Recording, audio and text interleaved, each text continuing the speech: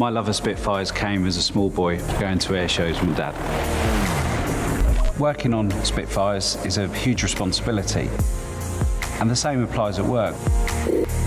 The care and expertise Derek takes over his beloved Spitfire is the same precision, passion and attention to detail he takes helping you choose your next perfect car. Because at Virtue Motors, it's all in the detail.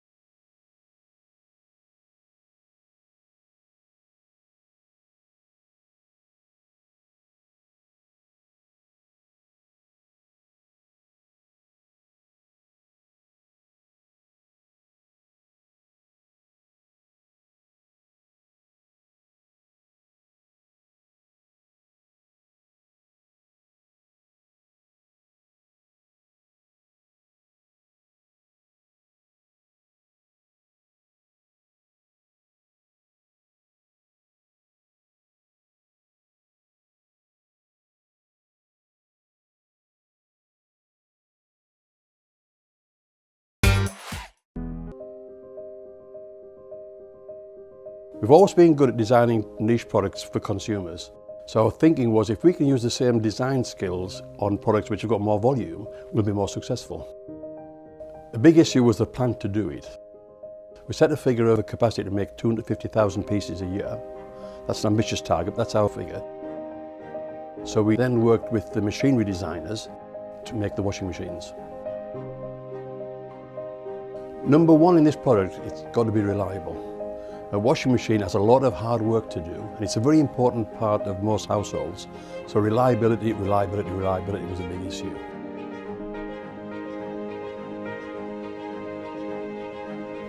I think any new product, we've got to learn about it, and that's important. We've got to learn about it so we understand it inside out. And that's taken longer than we expected, but we've taken our time to make sure that it's right. There's a big appetite for buying British products, and rightly so, but we can't rely on that. We've got to make a product that competes with all the imports. And of course, remember, we've got our core business here of making domestic dehumidifiers and bottled water coolers and industrial dehumidifiers, so that takes our time, and we don't want to get this wrong.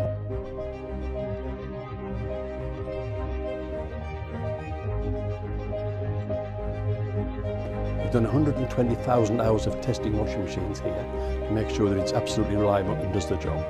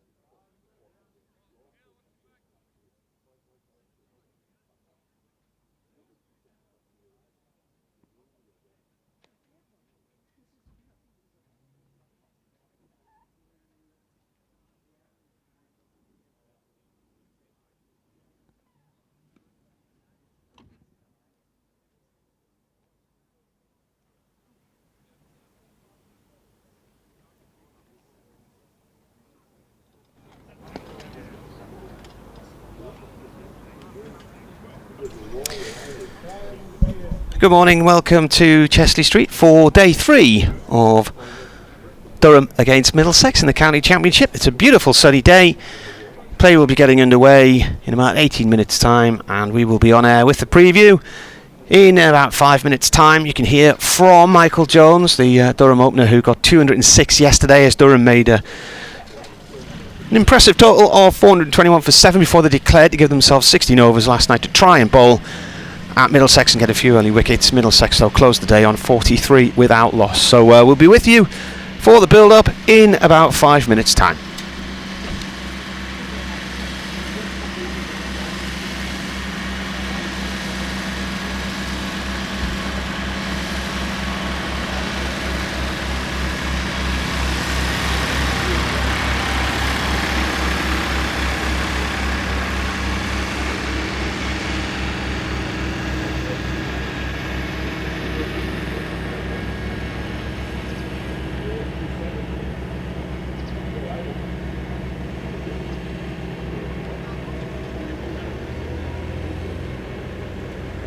A double 100.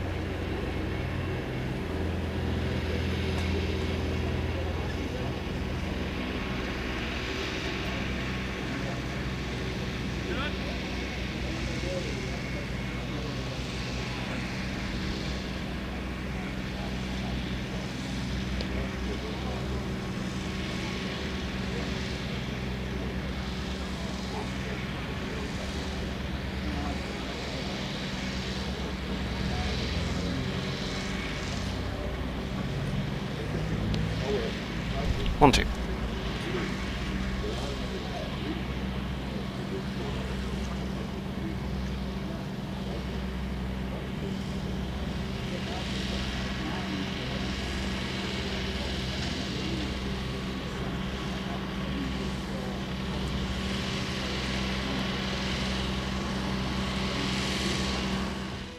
Durham on top after Jones' maiden 200. With weather disrupting proceedings at the Seat Unique Riverside, Durham got off to a strong and solid start thanks to Michael Jones and Alex Lees, who shared an unbeaten 132-run partnership off the 45 or so overs possible. The former had already picked up his half-ton. The England opener was just 4 away from his. Lees wasn't able to get there though. Only 9 runs had been added on day 2 when he was bowled by Roland Jones for 46. Michael Jones had shown some wonderful form on day 1 and was reproducing it on the second day. With Borthwick now at the other end, he took Durham beyond 150 with 4 off Roland Jones. The edge evaded the slips. He then flicked Bamber off his toes through the leg side for his 19th 4 to bring up 100, scored off 198 balls. It was all going swimmingly so far for the hosts. After facing 122 balls together, a Jones single moved the second wicket partnership to 50. And on the stroke of lunch,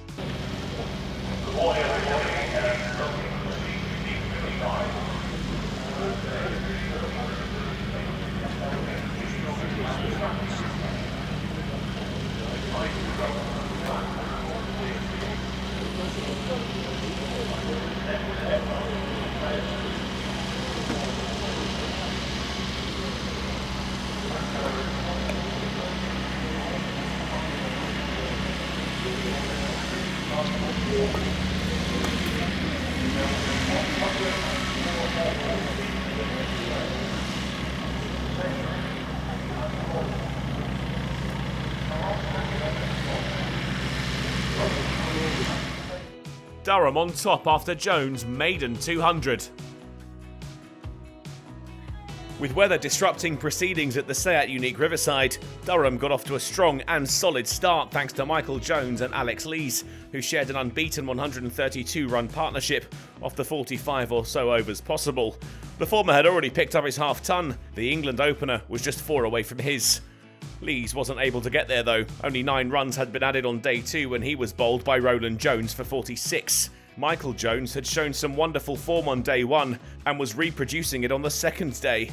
With Borthwick now at the other end, he took Durham beyond 150 with 4 off Roland Jones. The edge evaded the slips. He then flicked Bamber off his toes through the leg side for his 19th 4 to bring up 100, scored off 198 balls. It was all going swimmingly so far for the hosts. After facing 122 balls together, a Jones single moved the second wicket partnership to 50.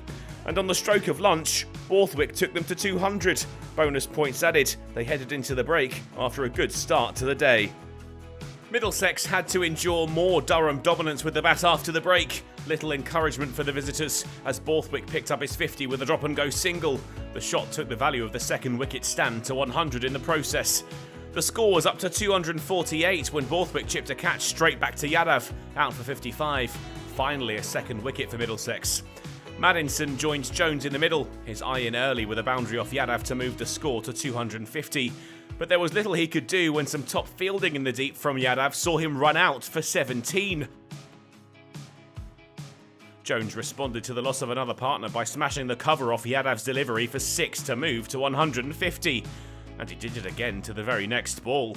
A delightful reverse for 4 from the opener moved Durham to 300. Bedingham was alongside him now, and the fourth wicket pair really started to enjoy themselves with some lusty blows. When Jones cracked Holman through the offside for 4, they'd brought up a 50 partnership off 45 balls, leaving Durham in a great position at tea, the score 333 for 3. It wouldn't be long before they added more bonus points to their tally, up to 350 with a quick single. And with another, the fourth wicket was worth 100 off 130 balls. Jones had a moment to savour. He pushed Roland Jones through the offside for 2 and moved his way to 200 runs off 373 balls. It was his first double ton in first-class cricket. Durham kept dishing out the punishment. Jones sent Holman for 6 back over the bowler's head. But that was the last of his scoring shots. Out LBW to Roland Jones for a wonderful 206 with his side 12 away from 400. He would watch on from the boundary as Bedingham moved to 50 off 71 with a single off Toby Rowland-Jones. And he did it again, this time to move Durham to 400.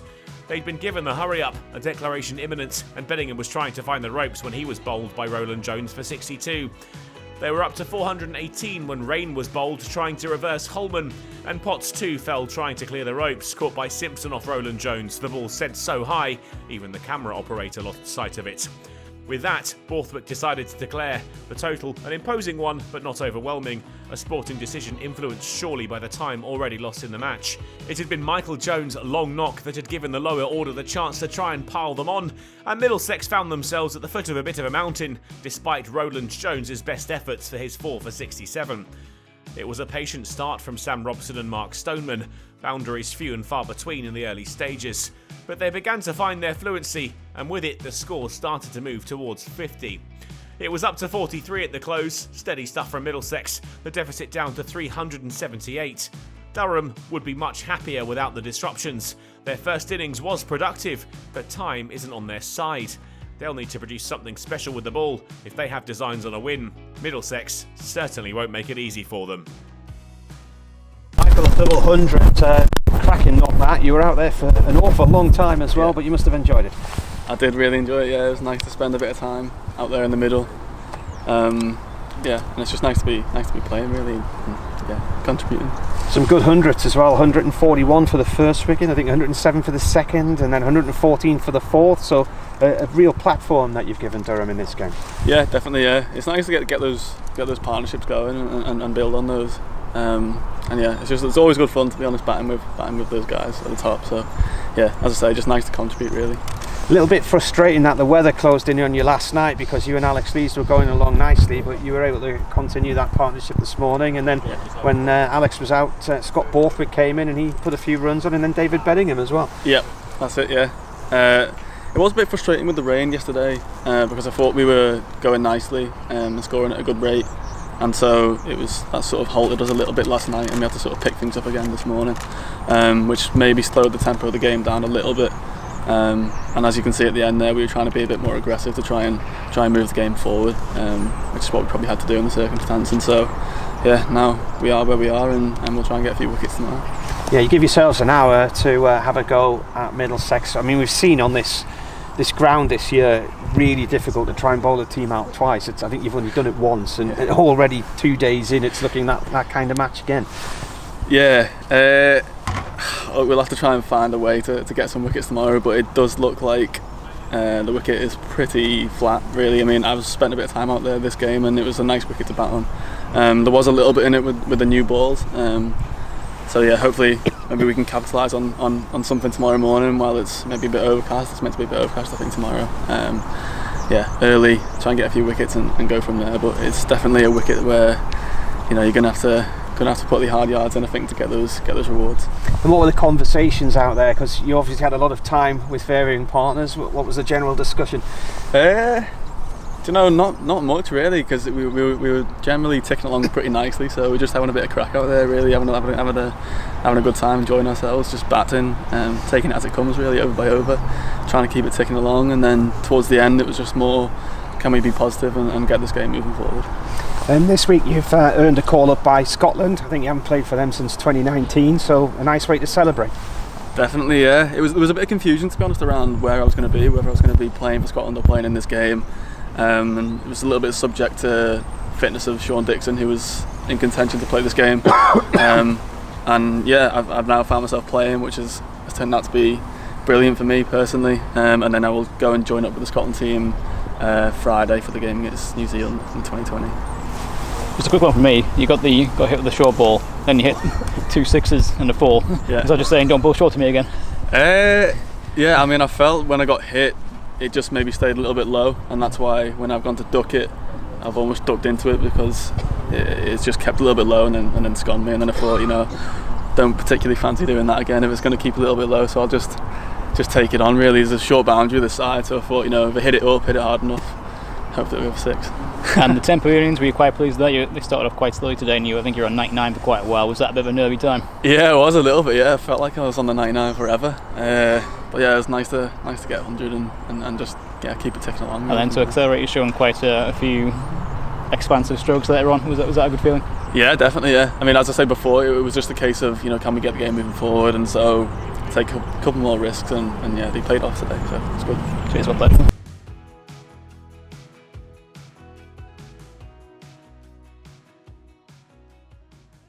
43 for none. Basically, though, we saw numerous times the ball not even travelling as far as the Middlesex wicketkeeper during the Durham innings. They relayed the square here a couple of winters ago, so at the end of the 2020 season, I think it was, went right down, took everything out, relayed the whole square, and it was a little bit interesting last year. There was one wicket where it seemed to be floating on top of its surface, really, and there were 19 LBWs in a game against Essex. Probably never likely to see that again. We've got completely different set of circumstances this year, though. It's very, very dry. It's been the driest year so far since 1976, and there's not much pace in the wicket, and the ball's not carrying to the slip cord and the keeper. So after 6 overs of bowling last night, Chris Rushforth didn't even have a slip in. How many wickets will fall today? Well, that's the big question. I'm going to go for 4. I'm going to go for 10 after Middlesex have taken the extra half hour and bowled out Durham. Stop shouting. Wow. You're going for 6, 10, and I say 4. No, I'm being mischievous. You weren't listening because I was shouting too loudly. Yeah, I'm deaf now, sorry. How many new balls will we need today? Oh, lots. 3 or 4 change balls, I reckon, in about 4 or 5 I think wickets. The key thing of the day today, picking up on something you said there, Marty, was Durham tried to up the scoring rate yesterday and lost wickets. Middlesex need to win this game, because otherwise they'll go into September needing to win all 3 if they want to finish in the top 2, and that's not a position they want to leave themselves in, so they must try and win this one. To try and win it, Middlesex need to go up 4 and over today. Now Durham struggled to get up above 3 and over for the majority of the innings until the end, and getting above 3 and over, well, that had them in trouble, didn't it? And that was where they lost those 4 wickets, really. Yeah, but there's still only the first innings of the match. That's the other thing to bear in mind. Well, yeah, that's why Middlesex have to go up 4 and over today, which puts them around Durham's score somewhere just before stumps tonight, and then you see if there's a third innings wobble. However, the pitch would suggest there won't be a third innings wobble, but to get to that point, Middlesex have to try and go at 4 and over for the majority of the day, and then try and have one of those big thrashes at the end with Roland Jones, like that 85 off 43, got whatever it was last week. To do that, though, they're going to have to bat chancing their arm a little bit. Now that might then open up the game for Durham to get in amongst a few wickets, but they'll go slowly. First hour this morning, won't they, Middlesex? They'll just knuckle in again. Stoneman and Robson put some overs into the batters, into the bowlers' legs, and then they'll go about it. So I think the game could open up naturally, or not naturally. The game could open up by the fact that Middlesex need to win. So to try to win, you've got to gamble defeat, which is what Durham did, declaring on 421. Right, here's Michael Jones, made 206. Michael, a double 100, cracking knock that. You were out there for an awful long time as well, but you must have enjoyed it. I did really enjoy it. Yeah, it was nice to spend a bit of time out there in the middle. Yeah, and it's just nice to be playing really, and yeah, contributing. Some good hundreds as well. 141 for the first wicket, I think 107 for the second, and then 114 for the fourth. So a real platform that you've given Durham in this game. Yeah, definitely. Yeah, it's nice to get those partnerships going and build on those. And yeah, it's always good fun, to be honest, batting with those guys at the top. So yeah, as I say, just nice to contribute really. A little bit frustrating that the weather closed in on you last night, because you and Alex Lees were going along nicely, but you were able to continue that partnership this morning. And then when Alex was out, Scott Borthwick came in and he put a few runs on, and then David Bedingham as well. Yep, that's it. Yeah, it was a bit frustrating with the rain yesterday, because I thought we were going nicely and scoring at a good rate, and so that sort of halted us a little bit last night, and we had to sort of pick things up again this morning, which maybe slowed the tempo of the game down a little bit. And as you can see at the end there, we were trying to be a bit more aggressive to try and move the game forward, which is what we probably had to do in the circumstance. And so, yeah, now we are where we are, and we'll try and get a few wickets tomorrow. Yeah, you give yourselves an hour to have a go at Middlesex. I mean, we've seen on this ground this year, really difficult to try and bowl a team out twice. I think you've only done it once, and already 2 days in, it's looking that kind of match again. Yeah. We'll have to try and find a way to get some wickets tomorrow, but it does look like the wicket is pretty flat, really. I mean, I've spent a bit of time out there this game, and it was a nice wicket to bat on. There was a little bit in it with the new balls, so yeah, hopefully maybe we can capitalise on something tomorrow morning while it's maybe a bit overcast. It's meant to be a bit overcast, I think, tomorrow. Yeah, early, try and get a few wickets and go from there, but it's definitely a wicket where, you know, you're going to have to put the hard yards in, I think, to get those rewards. And what were the conversations out there? Because you obviously had a lot of time with varying partners. What was the general discussion? Do you know, not much really, because we were generally ticking along pretty nicely. So we're just having a bit of crack out there, really, having a good time, enjoying ourselves, just batting, taking it as it comes, really, over by over, trying to keep it ticking along. And then towards the end, it was just more, can we be positive and get this game moving forward? And this week you've earned a call-up by Scotland. I think you haven't played for them since 2019, so a nice way to celebrate. Definitely, yeah. There was a bit of confusion, to be honest, around where I was going to be, whether I was going to be playing for Scotland or playing in this game. And it was a little bit subject to fitness of Sean Dixon, who was in contention to play this game.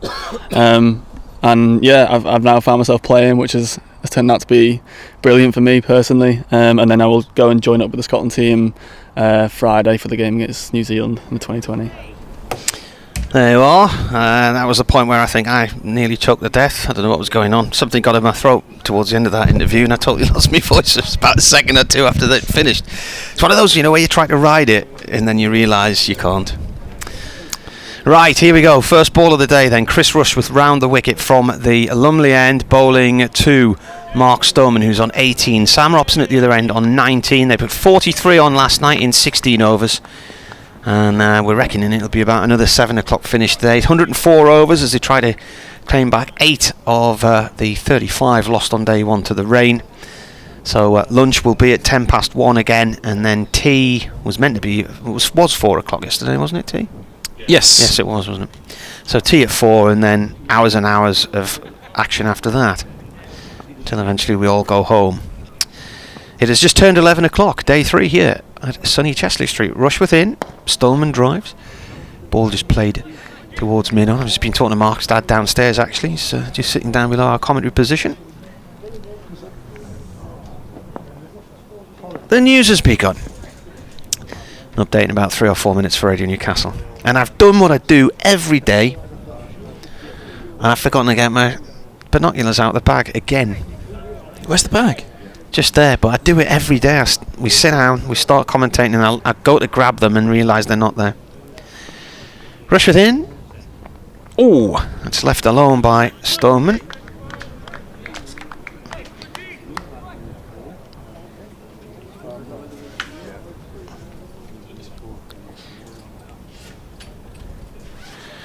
Rob's getting them for me. Good lad, Rob. Top.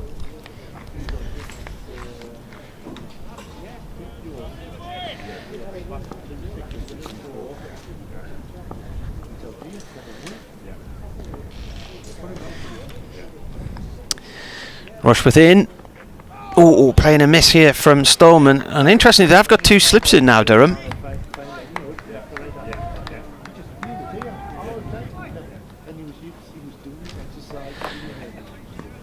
Our lead story on BBC Radio Newcastle today was the England women winning 4-0 last night. Team peppered with players from the North East, and main commentator for 5 Live, Vicky Sparks, who was one of our colleagues at Radio Newcastle for years and lives in this neck of the woods.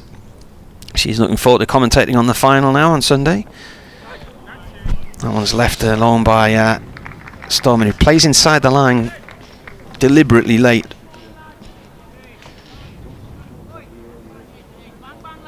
What did you have for tea again last night? Quite a bit of broccoli, didn't you? You had all that broccoli thrown out. What's wrong with you? Don't you like broccoli? No, it's just a bit overdone and a bit... it was a bit overdone, but I love broccoli. And there was a lot of it. Sad to see all that waste. Had peas and sweet potato fries. Stallman fends this one away towards the covers. That is the end of the first over of the day, which is a maiden. 17 gone in this Middlesex innings. So Middlesex have played a game more than Durham. They went into this one 10 matches in. Second spot they were with 152 points. They only got the 1 bowling point, didn't they? Mm-hmm. Durham got 4 batting points, wasn't it? Yeah, and like I said, that's the game today, really, isn't it? You know, it's day 3. It's moving day. Day 3, third day wobble. Third innings wobble is what Middlesex are hoping for. To move the game along, Middlesex are going to have to up the scoring rate today. You don't want the game moving along.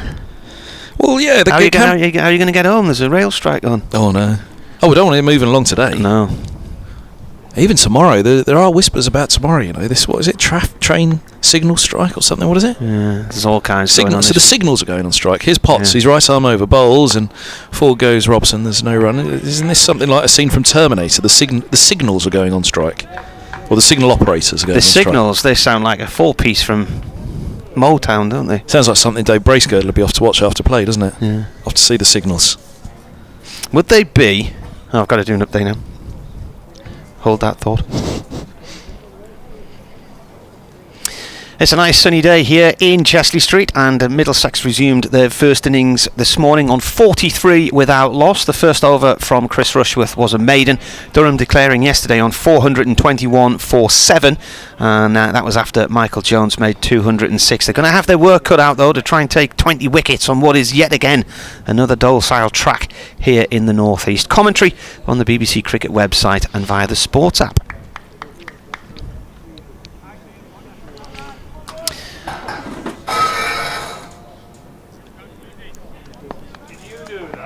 Oh, yeah.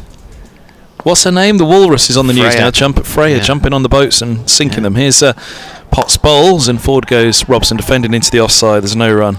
Well, this Walrus called Freya... The 94-stone mammal. Wasn't that your nickname in these parts? It was, the mammal. Yeah. The mammal, yeah. Middle-aged man in lycra. Yeah. But you weren't 94 stone. It was. I can't remember when it was here, but apparently it was around sea houses in Northumberland a while ago, possibly last summer. And it's now swum across to Norway, and it's jumping on fishing boats and causing a bit of upsetment. Did he say 94 stone? It can't be that weight. It is. Oh, 24? No, 94. Lockdown love handles he's got. Yeah, they're good this lot. Can we leave them on? Yeah, we all ended up with lockdown love handles. I didn't. No, you didn't. No, because you're an athlete. All those long walks. Yeah. Coffee walks in lockdown. Oh, 2 years ago, the weather was absolutely gorgeous, and yet you were scared to go out the door at the times. And I missed some of those walks, I got to tell you. Well, I used to, because it got quite busy on the seafront, and nobody really knew what was going on, did they, as to how you were catching this virus. Potts is in, bowls, and forward goes Robson, pushing back to mid-on, and there's no run. That we still don't, do we? Well, it's generally considered to be airborne. Is it 1 in 16, 1 in 17 now? I've got it. So this media centre, one of us has got it, you know. Well, probably you, given you've had a headache this week. The headache doesn't constitute. You felt, well, I had terrible headaches when I got it in February. Headaches were absolutely horrendous. They knocked me out for weeks. It was mid-afternoon. While I was isolating, I had a week off. I was in bed every afternoon, and they just pounding headaches. And then they continued for a good 2 or 3 weeks after that. Potts' last ball of the 7th, and this ball is edged along the floor. It kept a little low, and that in the end actually saves Robson, but he saved himself in the first place by trapping that bat down on it just around off stump. But a moment of alarm early on for Middlesex. A maiden over for Potts, number 13 from 7. Middlesex remain 43 without loss. The crucial figure there for Middlesex being that naught at the very end, because Potts nearly found a way through. They reckon coronavirus can rot the material in your socks as well. You see, Storp's brought you some socks in. He's brought me Where is it? Where's he gone, Ash? I don't know. He might be doing some coaching sessions in the indoor school. Can we get some? Or in the nets. He's seen my TikTok video, hasn't he? Yeah. Go and do some coaching. He thinks I could nick his job. Rushworth ready to start. There's somebody just behind him in front of the side screen who's been told to move. Coming in now, round the wicket to Stoneman from the Lumley end. Stoneman plays this up towards mid-on, and it's intercepted on its way there by Alex Lees. Word coming out today that Bryden Cost, the Durham fast bowler, missed the 3rd and final ODI in the rain at Headingley the other day because of a toe injury which he picked up here playing against South Africa last Tuesday, and it's now being suggested this morning that he'll miss the 100 for the Northern franchise, whatever they're called. So Rushworth comes in. This is played up towards Lees again at short mid-wicket. So that business outlet in Leeds is now bringing in a replacement, apparently. So all that malarkey starts next week, while we will be concentrating on bringing you the One Day Cup again, which begins next Thursday for Durham at South Northumberland against Surrey, and then Middlesex are back here on the Sunday. Rushworth in balls, and this is played up towards it does go to mid on this time. Then they've got Middlesex on the Sunday. They've got to drive down to Taunton. Taunton's Wednesday. Then I think I'm going to have to drive back as much as I can on the Wednesday night, because Durham play Gloucestershire here on the Friday, and I'll need to spend as much of Thursday as I can doing my match notes. So the craziness of the long distance lorry driver, car driver, etc., on Britain's managed motorways at the height of the summer holidays. What fun awaits. Rushworth in bowls. This has gone off towards backward point. No run. I was looking at trying to get the train down to Taunton, but there's these strikes. B, there didn't seem to be any hotels available in the town centre area. They're all out of town. So I thought in the end I'm just going to have to drive. Drive to Taunton? Yeah. 325 miles. Ooh. Rushworth comes in and bowls, and playing a miss there from Stoneman. He was playing at that one. Flies through to McIntosh's gloves. Bellingham at first slip, and Borthwick at second slip looked animated for a moment there. What's London? It's about 220 miles, is it? No, that would only get you about as far as Rugby. Really? Ooh. Yeah. So what, about 280, I think. 280. 280, yeah. Post office to post office, obviously. It depends if you go first class or second class as well, doesn't it? Rushworth balls. Played away off towards mid-off this time. And that's another maiden over. So still yet to get a run on the board today after 3 overs. Lords, St John's Wood is 266 miles to Lords. So about, 280 to mine it was. I looked it up. Oh no, that's walking. Hold on a minute. 270 by car. How's it? To here? 270 to here from Lords. Yeah, but by car. I go from Sunderland, obviously, so London's about 280. The centre of the universe. The but it is, because where I live. Centre of my universe. So 325 is about, I think it is to Taunton. It's 350 to Southampton, Brighton and Canterbury. Here, we missed Cali Fish and Chip Day last night, didn't we? We got in trouble with David Townsend. I didn't get in trouble with him. For not tweeting a picture of our fish and chips yesterday evening.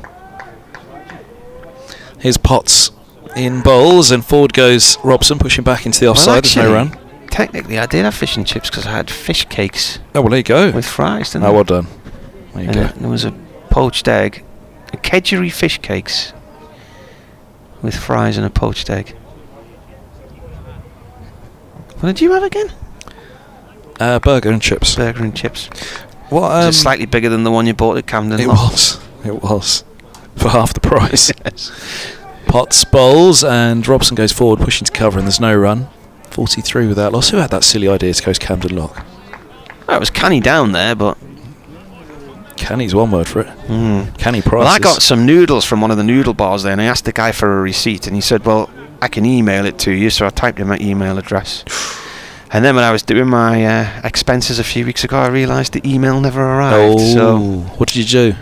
I just had to put it in and say, I think I was able to screenshot my bank statement or something. I suppose short of a lane through to the keeper it goes. 43 without loss. Under the new rules, that has to be put in as no receipt, so it might end up being rejected. Oh, yeah, no, I've got that as well. Yeah. Lost one from the other evening. Well, I've lost a few from that week down at Lord's. I just can't remember which bag I had with me because I put them all in the bag for safekeeping. And so I might just look back on that week at Lord's, other than Sunderland winning at Wembley, as a bad week in which most of my claims are rejected, and I spent 4 days with you. Potts, he's midway through his 8th over. He bowls and beats Robson. Dropped by the keeper, but I don't think there was any edge involved. I thought I heard a little click there. They got a bit excited behind the stumps, didn't they? But not overly. Well, they're carrying through at the minute, aren't they? But oh, look at your preview. How have you done that? What? Where's the camera perched for your preview this morning? On a bin over there. Ah. Camera's at belly button height looking up at you. Where did I put the camera again? I had it on the top of the advertising hoardings at the front of the stand. Blue sky thinking from you there. Here's Potts bowls and forward goes Robson, pushing away into the offside, and there's no run because at that angle you can't see anything but blue sky. You can see the stadium behind. You can. You've done well there. I've got this proper gimbal thing which is fantastic, and it comes on a little mini tripod. Oh yeah. And it has a motor in it, so you set it for a motor. Yeah, and it follows you around. It's got counterbalance and weight in it and everything. But you got it with you today? I haven't. It's a really good piece of kit, but where is it? Under the stairs? It is, I think. So it'll need recharge. I might bring it in tomorrow. Did you remember to put that on expenses? Here's Potts, he's in, bowls, and a bouncer from Robson through to the keeper, no run. That was a birthday present last year. So that 4 maidens in a row. Yeah, good start. Well, this is it. You know, Middlesex. Oh, what's going on here? Oh, they've got to adjust one of the ends, haven't they? The footholds, the crease. Yeah, needs a bit of fixing. 3 members of the ground staff are racing on with their big blammer thing. So there's a foothold that Potts is not happy about. They're going to listen to this. We'll turn it up so you can hear the blammer going at full pelt. Got to have some body strength for this one as well. Oh, is this where they thud it down into the ground you're talking about? Yeah. We need to point the effects mic out to the middle, don't we? It is. Oh, look, Rob Rush's picture of the Sri Lankan beef curry has got onto Cricket Nosh. I bet you love that. Have you not seen Cricket Nosh? It's up there with Football Scran. God, there's a website that doesn't need to exist. What, Football Scran or Cricket Nosh? Both of them. Have you not seen Football Scran? No. I mean, I can only think of you every time I read the word Scran. You're the only person in the world I've ever heard use that word. Football Scran? Yeah. And Cricket Nosh. I sometimes see things like that through the When Saturday Comes weekly newsletter. Right. They occasionally put in some food from probably that website. Now, at the minute here, it looks like Vic the Groundsman is having a go at the wicket with a hammer. There you go, Footy Scran. There it is. 432,000 followers. How many? 432,000. You get it from all over the world. Look, Palmeiras. £2.40 for ice cream bites at the Alliance Park for Palmeiras versus Internacional. Look at that, ice cream bites in Brazil. Saw Village is a good site. I've followed that yesterday. I think the sort of weekly roundup of all the funny goings on in village cricket. They're going off. The blammer wasn't used. The hammer was used, but not the blammer. Forth Wanderers. Where's that? That sounds like it'll be Forth up here will somewhere. Be Scottish. Well, it'll be on the banks of the Forth of Clyde, won't it? There you go. They sell a Chinese chicken curry pie for £2.50. Rush within to Stoneman. Ball finds its way to mid-on. What? Chinese. You'd love this account. Chinese chicken curry pie at Fourth Wanderers, £2.50. And then they've done a little poll off the back of it. Scran, no scran. You'd get your vote wrong, but even still, it's good fun. Yeah, where did that finish yesterday, by the way? I don't know, I'm not telling you. Come on. It wasn't looking good last I looked. I think Martin had gone home and kept on tapping on all the devices he had yesterday. Wrongly. It still ended up 80-20, not out. Another dot ball here as Rushworth bowls to Stallman. He plays it back to the bowler. 76% not out, too high. Yeah. If you had it going down leg, it definitely wasn't going down leg, but higher was the issue. Has the Estonian committee voted yet? Nil point.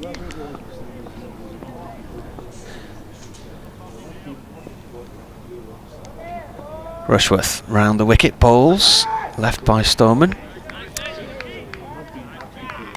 The news talk the other day was about the Eurovision Song Contest going to be hosted in the UK next year, so there's now this big battle from all these different venues to see if they can host it. I think Newcastle Arena's one of those showing interest. I have a sneaky feeling it'll be held at Jarrah Buff's club. They've got a big concert room out the back there, if it still exists. Lounge isn't big enough. The concert room would be. Rushworth bowls. It's gone off to point, no run. We are in a plethora of dot balls at the moment. More dots than one of Kevin Hand's colouring in books.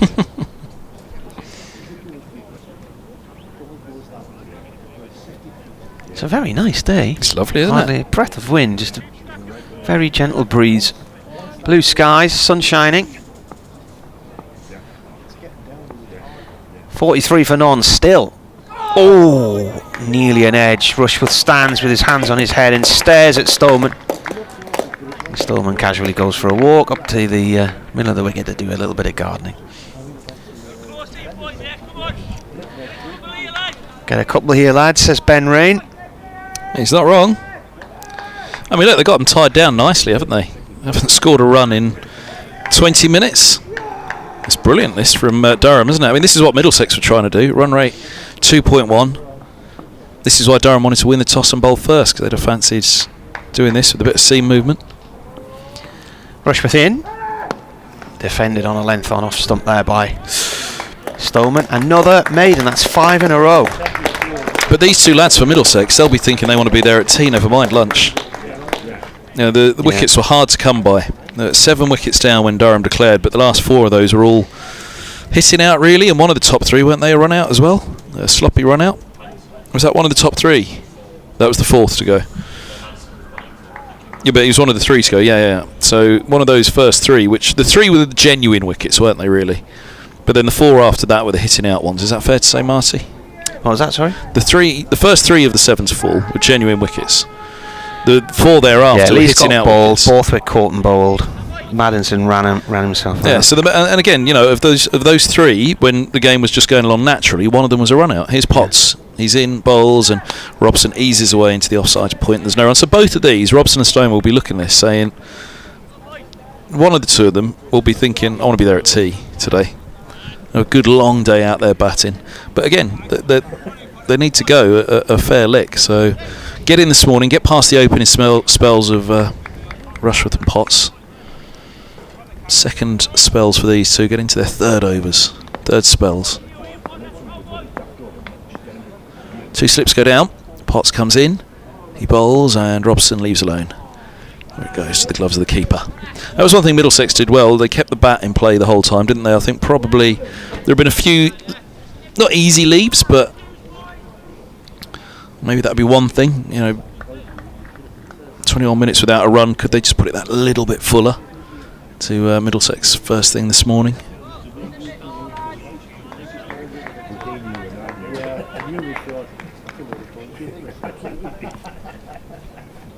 Potts to Robson. Short one, leaves it alone. You can see Robson's thinking about the uppercut there. Left well alone. I'll just be thinking, get through these and see where we are. Elizabeth says, good morning, Marty, et al. From a sunny Hamilton. Ooh, where's that? That is just south of Glasgow. Ooh. There's a race course there, just off the motorway. There's a big theme park there as well.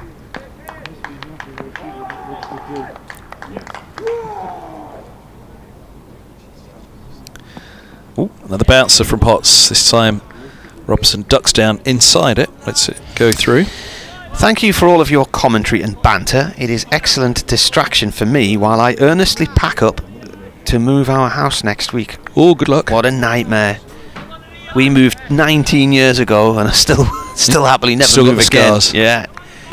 How many kids did you have 19 years ago? None. So imagine what it would be like now. I know, absolute bedlam. All the junk that we'd have to take with us. Potts bowls. Right up on the toes again. Robson to defend into the offside. Why was it such a nightmare? There was only two of you. I know. Just Jules' wardrobe, was it? No, really. We were in a flat which was actually quite a decent size. We hadn't realised, and when the house was smaller than the flat. Well, we said to the removal men when we're not sure we've got enough furniture for this new place. Yeah. Anyway, there was just piles of it in corners. We didn't know where to put it. And thankfully, my mother-in-law came and started clearing boxes away. And Potts bowls to Robson. He's right into the offside. No run. I remember the night we moved in, and we were just surrounded by all these boxes, and it is. I mean, you've moved quite a few times. Yeah. It is quite stressful, isn't it? And get on with it. we weren't making much progress. That's 6 maidens in a row, isn't it now? And my mother-in-law just said to me and Julia, "Go to the pub." We went along the pub for a couple, came back, and suddenly there were areas to sit in. Things were in cupboards. Nice. They were all in the wrong cupboards. But it was. Are they still in the wrong cupboards now? No, we moved them. Took ages to unscrew the cupboards and move them though. But no, I mean, it's. I couldn't imagine what it'd be like now with 3 kids and just the amount of plastic tat you accrue. Yep. Unbelievable. Rushworth then starts the 7th over. Oh, a run! We've got a run! Hooray! Is there a bugler? Start the 7th over of the day, the first run. From Storm into square leg. Anyway, Elizabeth says, during the clear out, I've unearthed a book in which one Martin Emerson is mentioned on more than one occasion. Oh, the book is called Watching Cricket on the Radio. Oh yeah. By Dr. Dan Diper.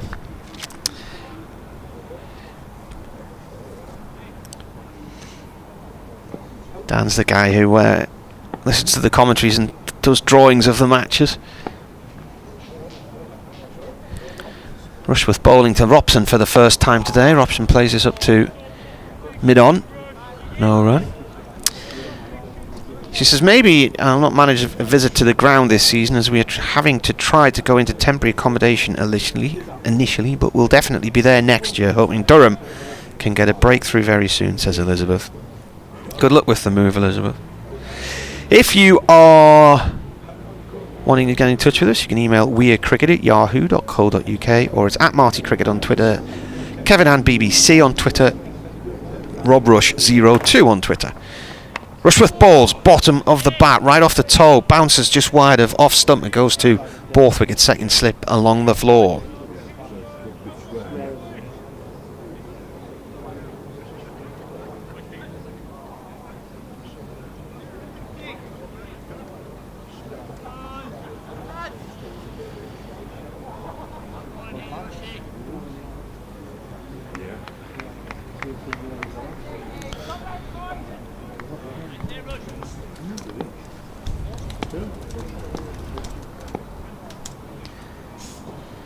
Right arm over now, Rushworth from the Lumley end. And I think there, when Robson went forward, and he was quite unsure of what the bounce was going to be there, and he fended that one away one-handed. And I think that probably came off around about the splice of the bat.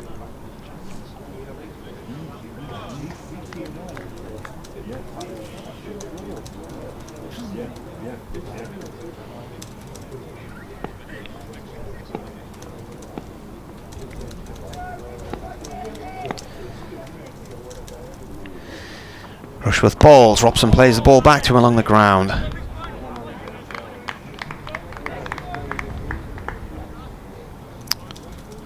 A quick look at the scores elsewhere this morning. Barely done that this match, actually. I don't know why. I have. But yeah, there's.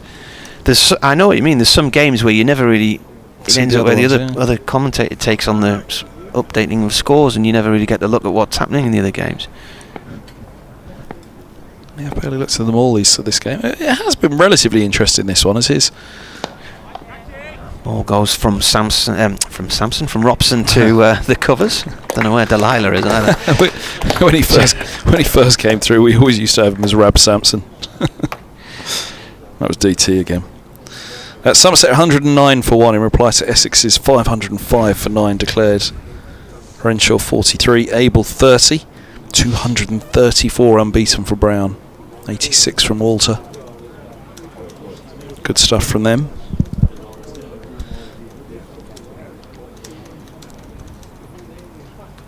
.35 from Lawrence. He was the Cook was the next highest scorer with 44. Gloucestershire 317 all out, 472 for 7 Northants at Bristol. Lancashire 26 without loss, trailing Kent by 99 runs in their second innings. What's going on there? Is that at Old Trafford? Yeah, it is. Lancashire first innings 5 for Henry. Oh yeah, we did note that, 5 for Henry, didn't we? Kent, goodness me, they were 12 for 3. Here's Potts around the wicket, Stoneman through to the keeper it goes. 6 for Bailey, 3 for Williams, 1 for Morley, and 270 all out, which included 90 from Leaning, 59 from Denley, 64 not out from Stewart, as he done one of them again. Smashed it all about. 64 for 91 deliveries, not bad. So Lancashire, I thought they were going to be one of the teams fancied this year, weren't they? They're 27 without loss, trailing by 98 in their second innings. Warwickshire 15 for 2, the defending champions at the Pretenders, Surrey, as here's Potts to Stoneman, left alone again from around the wicket. So Warwickshire made 253, 44 from McAndrew, 3 from Laws, 3 from McCurr with the wickets, and Surrey with 65 from Pope, racked up 316. But Warwickshire are 16 for 2, trailing by 47. Briggs and Sibley falling to Clark and Roach. Do you know what is significant about today? The date? 27th of July, no? He's full delivery to Stoneman, defended into the offside off Potts. It's 10 years ago today the Olympics began. Oh yeah, I should know that. BBC London, shouldn't I? And tomorrow the Commonwealth Games begins in Birmingham. Vanessa Feltz was presenting the breakfast show on BBC London from the Olympic Park this morning. I did see that.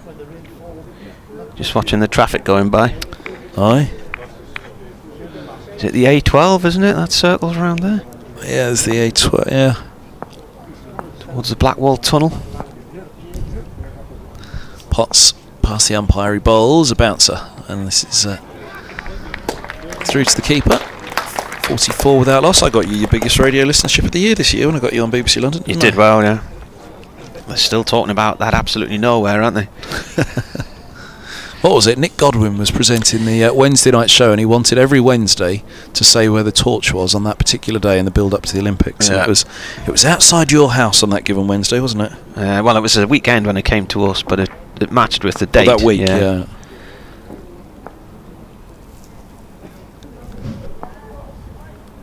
Potts bowls, another bouncer underneath it, Stoneman, through it goes, 44 without loss. It was very wet because one of my colleagues sat in the back of a van going backwards for about 4 or 5 days through all these twisty lanes around the borders. It was very wet because one of my colleagues sat in the back of a van going backwards. I was going to say because we were out in the rain covering it, but before that I remember it went all around the country, and then gradually it came into the Radio Newcastle patch, crossing the Tweed from Scotland into England. This one's just short of a length from Potts, so left alone happily by Stoneman, back up in the air. 44 without loss, end of the over. Actually, there's another maiden from Potts, so he hasn't conceded a run yet this morning, has he, Potts? No, there's only been the one run, hasn't there? Yep. Yeah.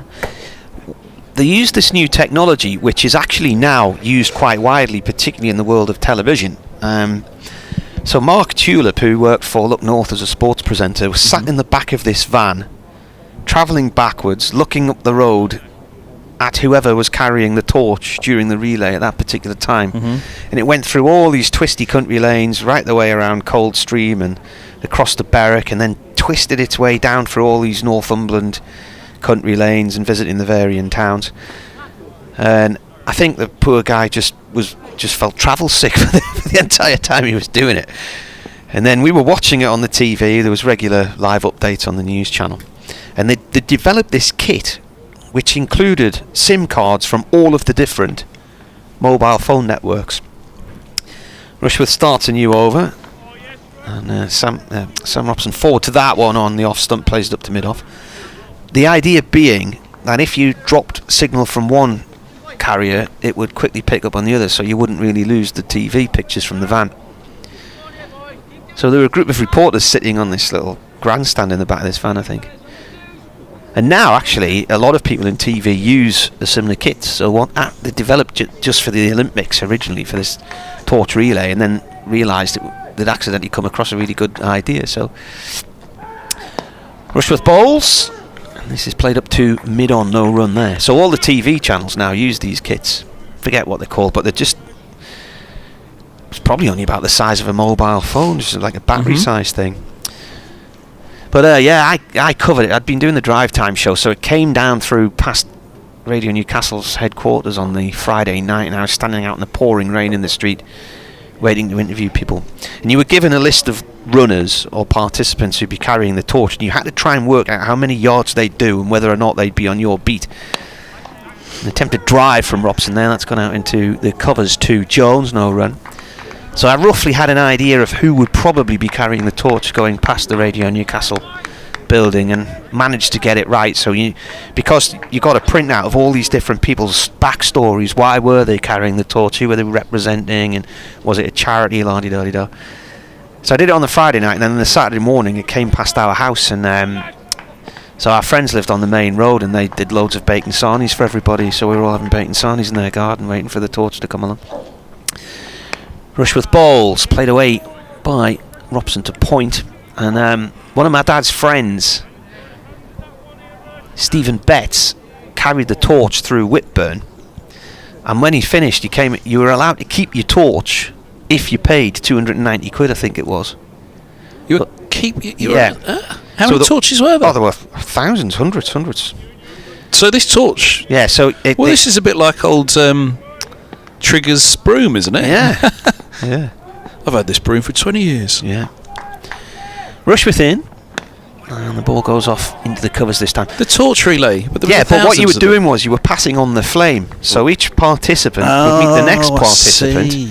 You had a little gas canister in your torch, and you would turn the gas tap on, and they would pass their flame to your torch, and it would light your flame, and then you would go off. I don't know how far they were doing. Was it every mile or something? And if you paid 290 quid, you got to keep the torch. Yeah, it was something like that. It was. And what if you didn't pay the 290 quid? What happened to the torch? You handed the torch back in. And who got it? Don't know. Probably went off to some scrap heap. I don't know. Ooh, bit of a popper there from Rushworth. Another maiden from him. So here we are, about 8 overs in this morning, and we've had one run. Yeah, so Stephen Betts, his brother was Richie, Stephen Betts came to my dad's garden with the torch, and my dad had a photograph taken with it. And I think he paid to keep his. They're quite big things. So yeah, they came along the seafront and then into Sunderland and then off down through County Durham, I think. You must have applied to carry the torch, mustn't you, Marty? You must have put in for that. Were you able to apply for it, or were you nominated, or how did it work? I think people were nominated. Were they? Yeah. You must have been nominated. One of the people who carried the torch... You'd have done it on the bike, wouldn't you? Through Roker she'd done a lot for charity, and she'd been nominated by quite a number of different people, and one of her friends who was at the roadside waiting to greet her and cheer her on was one of our weather presenters at the time. I think they might have done some charity work together or something like that. He's rain into the attack around the wicket to Stoneman, and a solid defence pushed away into the offside, and there's no run. So Potts didn't concede a run in 36 minutes, bowling from the Finkel end, not the Finkel Road end, although there is a Finkel Road, as we discovered, two of them.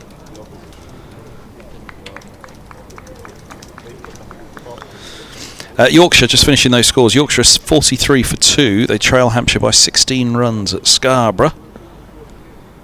Blythe has 21. Frayne has 2.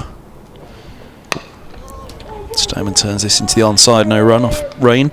A wicket apiece for Abbott and Abbas. How many did they get in the first innings, those two? 6 for Abbott, 3 for Abbas. 1 for Barker, none for Holland, none for Fuller. It's a good attack, isn't it, they've got? Into Division 2. Derbyshire 311 for 7. They lead Worcestershire by 256 runs in their second innings.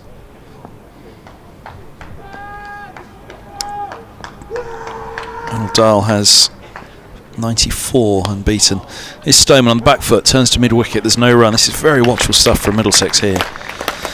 And last one to tell you of Sussex, 102. Oh yes, Adrian Harms was tweeting about this, wasn't he? Mr. Lenham was at it again. Defied Middlesex last week. He and Pajara defied them last night. Nottinghamshire Notts are all out for 240. They started a day later than everybody. Mullaney with 70, Pattinson 39, and Sussex 34 for Orr, 49 for Pajara, and then Lenham 31 down the order, helping to hold things together for Sussex. 31 from 80 deliveries. They'd be doing everybody a favour by holding up Notts at Trent Bridge, and they. As forward goes Stoneman, pushing to point. There's no run.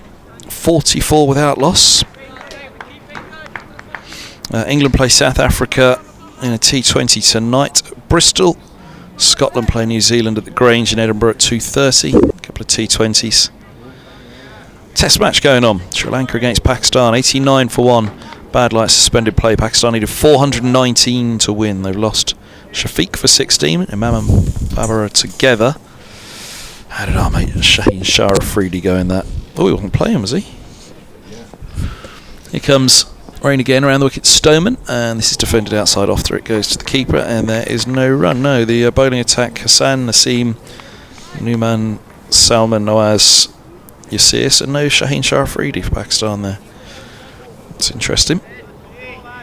But 89 for 1, needing 419 to win in a match where nobody scored over 380. West Indies also taking on India today. Queen's Park Oval, Port of Spain. Or where would you rather be?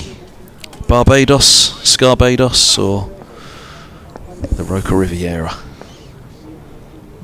Here comes a short delivery from Rain, which Stoneman sways inside. Through to the keeper it goes. 44 without loss. He had a couple of good nights on the Roca Riviera so far, Rob. It's could brew up to be a good game today, as we say. But I mean, you can see already Middlesex just keeping Durham at bay. Said they'll want to go up 4 and over today. It's going to take a fair old turnaround to get it up to that. That 4 and over is very quickly becoming 4.5 and over. It is indeed. Current rate's 1.7. I haven't been on the Roca Riviera yet, to be honest. I thought that's where you were staying this week. No, I'm in the city centre. Oh yeah. I'm in the city centre in Sunderland. So sorry, I thought you were. You're on the Riviera. Not had the pleasure. Yeah, I've been down at the Riviera. He's on his own this week. He probably has told me, I just wasn't listening, but the family's away. He's all on his own on the Roca Riviera. Be Rushworth to continue. Robson on strike. Oh, he's put his coat on, see? Cold. Rushworth in, and Robson a thickish outside edge that races into the third slip region. Skipper Borthwick giving chase, and Robson picks up 2. Oh no, it's too cold for the coat. He's gone for a fleece. Nice thick fleece. Thick jumper. Oh, it's thick that is. Imagine having that on over a polo top. He's got his legs out today, doesn't he, Mark? So he's got shorts on. I did look yesterday to see if he had shorts on when I had that big thick coat on.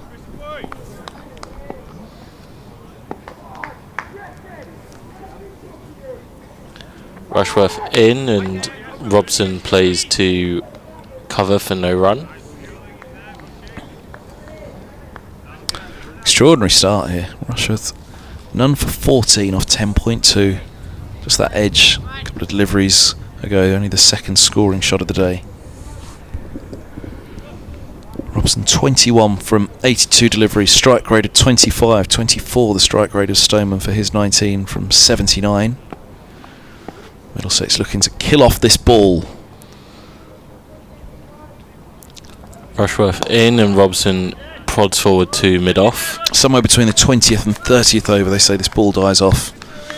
So we reckon the first ball change will be asked? Well, exactly, yeah. But from the Middlesex batting perspective, they'll be thinking, right, there you go, 20, 30 overs, none down. They've all had 2 overs at least, 2 spells at least. Rushworth coming to the end of his second spell, one last night, one this morning, another one before lunch, and yeah, this afternoon, try and get to grips with this innings, Middlesex. Rushworth in and Robson pushes back to him down the track. Interesting indication of how slow the track is, though, that no runs. I mean, you could imagine a side bowling six stump, hanging it outside the off stump a good while, and batters just leaving it alone. But they're forcing them to play. They're challenging that off stump. They're bowling at the stumps. Middlesex just happily patting it back at the moment.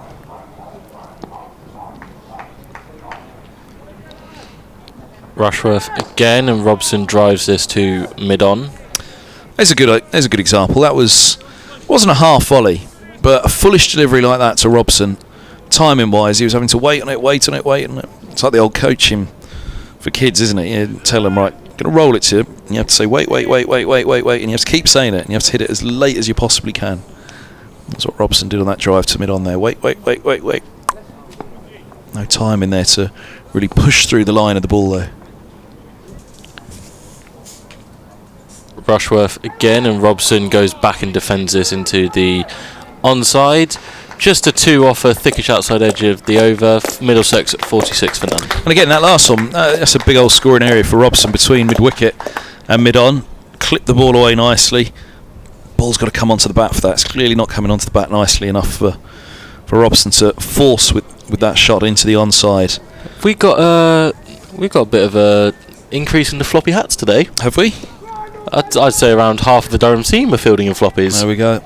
Ben Rain's just taken his off to bowl from this end, but I've seen Lee's in a floppy, Jones is in a floppy, Potts is in a floppy, Bedingham at first slip. What's the weighing run? Chris Rushworth as well. So it's a solid split between floppies and caps.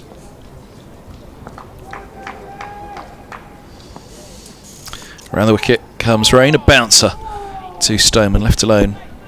Sways inside. See that, that's one later in the day now where Stoneman will be going for that. We've seen Robson resist a few of his trademark uppercuts outside off so far.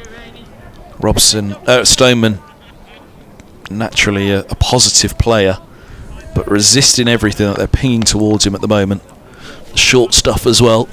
They've got a deep square. They've got a deep square just in front of square. They've got a deep backward square leg as well, as this ball's full outside off and left alone by Stoneman. So the ploys there, the field set, 2 slips, 2 catches in the deep. It's not quite nose and toes, but certainly top of off and nose, isn't it? It's the line that they're bowling to Stoneman. I think, as you mentioned at the top of the show, putting overs into Durham. Durham did the same to them throughout the rain affected day 1 and most of yesterday, so Middlesex are now looking to return the favour. Rain to Stoneman, who's gone. Looks to cut at a ball, perhaps wasn't quite there, perhaps that scoring rate was just starting to nag on his mind. They had the ploy set with the 2 in the deep catching if he wanted to go after any of the short stuff. And well, could he also resist that top of off? They have persisted and persisted. There have been 3 runs scored in 45 minutes at the start of the 3rd day, and Stoneman falls to a cut that perhaps just wasn't quite there, rushed him a little, wasn't quite the room for it, and caught behind off the bowling of Rain. 46 for 1. I think it seemed like a bit more of a shot out of frustration. Like you say, the scoring rate, Durham have only let Middlesex add 3 runs to the overnight score. Little bit, the width was offered by Rain. It's not exactly 4 stump line. It's a little bit. Let's have a look. The shot is there for him, but I think just a slight frustration, mistiming, and just edges through behind to McIntosh. Yeah, angles right arm around the wicket, so it's always tucking him up. And yeah, there was width, as you say. He'll be disappointed around the wicket. He's had a good look at that outside off. Perhaps there's a little bit more width than I thought actually on the first look. So he'll be disappointed he's nicked that one through, because he'll have looked at the width on that and said, yeah, fine, this is going to go. But there was the and gap. it goes there, through to the gloves. Gap there as well. I think there was a 272. Marty's asking about the follow-on. No, it'd be more than that, wasn't it? Oh yeah, it is 272. They were 421. 421 declared. 272 is exactly right. I think there was a gap either at point or backward point there that Stoneman would have been looking to thrash that to the boundary, and his eyes probably lit up when Rain offered him that extra width. And whether it's frustration, whether slightly got through the shot a little bit too early or was a little bit late onto it, just not able to make contact or solid enough contact, just gets a thin feather through to the keeper, which brings about Durham's first wicket innings. It looks like Eskenazi has strode out to the middle to join Robson. Well, there we go. They've got the breakthrough, the reward for Durham and their persistence and their patience. 3 runs in 45 minutes, and now wickets. Here's Eskenazi at 3. 2 slips in place. Long legs back, square legs up, 5-4 fields, and Rain is in, bowls, and Eskenazi forward, dabs this one into the onside, fielded at square leg. That will really frustrate Stoneman. He put in so much hard work, batting for 27.3 overs with Robson in a partnership worth just shy of 50. And they were. Well, I mean, they've done their job to some extent. The opening pair at see off the new ball. The new ball's 28 overs old. But personally, obviously, he'd have liked the rewards for it as well himself, Stoneman. But can't underestimate a good job he's done there. Old school red ball cricket. This. Yep. Rain bowls. Forward goes Robson, defending. Eskenazi, defending into the onside. A little tumble for Rain. We've all had the thrill of watching Baz ball in full swing in the Test, and this has very much been back to traditions. Well, that's right, and that's where this innings could open up for Durham, because Middlesex at some point will have to try and push the game on themselves. They will want to win. Durham declared early. They declared a little light on what they could have. Now, if it's a 5-day game, you don't need to declare on 421 for 7. You say, all right, we'll take our time then going to 500 if we can't. If we can't do it quickly, we'll just plod our way to 500 and push the game beyond you. But it's a 4-day game. They want to win as well. As Rain bowls, forward goes Eskenazi, pushes back, no run. So a positive declaration by Durham. Now pushes the ball into Middlesex's court. A wicket maiden for Rain, 1 for 6 from 5 with 3 maidens. Brilliant from him, brilliant from Durham this morning.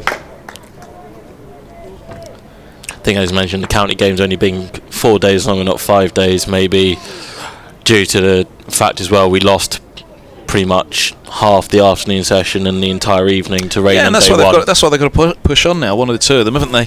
Oh, Marty's got an email. The torches which were not bought by the individuals could be bought from the game's memorabilia and are still available on eBay, but for significantly less. Thank you, I think, to Colin on the email. Rushworth to continue. He's in and bowls, and Robson tucks that into mid-wicket, and they scamper a quick single. Very close. It was very much a drop and run, and Lees with the tumbling stop and then the sharp throw into the keeper's end. Eskenazi, I think, just made his ground in the end. Would have been tight if it was a direct hit, I reckon. I reckon he was just in, but as you say, if a direct hit, definitely some doubt in the square leg umpire's mind there.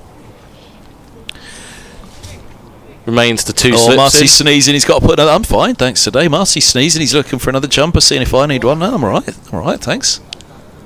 Mild enough in the morning, just I guess. Rushworth in, slightly short of a length, and Eskenazi wears that one on the body. Yeah, he just tries to ride it into the onside, didn't he? He's popped a little bit on him. We've seen 1 or 2 keep low, haven't we? Because that's the one thing this pitch has done, is the variable bounce. We've mentioned it several times. You know, there's been several times in when Middlesex were bowling where Simpson, I think more often than not, would have taken one on the bounce rather than compared to that's why it's so hard taking one above his head. But that one there, little bit of extra zip off the surface, and Eskenazi trying to tuck that into the onside and end up wearing it. That's why it's so hard to score off the stumps as well for Middlesex here. Rushworth in again, zips a little bit off the surface, but Eskenazi is able to prod this one back to him. With the variable bounce, you're getting a variable feel of the ball coming onto the bat. So it makes it difficult to time that ball. We talked about that shot Robson trying to force, or not trying to force. He would usually try and force through that straight mid-wicket area. Nice scoring area for him, clipping through the onside.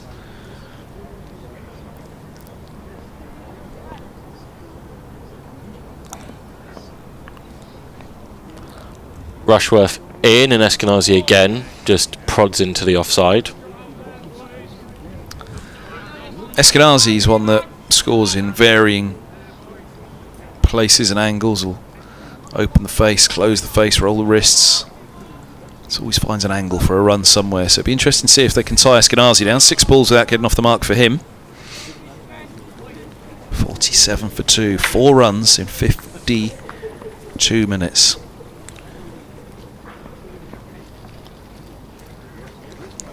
Rushworth in, and Eskenazi gets forward and prods back up the track. And he's still got a job to do here, Eskenazi, and I think you can see that now that number 3 is virtually an opener. You try and put your best batter at 4 and protect them. Does occasionally that theory get tested when you've got an exceptional number 3 batter, so number 3 might be your best bat, but yeah, Eskenazi's got a job to do here, just to stop one becoming too quickly. And interestingly, they're going to put in a silly mid-on now. They're taking out a slip, and a silly mid-on's in place for Eskenazi. Beddingham in at silly mid-on, who now moves slightly squarer. Yeah, he's going to a straight mid-wicket instead. He'd displaced Robson at the non-strikers end because Robson was going to have to run around a silly mid-on. He's now one of 2 short straight mid-wickets. Rushworth in again, and Eskenazi drives imperiously back past him. A beautiful off drive straight past Rushworth, and that will be 4 runs. That's him off the mark. Maybe a tad over pitch from Rushworth, and Eskenazi gave that one the treatment straight back past the bowler. Rushworth won't be happy with that. 50 up for Middlesex. First boundary of day 3. 51 on the board, 51 for 1. Just looking at the bowling and how many overs, Rushworth's just completed his 12th. Potts has bowled 10. Rain is now about to start his 6th. McAllendon got 2 overs last night. When we were just sitting up here waiting for training sessions to start, did notice Scott Borthwick going through quite a rigorous warm-up with his leg spin. Obviously the wicket has probably delayed him bringing himself on, or maybe Nick Manison's probably delayed that change, but I do wonder when we will get to that point, if we do get to that point of nothing's really happening. Borthwick plugs himself in from one end and rotates his seamers from the other. His Rain is in, bowls, Robson leaves alone. Yeah, it was they put the 2 short mid-wickets in, see if Eskenazi closed that face into the onside, just chipped one across, but going full and straight. It was a lovely straight drive from Eskenazi down the ground. It really was glorious. Just over pitch from Stoneman. Picture perfect. Yeah. Picture perfect drive. Just slightly over pitched, and at that length it gives the batter the confidence pushing straight back down the ground to go through with the shot. Robson on 22, Rain bowls, and Robson plays down into the ground, and he has to, I think, stop it with his foot. Either that or he watched it roll harmlessly past the off stump. Just turned around, it looked as though either his foot, he was just making sure it was deflecting wide, or he just watched it go. He played that so late, kind of just doubled up underneath his eyes, and it's one of those ones as a batter you hope that it just doesn't roll on. He had it covered anyway, but it's one of the ones you just hope that you don't hear the clip of the bails rolling off. Rain bowls, and a dabble from Robson beats him. Good line and length bowling again. Oh, through it goes to the keeper. Rain almost played across the line there. The way his bat ended up, he ended up trying to move that towards the onside. Yeah, it was just that little withdrawal of the bat from Robson, wasn't it? Yeah. But he was beaten by the time he withdrew it. It's just a tight 4th stump line and length. Try and drag the batter forward. You might go for a boundary, but you hope you just take that outside edge and you have trust in your slips. Rain to Robson, turns mid-wicket, no run. 51 for 1. So still an hour and 14 minutes until lunch. Lunch at 1:10 today, tea at 4. They're making up overs from day 1 still.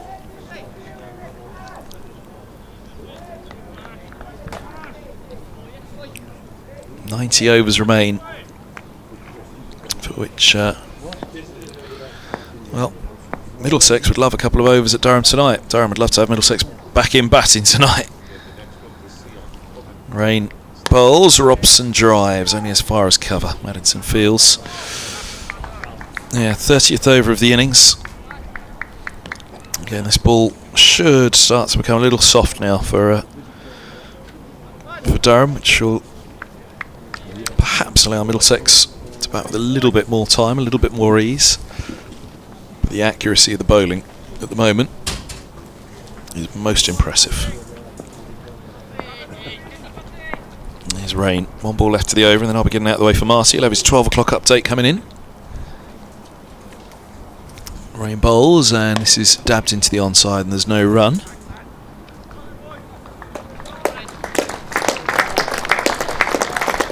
.51 for 1. So Rain, 6 overs, 4 maidens, 1 for 6, and I'll be making way for Marty because at 11:57 they've probably started the 1 o'clock news on BBC Newcastle.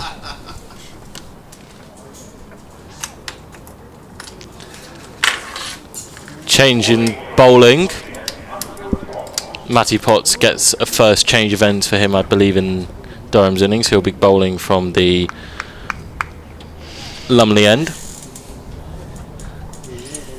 Yes, we're at the Finkel, so we're down at third man here, looking across to the action. Eskenazi on strike on 4, 51 for 1. Potts coming in to bowl. Eskenazi plays this to square leg to Maddinson. John Hutchison's been on. He says, "Morning boys, I'm currently waiting for the Mrs. H to get her hair and nails done before we travel back up home for our goddaughter's wedding tomorrow. Alright. Just check the signals are a cover band playing stuff from AC/DC to the Police." I mentioned them a little bit earlier on, didn't we? Saw the Rifles a few weeks ago at the Cubics Festival. They were quite good. That's come through the keeper. And if you're into your ska music, there was a band from Essex, a 9-piece ska band called the Death of Guitar Pop, who were absolutely brilliant. Reminded me of the Gangsters of Ska from a few years back. They're playing at the Stone Valley Festival in the north somewhere. Is it this week? Next week? Well worth seeing.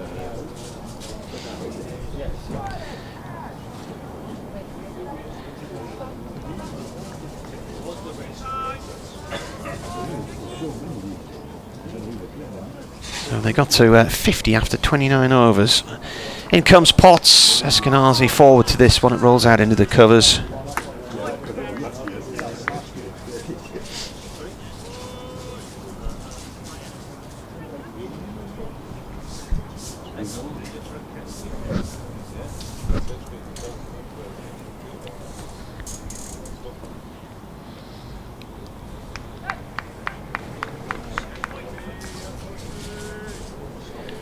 Potts turns in past the umpire. Ball's gone through to the keeper. That's a good ball. That nipped through quickly. And Potts walks away a little bit disappointed that there wasn't a nibble. That was a very tight line. That, and it goes right back in low towards the off stump. Perfect delivery, really. Just aiming at top of off and did everything right apart from Bales falling off or Eskenazi nicking behind. Just looking at the Stoneman dismissal, he was about 4 or 5 stumps beyond off when he was trying to cut that ball from Rain. And clipped it to the keeper. Potts in again, and Eskenazi goes down on one knee as he pushes this one away. He's quick these days, Matty Potts. He's seems to me to have gained a good yard on last year.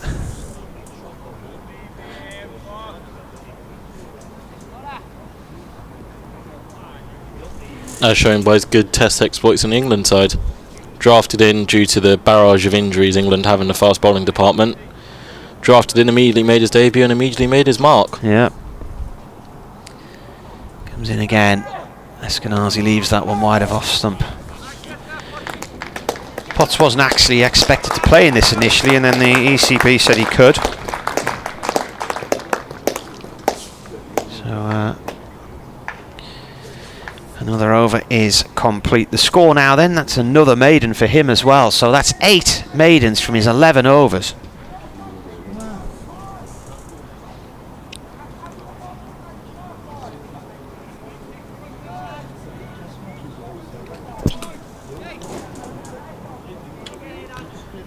Ben Rain to continue. Robson on strike. In, Robson tucks this away down to long leg for a single. He's had a few runs over the years against Durham, Sam Robson.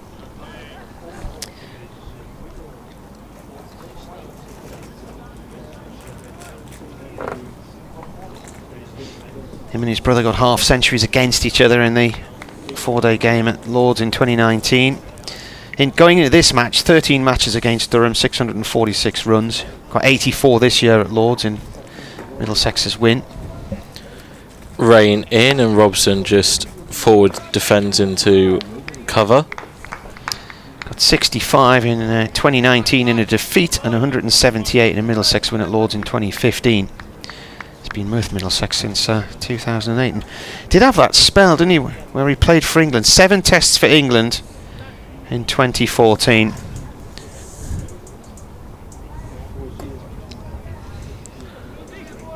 Square leg goes back onto the boundary and is moved slightly in front of square by Rain, and long leg moves to a fine leg.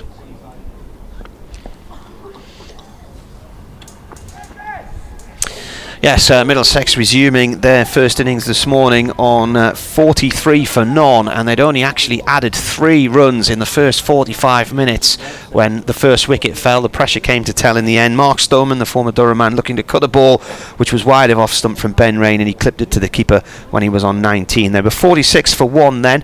Matty Potts, the England bowler, has been bowling ever so well. 11 overs so far from him, and in 8 of them he hasn't conceded a run. So far Potts then none for 13 in 11 overs. Ben Rain has taken 1 for 7. This is his 7th over, and Middlesex are 52 for 1.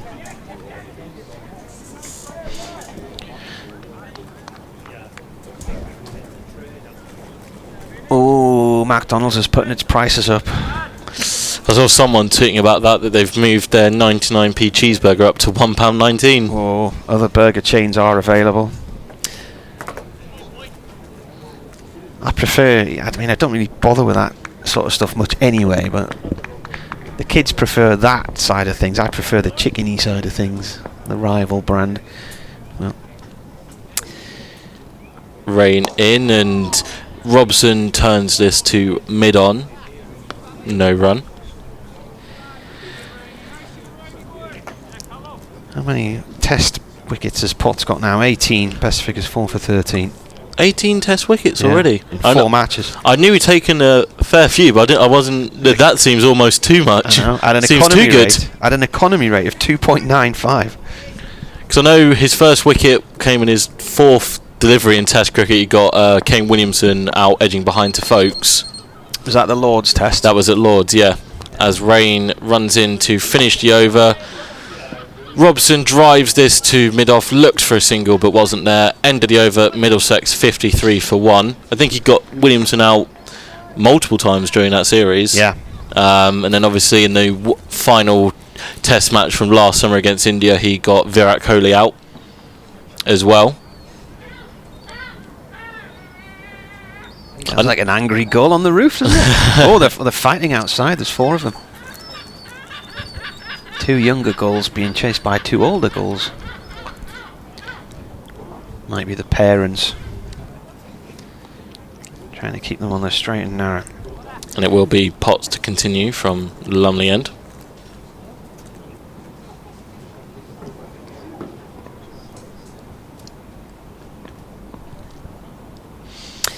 Potts in, right arm over. Defended by Eskenazi, goes out into the covers to Michael Jones.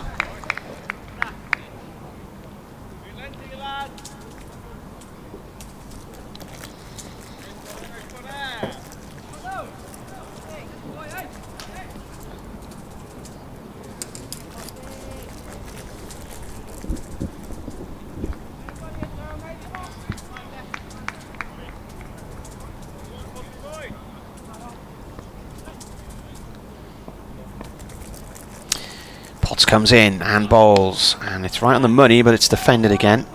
Reclaimed by the bowler. Somebody's eating some crisps outside, aren't they?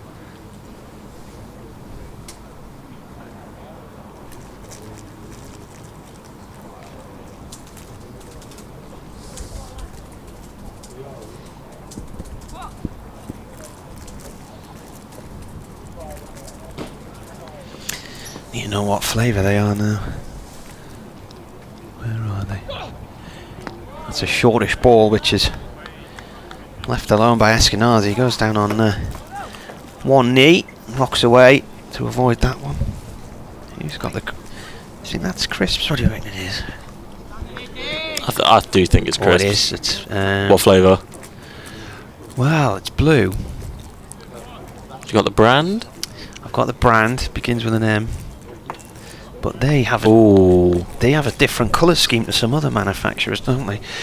Potts in again. This is pushed off towards the covers. I was going to say, if you'd have said the brand had started with a W, I'd have assumed one flavour. But because you said M, I think I know it's a different direction. Yeah, I'm going down the salt and vinegar route. Are you? Or not? Yeah, I think that's the one I'd go for. If it is what I'm thinking of, and I want to Google this and see if I've got it right.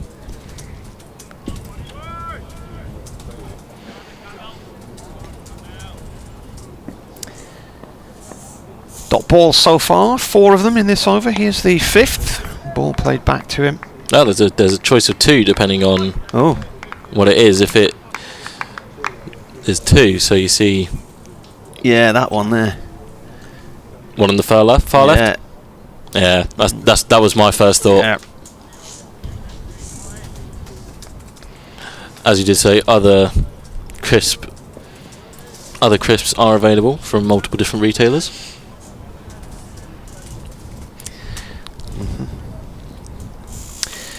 Last ball of the over, and it's another maiden for Potts. So that is now 9 maidens in 12 overs.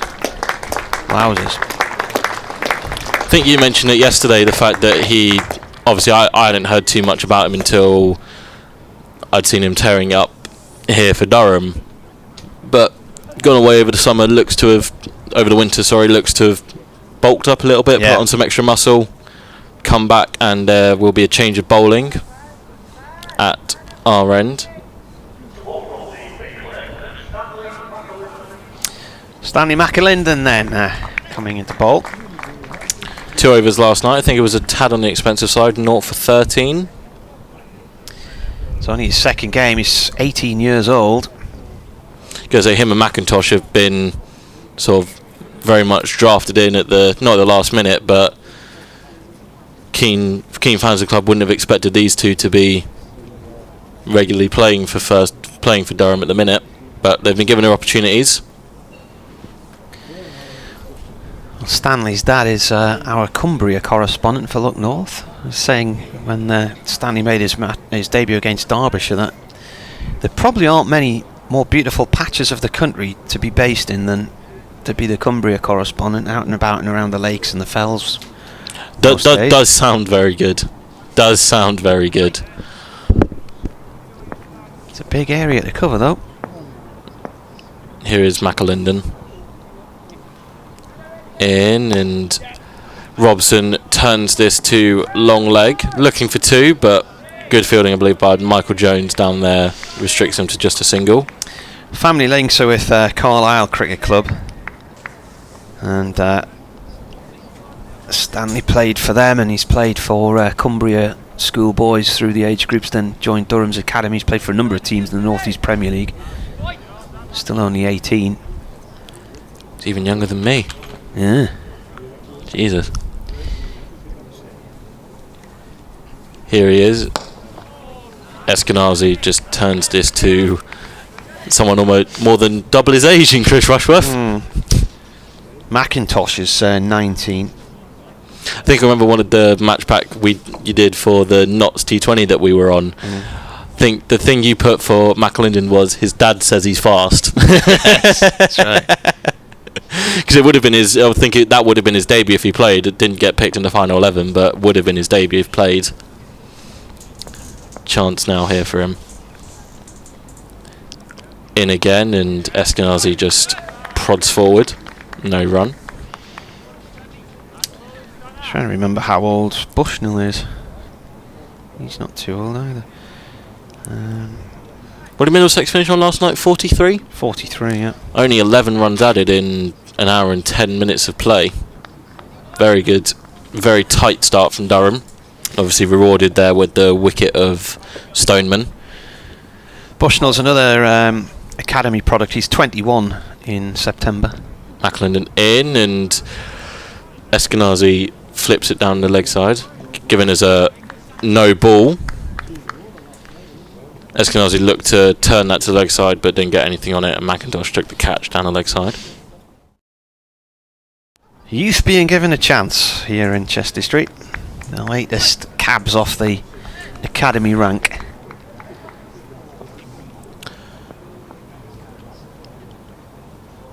McAlinden in, and foolish delivery that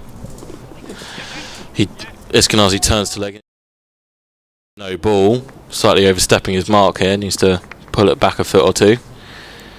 They ran two as well. He bowled a couple of no balls and one over last night as well. Just going to watch that front foot. Seem to have you're talking about youth there and being given a chance. You've got the experience as well with people like Lees, Captain Borthwick, Rushworth, Bedingham. People who've been around for a while. Seems to moving towards a mix of experience with youth, as McAlinden in again full and turned on the leg side, and Jones fielding, and they will come back for two. Robson slightly slower to turn and come back, but home comfortably in the end.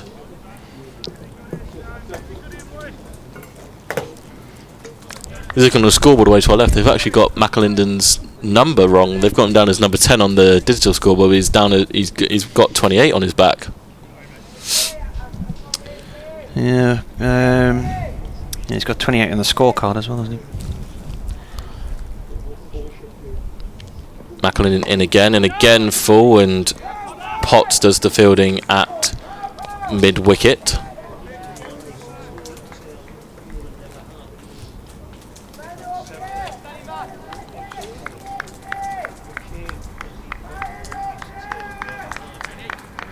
Waddington looks to have come in at a shortish. He looked to have come in as a shortish cover, but now steps back into a more traditional cover position as McAlinden turns. In again, short this time, and Eskenazi wisely decides to duck underneath it. Ended over, Middlesex 62 for 1.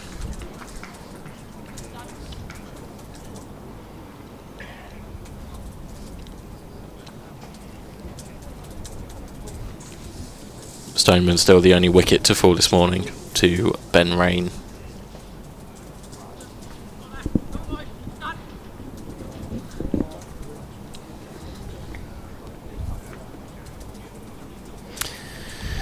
Potts going to continue, so what's this? 9 from 9 maidens in 12 overs.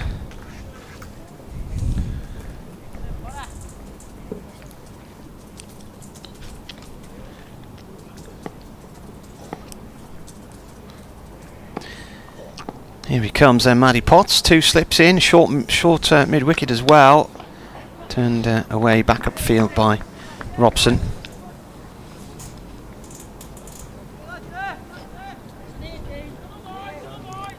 Hampshire have picked up another Yorkshire wicket at Scarborough.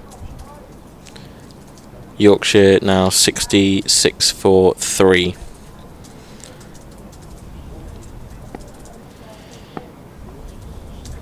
Have another quick look round the grounds. Potts bowls shortish one, and Robson's down on both knees to watch that one go by.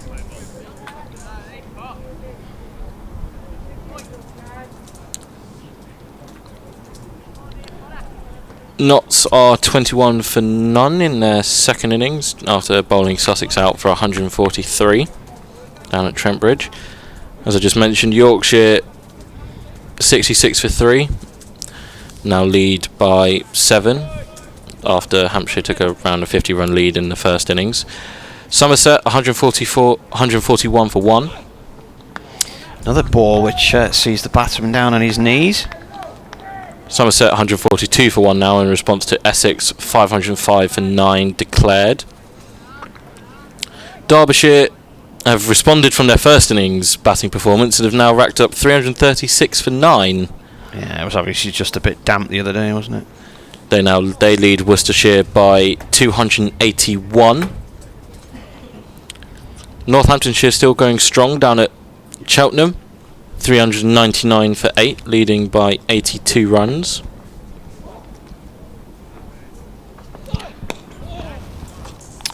This is turned away towards long leg, quite late by Robson. Potter's got his hand across his face. Obviously, thought he might have just got through his defences there. It's a single though. Bit of greyer sky coming in now, just drifting in. At ground level, it looks like the wind is coming from the south to the north. The cloud cover is drifting in from the west though.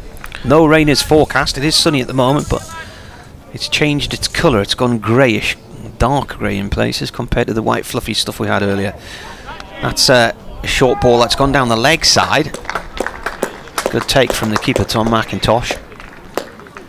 Warwickshire 39 for 2 at the Oval, still trail Surrey by 24. And Lancashire 66 for 1, still trailing by 59 after Kent posted 270 in their first innings.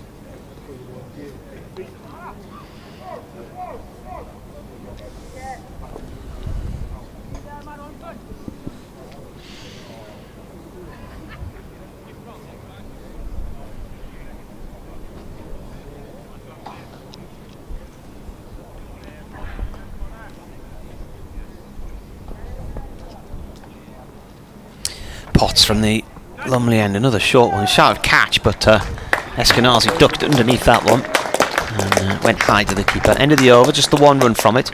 63 for 1 here on BBC Radio Newcastle and BBC London. Martin Emerson with you, Kevin Hand and Rob Rush, who despite his Hampshire tendencies, Rob is actually based in Sunderland for 3 years now, aren't you? Is it I am indeed. Years? I'm doing a sports journalism degree at Sunderland University.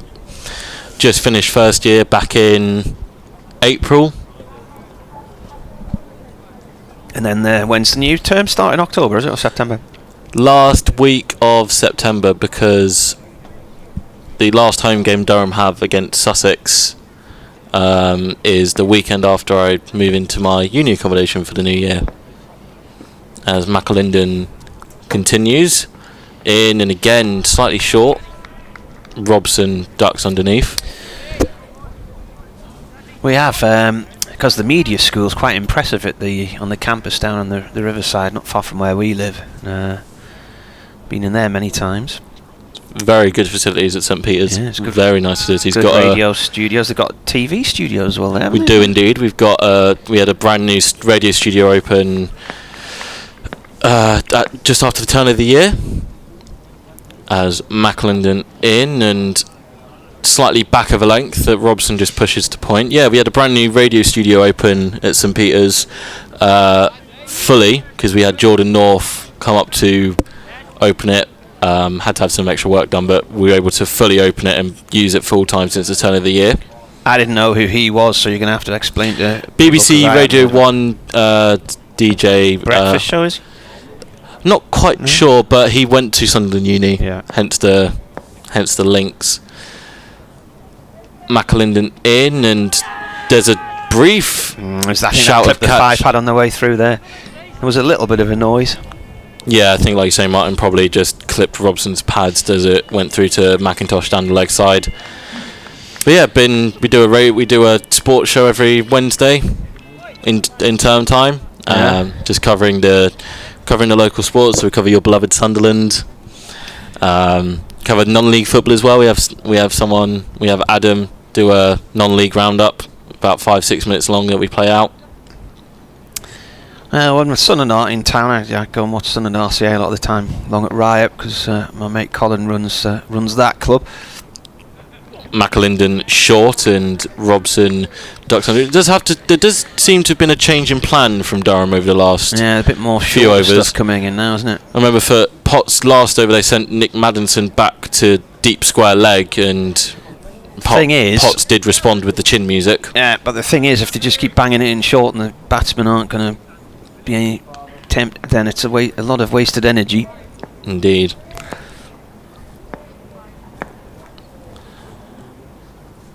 McAlinden in and pushes this one slightly fuller, but Robson cuts to backward point. Like you say, the bouncer barrage is only a good one if you're able to try and force a full shot out of the batters. If they're just able to comfortably duck underneath it, then, as you say, a bit of a wasted energy, wasted effort, and batters just duck under it. Sunderland have signed Alex Bass, the goalkeeper from Portsmouth. He's come on a 3-year deal to the Stadium of Light. There was one or two Portsmouth listeners messaging me on Twitter yesterday to say he was on his way and he'd be a good signing for Sunderland.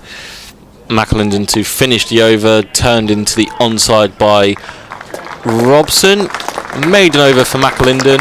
Middlesex remains 63 for 1. Ash has turned up with his sarnies. What are you going for, Ash? Chicken, bacon and whatever. See, I mean, you know, you've travelled around with me, but it's got to be prawns, and if you go into a motorway service station or a prawns in what's the mayonnaise, prawn mayonnaise sandwiches, without wanting to incur the wrath of Roy Keane. Potts continuing here. The sky's got really dark all of a sudden. Comes in then. Bowls. Oh, that's pitched up. Eskenazi plays it across towards short mid-wicket. No run there. Just going back, the football season starts this weekend, very early indeed, so there'll be commentaries, of course, of all of Sunderland's and Newcastle's games on BBC Radio Newcastle. And BBC Radio London will be bringing you all of their regular fare of all the many clubs they cover. Total Sport has now resumed on BBC Radio Newcastle this week as well, and Alex Neil, the Sunderland manager, is the guest on the show tonight. It's on air from 6. Potts to Eskenazi. That rises on him a little bit, but he's up on top of it and fends it down into the ground, and then plays a hook shot instead, having defended that one. But there is a man on the hook. Maddinson is out there on that square leg boundary, and got Ben Rain down at long leg as well. He's fielding right next to the steps up to the pavilion. Got Alex Lees, who's just moved into a sort of leg slip position. There's tactics underway here. Potts in again. Oh, no, did that bounce or not? That looked like a beamer to me. Did that bounce? Oh, it did, yeah. It's gone down the leg side. From this angle, it looked like it never touched the ground. Yeah, as you say, Martin, the skies to our left here in the commentary box have suddenly, and slightly to our right as well, slightly on the far right there's a lot of Homer Simpson clouds as we've described them, but over the left it's very much dark grey clouds. Might just change the conditions for a bit. This is a slower ball from Potts, which is played safely just towards point. No run. There's no rain forecast, but there's a lot of water up there, isn't there? Judging by the colour of that lot. It's now starting to come in directly in front of us as well. As Dave Bradley, our esteemed colleague from BBC Hereford and Worcester, would say, those clouds are darker than a welder's flannel. Which at one point in time got a lot of people inquiring what a welder's flannel was. This is played by Eskenazi towards backward point. No run there. Mentioned it before, but just say it again. It's just very, very disciplined from Durham this morning. You know, obviously picked up the early wicket of Stoneman. And Robson currently 25 off 107 deliveries. Eskenazi 9 off 37. Not really allowing any freebies to the Middlesex batters. Bit more effort in here from Potts. The yelp there was the effort ball at the end of the over. It's another maiden for him. So he's now bowled 14 overs and 10 of them have been maidens, and he's only conceded 14 runs. It's like technically 14 runs in 4 overs, isn't it? But that's cracking going, that. 14 overs, 10 maidens. Gets a pat on the backside from the skipper as the change ends. Be McAlinden to carry on with his spell.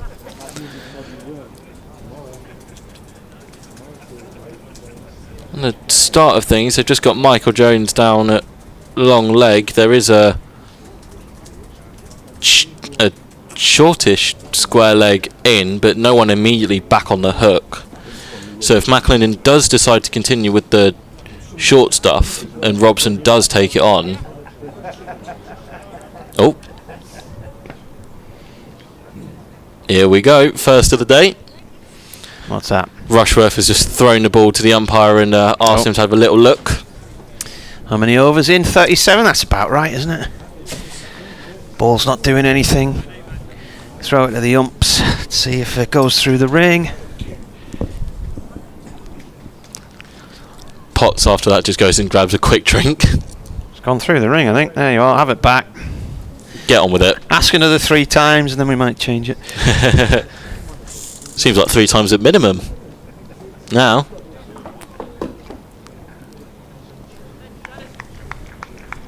Just the one slip for McAlinden. Bellingham has gone in at a short mid-wicket. Short straight mid-wicket, and you've got Potts at a regulation mid-wicket.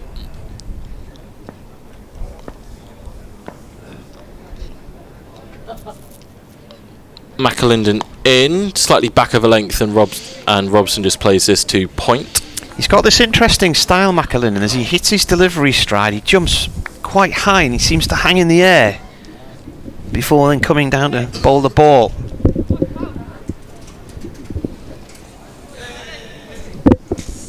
Kev has returned with his... Are you wearing your new socks, Kev?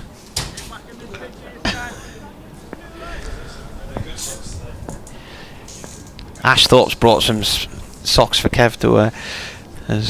McAlinden in, and Robson is back in his crease to defend. Are they proper cricket socks, Ash? You know what'll happen? He'll go back home back to London. He'll sell them on Camden Market. Yeah.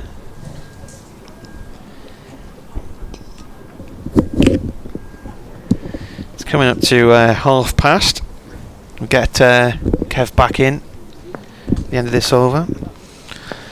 What you got in there, Kev? Chamomile tea. McAlinden. Oh, he's got him. McAlinden hanging it outside off stump, and Robson has a little feather there and edges through to McIntosh. Second catch for him. Robson goes for 25 off 110, and Middlesex is 63 for 2. Diving across to his right there. Never heard a noise there. That must have been a feather, but let's just see this again. Yeah, it's just come around about the shoulder of the bat. McIntosh diving across to his right. And McAlinden gets his first wicket of the game. I think he got 2 in the last match. 63 for 2. Hell, there was a bit of head scratching going on upstairs. What are Middlesex going to do? They can't just sit out the game like this. They're going to need to try and push it on. But Robson and, well, Stoneman fell trying to push it on, didn't he? A cut shot, and the ball probably that was there for the cut, but nicked off. Robson nicks off to 63 for 2 just before lunch on the 3rd day, and Durham are playing it well. They're putting the ball bowling stump to stump, wicket to wicket, and they are they're doing nicely. Durham, Middlesex have got to respond now with their overseas. Milan in at 4, Eskenazi, and the senior players, young Max Holden in next. Simpson having the season of his career with the bat. I think Middlesex, we were discussing it upstairs, like why aren't Middlesex trying to push on here? The ball's not coming onto the bat, is it? No. Is the problem. So it's hard to push on when a side are bowling wicket to wicket and the ball's not coming onto the bat. And you're thinking, look, you want to bat all day, so you try and play their game, don't you? You try and sit in and say, fine, let's take it through to lunch, and then overs 40 to 80 will score runs against you, especially against this batch of balls. and then they'll be thinking, look, all right, second new ball comes around. Maybe they've got up 4 and over for that 40, so 160 further on. That second new ball comes around, the bowlers are tired, you've got wickets in hand, and you keep going after them. That's the game plan I'd imagine Middlesex have got. For Durham, they're saying, all right, fine, but you better not lose wickets along the way, otherwise you're going to find yourself a long way behind. So with a few wickets down, if Durham could grab even one more before lunch, it's a great morning. McAlinden in. Oh, it's whacked into Milan. I'm not really sure which part of him it hit there. It must have been high, mustn't it? Outside off. I mean, they never really got going on that appeal. It's hit his thigh pad, but it was probably outside the line of off. But he didn't offer a shot. He was trying to leave it and angled back in and clipped him.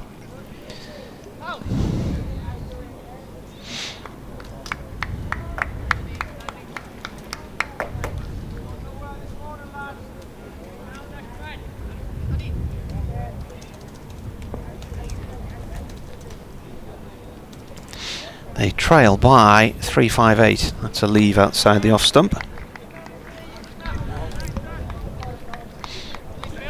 Oh, Ash is coming in. Yeah, we'll get Ash in. I can't remember which mic I'm on now. You're on to the... I'm on far one. Right. Just do this last ball and then Ash can jump in. Middlesex 63 for 2. Here on BBC Radio Newcastle and BBC London.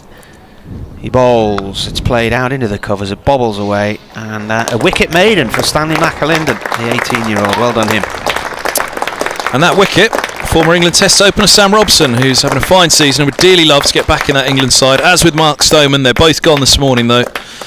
And Middlesex now have a little bit of work to do here. 63 for 2. Ash is on. No, I haven't got a chamomile. A moment of calm before going on air with Marty. I could have had another coffee. I'm working with Ash now. How are you? I'm very well, mate. How are you? I'm fine. I'm all the better for your present giving, your generous present giving nature, Ash. Couldn't resist. I needed a bit of ventilation in the summer, don't you, in the feet? Get a bit hot. There was definitely ventilation in them socks yesterday, mate. Bit of a slow morning by the look of it. Yeah, good morning for Durham. I mean, it's been good from both, but 2 deliveries for Middlesex are pretty costly right now. But other than that, Middlesex would have thought, all right, rest of the morning, fine. You know what you're going to get from this bowling attack here at Chesley Street. They are going to hit that off stump relentlessly. And if the ball's not coming onto the bat, which it isn't, then you're not going to score runs. Yeah, it's been one of those difficult to score on, but difficult to take wickets. Yeah, so Durham are playing it perfectly. They're saying, fine, we've declared light. 421 for 7. Over to you. What do you want to do? Middlesex have sat in, and even sitting in, Durham have managed to find 2 wickets. I mean, you look at that field now, a silly mid-on and a short mid-wicket crouching down. There's a wide orthodox mid-on between them. A perfect line of sight for us as in comes rain, and that's pushed to the wide mid-on.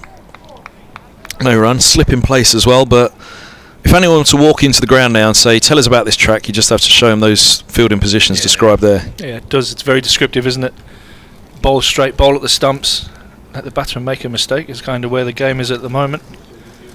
Oh, like I say, there's a lot of head scratching upstairs, like how Middlesex going to move it on. I said, well, I think they've said to themselves, look, let's get to lunch, and then there's overs in the legs of the bowlers, the ball's soft, it's 40 overs old at lunch.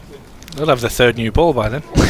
Rains in, bowls, this ball's hooked around the corner by Eskenazi. Now he's a man who can manufacture runs at peculiar angles, and you see it there, just that wristy little hook. Just a single, he moves to 10, like 60. A paddle pull, wasn't it? Yeah. I saw him on the way in yesterday, actually. He and Sam Robson, we were talking about how we all got into cricket, and apparently Eskenazi played a lot of cage cricket. Okay. And I said, would you put that down to how you're quite a wristy player and manoeuvre the ball here and there? And Robson picked up on it and said, yeah, that probably makes a lot of sense, actually. We were having a natter about it, so I didn't know that. He played a lot of cage cricket as a youngster. Very popular in Australia, indoor cricket, that is for sure.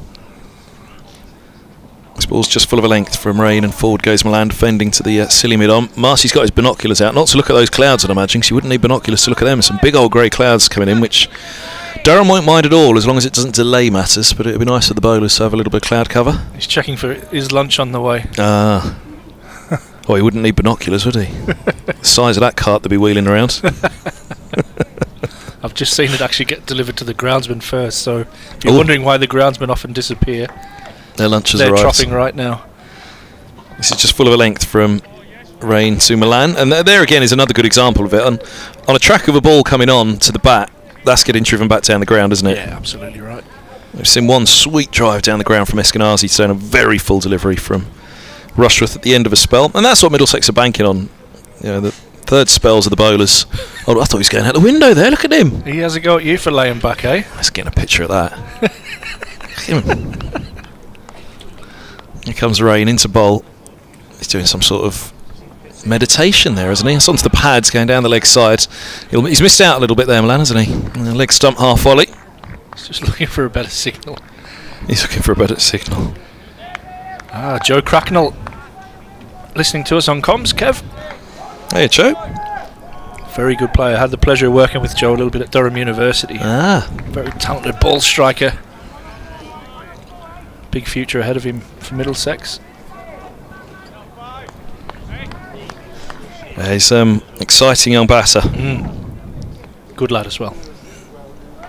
Rains in, bowls, and that doesn't particularly get up to Milan. He plays it very late. It wasn't a long way forward to it, was he? As he just trapped the bat down on that one. 64 for 2, but equally as it's not coming onto the bat, it's not going past either edge particularly quickly for the bowlers. Yeah, plenty of time to adjust, isn't there, for the batters?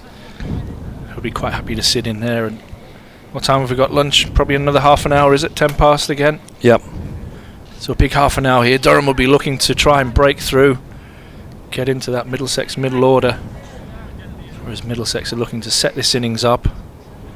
It'd be interesting just to see where this game goes. Hopefully it's not another drifter, which they have tended to be here. It's getting to the stage of the season though where Middlesex can't really afford a drifter. Exactly, and I think Durham's declaration as McAlinden comes in, back of a length, and just defended back to him by Eskenazi. And hopefully Durham's declaration has played into that, just to say, listen, well, you need to push this ahead, so the ball's in your court a little bit. But we've seen a few Durham games where meaningless runs were scored, and we were begging for probably a session and a half for a declaration at one stage. I think it was the Leicester game where Ben Rain and Paul Cognan both got maiden centuries, and we were begging for a declaration, but they batted on. As McAlinden bounds in with his high action. This is defended extravagantly back to him by Eskenazi. But yeah, there's been some I'm not sure if turgid is the word. It's been brutal as well. I think I found myself commentating on one of them and I just forgot to speak for about 3 or 4 balls. I might have actually just fell asleep. Obviously no fault of the players who are giving absolutely everything, but it's a very benign wicket on that occasion, and looks pretty good to bat on here as well. There's McAlinden from the Finkel end. Eskenazi pushes this nicely square of the wicket on the offside. He should get a couple as they scramble back for 2.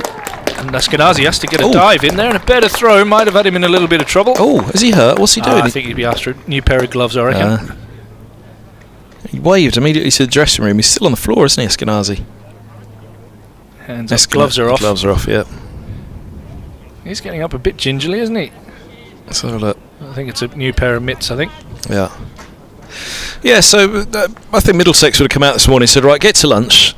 If they're offline, then we'll hit them. But if they're online, fine, we'll get to lunch. And 40 overs to 80 overs, we'll score some runs off them. And then second new ball comes, they're going to be tired, and the ball will go just as quickly then. So that would have been the plan, and it probably still is. But at 66 for 2, they just need to be careful now, don't they? That they haven't gone anywhere, but they're 2 wickets down. Absolutely, 2 very good attacks as well. Middlesex, probably both lacking that real expert spinner. I know Holman definitely grafted for a long time. How's Scott bowling at the moment? Not bowling a lot. So that's has been the main spinner. I think you'll see Borthwick soon, actually. I think that's going to be part of the plan as well for Middlesex, to say, look, they haven't got a spinner. Yeah. What are they going to do if Middlesex sit in? Yeah. That's a really good point. As McAlinden comes in, this one bounces viciously off a length, and Eskenazi does well to guide it away into the gap, and has done well enough to get 4 as the groans of the crowd. Oh, you can't groan at him for that.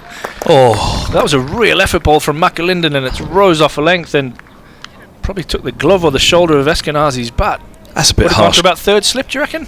Yes, yeah. It was a bit harsh groaning at him for that. Yeah, I think it was all in the effort, wasn't it? A long old chase. Johnny Bushnell, I think. Yeah. Number 20, Bushnell, yeah. Dives, tries to flick it back in. Oh, I'd expect that at Headingley, but not at Chesley Street, folks. Come on. McAlinden, a little bit of pep in his step after that last ball. Bangs this one in. This one's driven nicely off the back foot. Out into Bushnell at backward point. And Eskenazi picks up another run. 21 dot balls to take a wicket. That's what Durham have been operating on this morning, isn't it? Yeah, that's the old work on 3 maidens. Oh, they racked up how many maidens to begin with this morning? 4, 5, 6 was it? I just saw when I've come in the ground there, Potsy's bowled 14 overs and 10 of them have been maidens. Yeah. And it was a good half an hour before there was a run scored this morning. Extraordinary. And that got the breakthrough of Stoneman. As McAlinden comes in, this is full and straight. I've come back to watch to bat, to be totally honest. Yeah. I might just go now. You didn't come back for the company then? No. Oh, yeah, he came back for Rockies. Yeah, I did see him on the first evening. I said, did Ash find you? He said, no, he didn't. No, well, I said told you'd be him, back. I sent him a message there how he totally blanked us on that lunch. Oh. And he says, well, you should have interrupted. And I says, well, I'm not that kind of guy. But no, I'm going to go and catch up with him at lunch. Yeah, he's a lovely guy, isn't he? Ah, legend. Big loss to Durham to lose him. The timing of it all was obviously horrible with what happened with the ECB and him and Scott going down to Surrey. And you can't blame them. Keaton Jennings held on for another year and left, and they've all gone on to do great things at county level and international level. Rain is in. He bowls to Eskenazi. Start of his 9th over. He's only conceded 9 runs. It's defended to cover. 1 for 9. There's some ill feeling towards them as well, and just Mark Stoneman for leaving. Well, all of them, and it really baffles me that any other industry and somebody leaves to better themselves. Everybody gives you a pat on the backside and wishes you all the best. But it's a funny thing in sport, isn't it? There's that loyalty. At the same time, if they weren't doing their job, then Durham would shift them out the door anyway. So short careers, you've got to look after yourself. This one's short, and Esky tucks into it. It was probably that he went to Surrey, though, to be fair. I mean, if he went to Middlesex, they'd have all gone, well, fair enough. But, he went to Surrey. Went to the dark side. Went to the dark side. But no, ultimately, achieved his goal of playing cricket for England, which is amazing. Still could again. Yeah, still could again. Knows, haven't solved the problem. Richard Johnson was saying at the start of the season, England needs 2 openers. Middlesex have ready-made openers. Yeah, both been there and done it, and very, very good players. Rain in bowls, and forward goes Eskenazi defended into the onside. There's no run. And again, if you look at that scoreboard from Robson and Stoneman's perspective, on any given track across the season, if you say 40 overs in, you're only 2 wickets down. Then more often than not, you're saying, well done. If the opening pair have seen out the majority of those 40 overs as they did, then you're saying, thanks fellas, you've given us the start there. Number 3 and the 4 are happy, aren't they? They're not seeing the new ball. Yeah, the key is that Middlesex have got to get through this next 25 minutes to lunch without any further damage, and then try and have some fun this afternoon. Here's Rain. Bowls, and this ball's pushed back to silly mid-on, and there's no run, because it shouldn't get any easier for the bowlers from here. That's the point. That's what Middlesex are banking on, that some tired legs this afternoon, tired minds, and older ball, maybe a little bit of free stuff from Borthwick, who hasn't bowled a lot and has. Troy Marty mentioned he's been troubled with a wrist injury. He's got a cyst there that he keeps getting drained, and he actually needs an operation on that. Yeah, well, that I think Middlesex have got to be gambling on that this morning, saying, look, things could go wrong this morning, but you're not going to go that far that quickly. So look at this afternoon, look at this evening. Now, there's plenty of time left in the game, isn't there? What you don't want to do is be 5 down at lunch here and be out of the game. Yeah. But Durham have been positive, and it'll be over to Middlesex soon enough to be the same. Just a little delay here. What is it? Orchestrating the field, or just trying to get Johnny Bushnell into the drive on the offside, I think, or somebody. Yeah, Mike Jones is going to wander into short cover. And this is worth doing, isn't it? These are all the things that you should do. Silly mid off and silly mid on in place now, as well as the short mid wicket. And they've taken point out and moved him to cover. Rain, 2 balls left to his 9th, 1 for 9.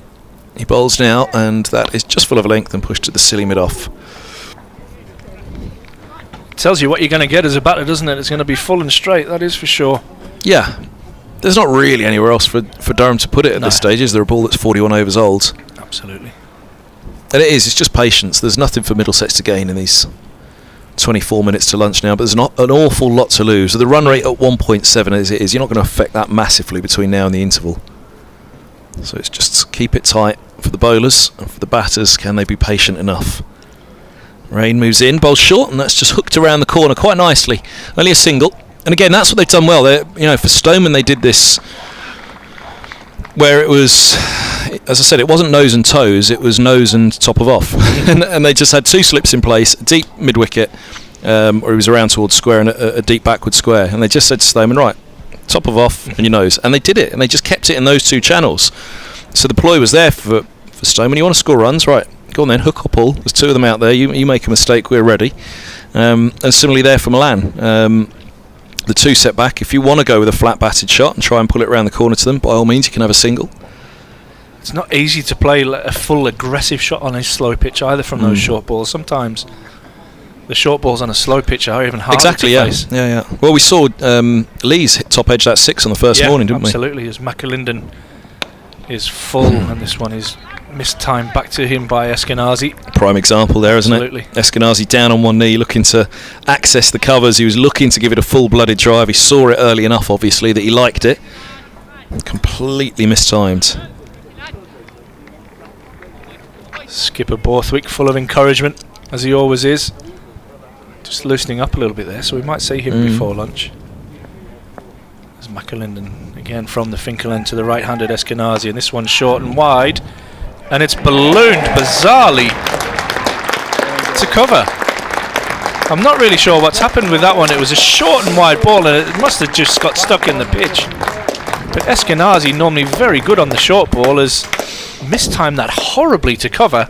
I think he's tried to play the Sam Robson uppercut there, but there's not the pace on the pitch to do so.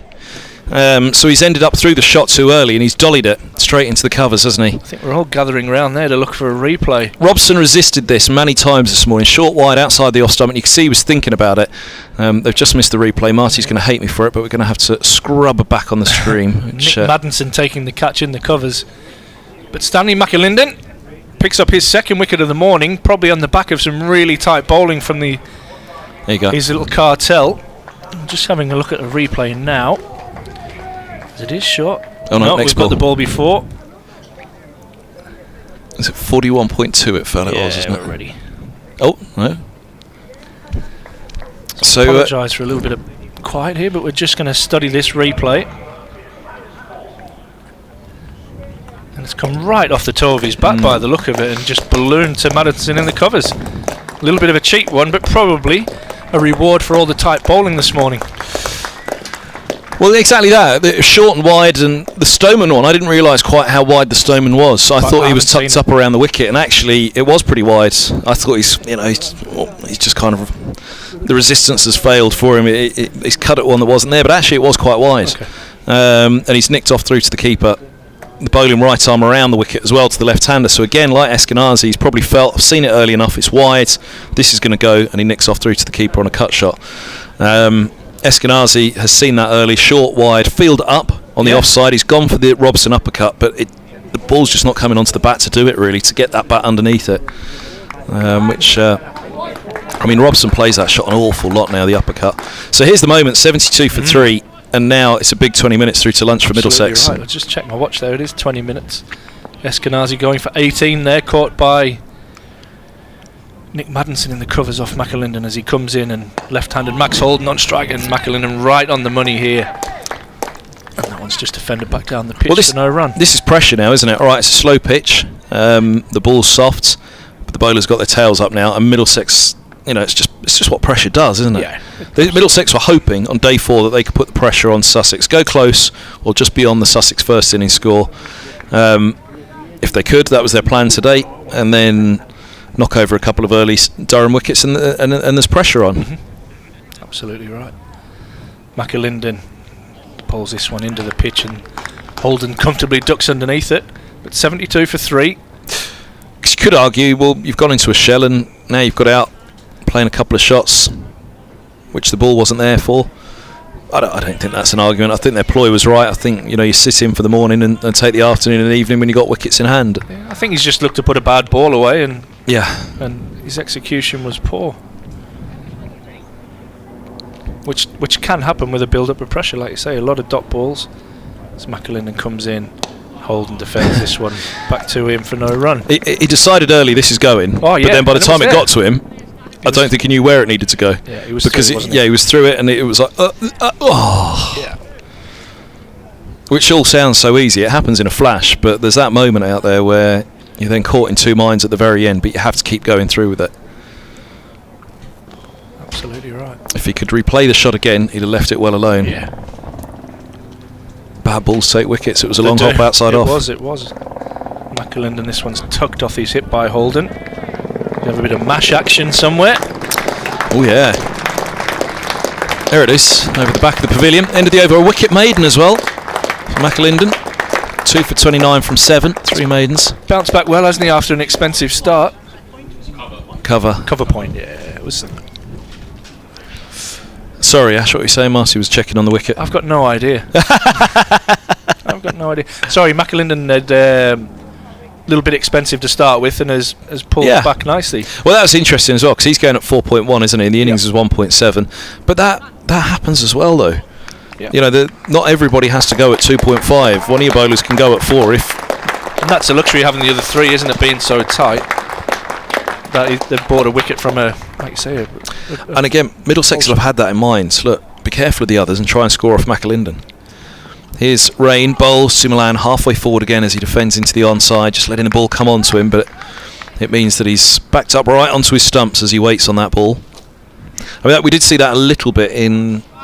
Was it the start of the innings yesterday evening? Did the keeper come up, or was it the Middlesex innings, the Durham innings, and Simpson came up to the stumps? Simpson was keeping up to Milan, wasn't he? I know that, but that looked very gentle as well. Oh yeah, but I think he did come up to one of the others as well. Okay. Was it maybe Bamba? I think where Bassers were well out of their crease, so him just trying to create something. Yeah, absolutely. Make them do something different. Milan awaits, and this one from Rain is eased away backward points, where Milan will get off the mark with a single. Oh, they're coming back for the second. Throw to the non-striker's end, a dive from Holden. And, well, I think Rain's questioning, should the throw have gone to the wicket-keeper's end, as he looked back and pointed at Milan. The throw went to Holden's end, running back to the non-striker's end. I think it was 2, wasn't it? But it was it's tight. Definitely made them work for it. Borthwick there. That was a good bit of fielding from the skipper. There's a big gap, isn't there, from cover all the way around to him at probably second slip. Bit of action. Off the mark, 10th ball, Milan with a couple.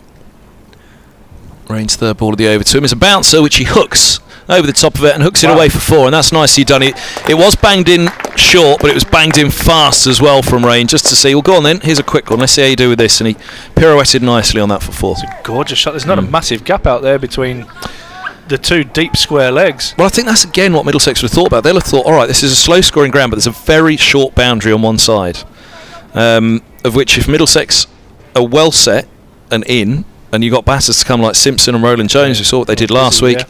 Helm as well. They're teeing off to that short boundary. Yeah, exactly. And they teed off against Durham, scored 200 after tee against Sussex last week. Rains in, bowls full and straight and defended by Milan.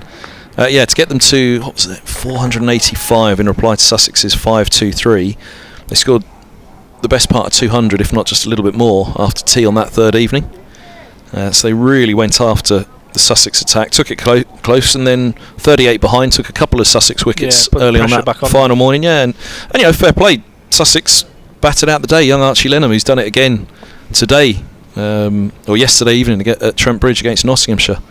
It's a good prospect, isn't he? Lenham, 17. Ibrahim as well. A couple of 17-year-olds.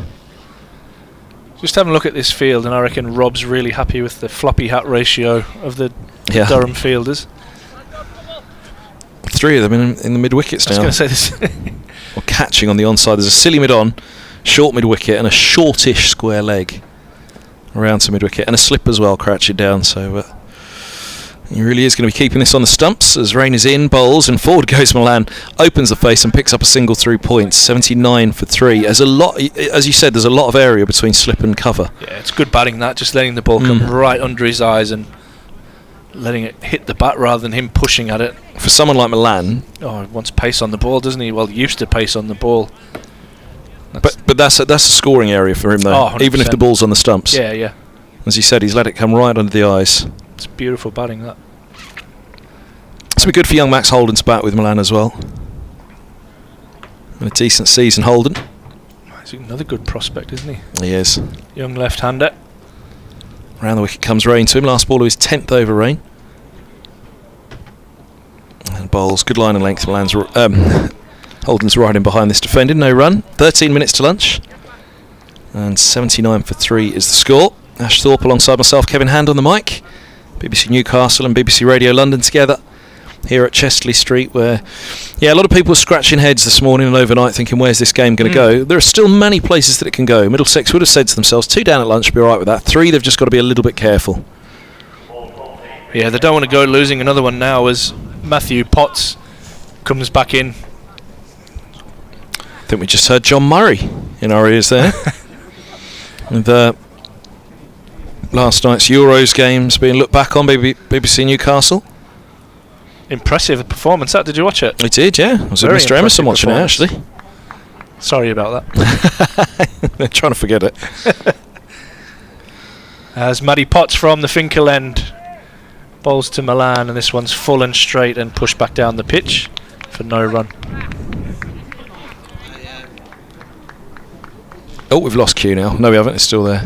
I missed a lot of the game last night because I spent quite a bit of time reporting the theft of lots of broccoli. Broccoli theft? I can't hear him because of the show. What's he saying? Something about broccoli. Have you lost the clean feed now? Can you not hear it? It goes down fully for you. There you go. I'm happy with that too. As Potts comes in, and this again is straight on the money.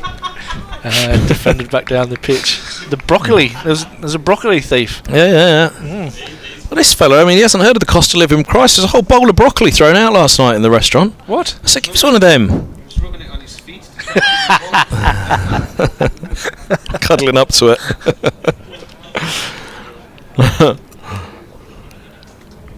Outrageous scenes. That's Muddy Potts. Bangs this one in, and Milan that rushed him. Takes the bottom hand off the bat and just prods it out into the onside for no run. Was it Milan or Eskenazi who edged that one down to third a few overs back? It was Eskenazi, off the shoulder, wasn't it? Went for 4 with the moans and groans of the locals. Which is interesting because, you've seen 2 rush him. That was rushing on Milan as well, and then you see the ball that Eskenazi fell to, was threw it too early. So a bit too paced the pitch by the look of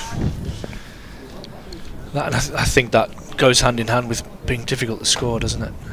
As Matty Potts comes in, and this one's edged away, and Borthwick acrobatically dives, but allows that one in the bottom corner, and that's 4 to Matty. 4 off Matty Potts, and 4 to Milan. Moves him on to 11. Probably a little finer than he wanted, but soft hands, angled bat. He opened the face slightly on it, didn't he? Yeah, it was always along the floor. Yeah. Milan just a little bit open-faced, isn't he? The way he bats. Yeah, this is a big innings for Milan here. They've had to wait, I think, 3 games where his visa wouldn't come through, and he was stuck in South Africa, and they eventually got him over. So they'll be desperate. There's been lots of visa issues this year, hasn't there? Horrendous. Yeah. The Home Office. As Matty Potts comes in, and Milan clips this one off his hip down to fine leg. And Michael Jones does the fielding. And he loses his floppy. Milan moves to 12. Holden yet to get off the mark. And Middlesex on 84 for 3. It's a 6-5. Who's in favour? There you go. Big 10 minutes here. Durham be looking to try and break this partnership that has just started. Young Max Holden now on strike as Matty Potts comes round the wicket. A little bit of effort in that delivery as that thuds into the keeper's gloves. And that ends the over. 84 for 3. Milan on 12 and Holden yet to get off the mark. I'm just going to hand you back to Marty. He dumped you already. That was ruthless. He was as ruthless as he was with the broccoli. Take it away, he said. What are you doing? He's got it all tangled up with the headphones. You're back with us? Yeah. Oh, I can turn them down now because you're listening. they might just throw it to you at the last minute. Ah, yeah. And hearing your attempts at a northern accent, you'd not get away with it. Yeah, we haven't seen Wadaluita yet today. You are? What was that? It was just a noise. Tilan. Here's Rain from the Lumley end. He bowls. Played by Milan out towards square leg, no run there. You've heard that old one, haven't you? Why did Edward Woodward have 4 D's in his name? Go on. Because he didn't want to be called Iwa Woo Woo. So there's the hills, that one. Oh, I knew the punchline. I just wanted to hear you say it. Right. Well, that has to be done in a northern accent, doesn't it? Iwa Woo Woo. Iwa Woo Woo, isn't it? Rain in. Played by Milan to short mid wicket. They've got 2 men in there loitering. Jones is one of them, and Benningham's the other. He is. God, they're still talking about the women's footy. It's nearly the full bulletin. When's the final? Sunday? Saturday? 9.3 million watched it on the BBC last night. Aye. Oh, now on to the rail strike. Oh, that'll be another 9 minutes. Oh no, that's the rain delays, the rail delays.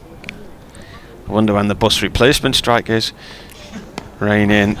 This has gone off towards the covers, no run. I remember on Sunday coming back from here, there was a bus replacement down to York. All trains were cancelled from Durham. It was a long old journey home that day down to York, and then there was a long old wait from York down to London. How long would the bus have taken me down to York from here? About The bus 90 replacement. minutes. Did it stop anywhere? Did it go into Durham and then down to Darlow? And Yeah. probably the best part of 2 hours then in that, messing around doing all that.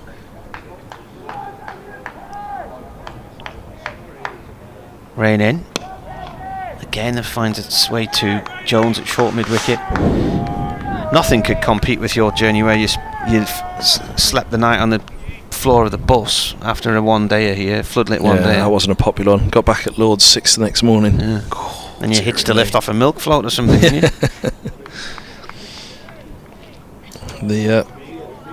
I think Ed Smith slept in the gangway, and so did Owe Shah on that bus journey back. That must have been around 2007, that, mustn't it? Day nighter up here. Yeah. Rain comes in. That's gone off to mid-wicket, no run. That was not a popular money-saving move by Middlesex. Denying the lads a night out in Durham after the game as well. Here's the update.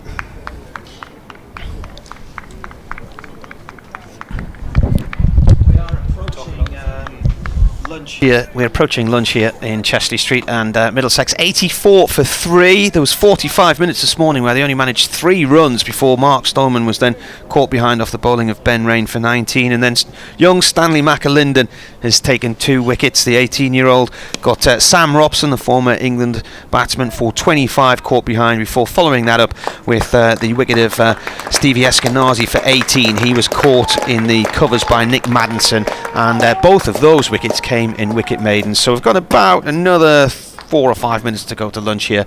A maiden just gone from Ben Rain, and Middlesex are 84 for 3. I'll just say sorry. Something weird happened there, because I was talking during that bulletin, then suddenly my mic was turned Sorry. on. Sorry. Which idiot? Sorry. Provincial idiot would have done such a thing. I'm the red button, you're the green button. Yeah. Red for danger. His Potts around the wicket, bowls, and forward goes Holden, pushing into the offside. There's no run. I was doing my best not to interrupt you. I'll turn myself off, make sure. A little cough or sneeze in there. Doing a one-day game at Scarborough last year, and in the middle of an update for the news, Dave Townsend sitting next to me, hammering away at a packet of crisps, chomp, chomp, chomp. Through your bulletin? Yeah. Yep. I did have to tell him off afterwards. Good. Potts bowls. This is pushed to point, and the quick single's taken. Holden off the mark. 8th ball, 85 for 4. Wazzy on Twitter says, as well as individual batsmen have performed, Middlesex need to stop their top order, top 4 collapses. Against Durham, 3 for 26, Sussex 4 for 29, Worcestershire 4 for 42, Worcestershire 4 for 34. Those are both innings of that game. Nottinghamshire 3 for 22 and Derbyshire 3 for 20. So, but what's his point? The top order collapse. What's Here's Potts bowls, and this ball's punched to point. 85 for 3. Stop it. I forgot what I ordered for lunch now. You ordered the pie. Pie, didn't I? These clouds are just sitting over us, aren't they? They're not moving at all. Quite an impressive colour. It's like a deep bruise where a cricket ball might hit you on your thigh. That's a good description, Marty. It is. Potts to Milan. Beaten. Now it goes through the gloves of the keeper as well. Byes will be signalled here. Well, that one's just gone. How, really? Byes signalled. 86 for 3. Holden back onto strike. Did it just die on the way through to the gloves? It seemed to go through at pace and then did it die at the last moment?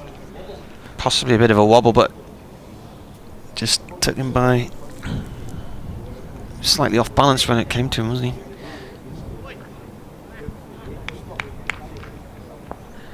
This ball's lasted. This ball's due a silver watch. 45.4 overs. Full delivery, which Holden meets. Pushed away into the offside, and there's no run.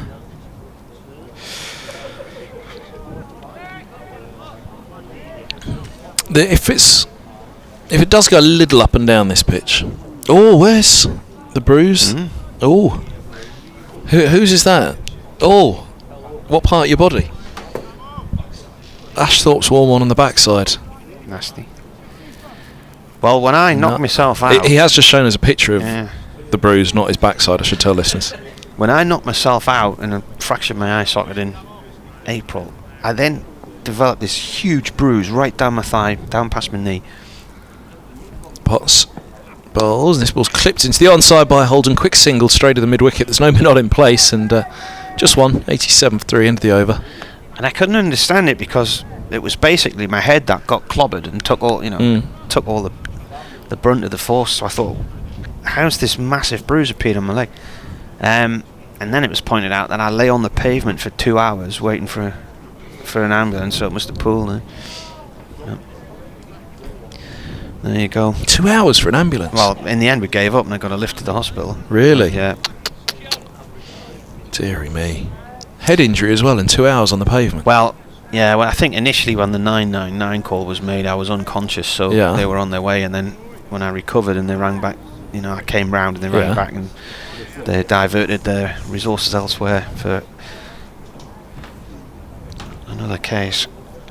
Here's Borthwick into the attack. Spin.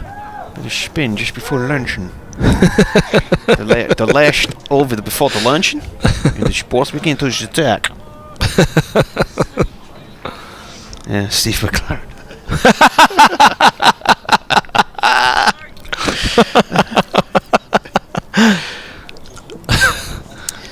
Bowling from the Lumley end. Milan forward to this one, snuffs it out, goes off towards square leg. The keeper chases it. He's back at Man U now, isn't he? Is he Steve's back in Manchester. And he's got a Dutch coach, hasn't he? Is he? Ten Hag. Borthwick flights that up, driven out through the covers for 1 run. He'll feel right at home, won't he? He'll need his brolly again in Manchester. He's quite a nice man, Steve McLaren. Yeah, seems to be. Used to live in a friend of ours' house when he was managing. There's always a link somewhere. Borough. Yeah, this is defended. Well, the link is that he managed to get my dad some tickets for some of the England games in the World Cup in Japan in, was it 2002? Did he get in the plane tickets as well? Yeah.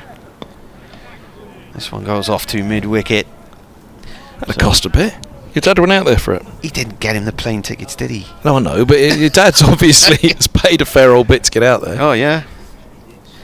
Borthwick again bowls. Goes off towards mid-wicket. And that, ladies and gentlemen, is luncheon. 89 for 3. pie time. Good morning from a Durham point of view. Very. They've they were 40. They've only scored 46, haven't they? Prior to Durham trying to push on yesterday evening, we haven't seen 3 wickets fall in a session, have we? No. Not sure we've seen 2, have we? So excellent morning, and 3 big wickets, the top 3 as well. So it leaves the number 4 exposed, Milan out there, and he's got a bat now with the last of the recognised batters, Holden, but then the form batter is still to come. John Simpson, the wicket keeper, at 6. Luke Holman's going nicely. Saw his dad this morning. He's on the ground. Made the trip up for this one. So, yeah, there's all sorts that can still happen. Middlesex would have been banking on a good 33 overs now through to the second new ball. Could still happen, but again, much of it dependent on this partnership. They trail by 332, so we'll be back with you in 40 minutes' time. So that's about 10 to 2, isn't it, when we'll be back? Yeah, so we shall see you all then.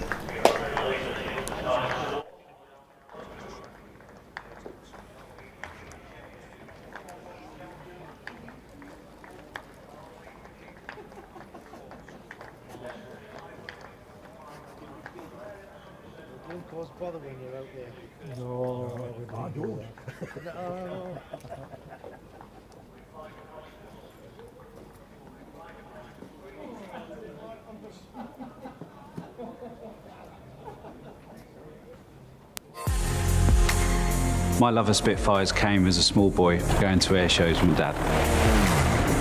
Working on Spitfires is a huge responsibility, and the same applies at work. The care and expertise Derek takes over his beloved Spitfire is the same precision, passion and attention to detail he takes helping you choose your next perfect car.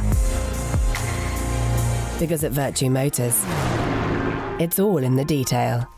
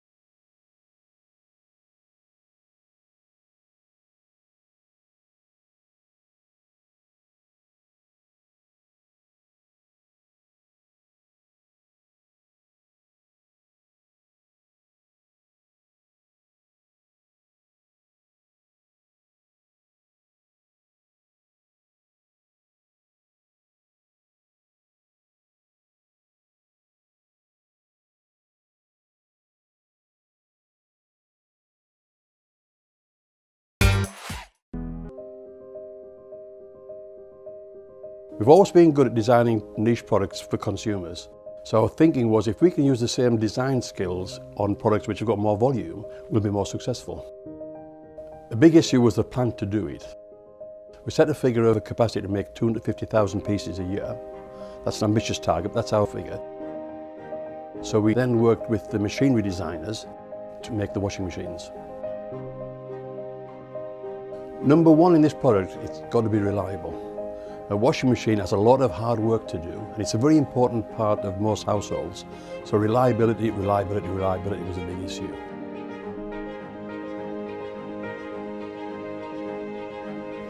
I think any new product, we've got to learn about it, and that's important. We've got to learn about it so we understand it inside out. And that's taken longer than we expected, but we've taken our time to make sure that it's right. There's a big appetite for buying British products, and rightly so, but we can't rely on that. We've got to make a product that competes with all the imports. And of course, remember, we've got our core business here of making domestic dehumidifiers and bottled water coolers and industrial dehumidifiers, so that takes our time, and we don't want to get this wrong.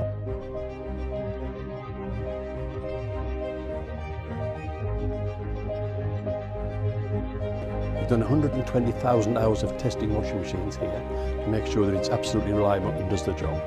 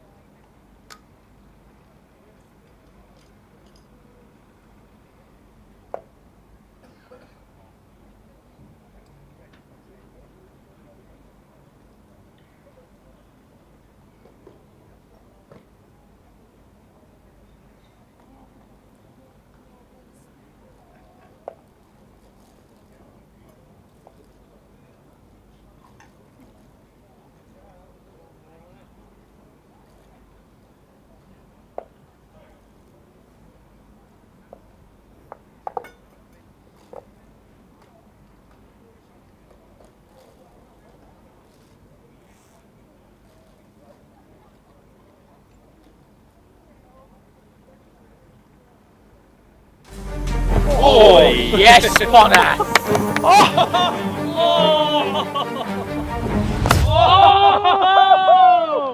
See ya! Your boy! Yes guys, how's it going? You're watching Cricket District and this is episode 2 of Village vs Pro with thanks to Canterbury. We're here at the beautiful Chester Street in Durham to play 3 overs against Durham's finest bowlers. Their all-time leading wicket taker Chris Rushworth, club captain Scott Borthwick and up-and-coming talent Matty Potts.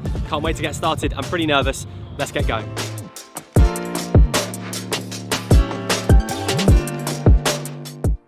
Scott, can I middle please? Yep, spot on. Thanks very much.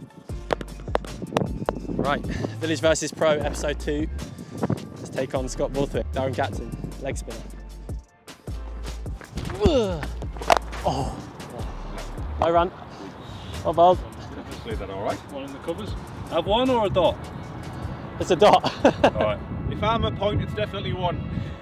Giving me one? Okay, give me one.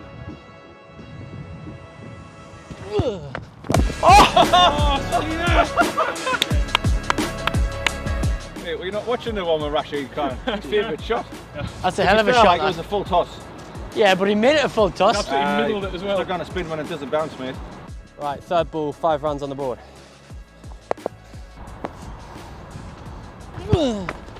Oh. 1. Oh. Mate. What are you giving now? 4, because we've got everyone up. Everyone up, 4. You need to swing harder than that, like. In the stands. Give it to him. Oh! Dot ball. Dot ball, yeah. That's a dot. Yeah. Oh, well done, mate. Got a shot in. Squeeze the dot. Get out your over. Brand new scoreboard. It's never been hit before yet. Get loose. Point up, badge. Oh! Oh, toe. That's out.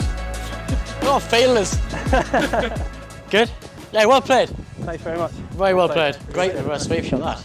Came with the screws that as well, didn't it? Not too bad. Got it on the full toss, beauty. What have I got next? Now you got Matthew Potts, opening bowler, quite quick. Open your eyes, watch the ball. Okay. Yeah, stay relaxed. Thanks, Scott. Good luck, eh? First over, what start? First over, that was all right. I towed that last one. I'm disappointed because actually I got to it on the full. But I think we might have to give you out for that one. yeah, I think it's probably caught him in wicket. It was a horrible hoik. But yeah, really enjoyed it. Borthwick, great lad. Now the pace battle begins. This lad is rapid. He just told me he bowls 86 miles an hour, but on a good day with wind, he's bowling 90. Fingers crossed. Right, first one. Take 2. Oi! Oh, mate. Sharp. It's a rock, that. get past that, Potty. I know, yeah. Oh my god, that is so great.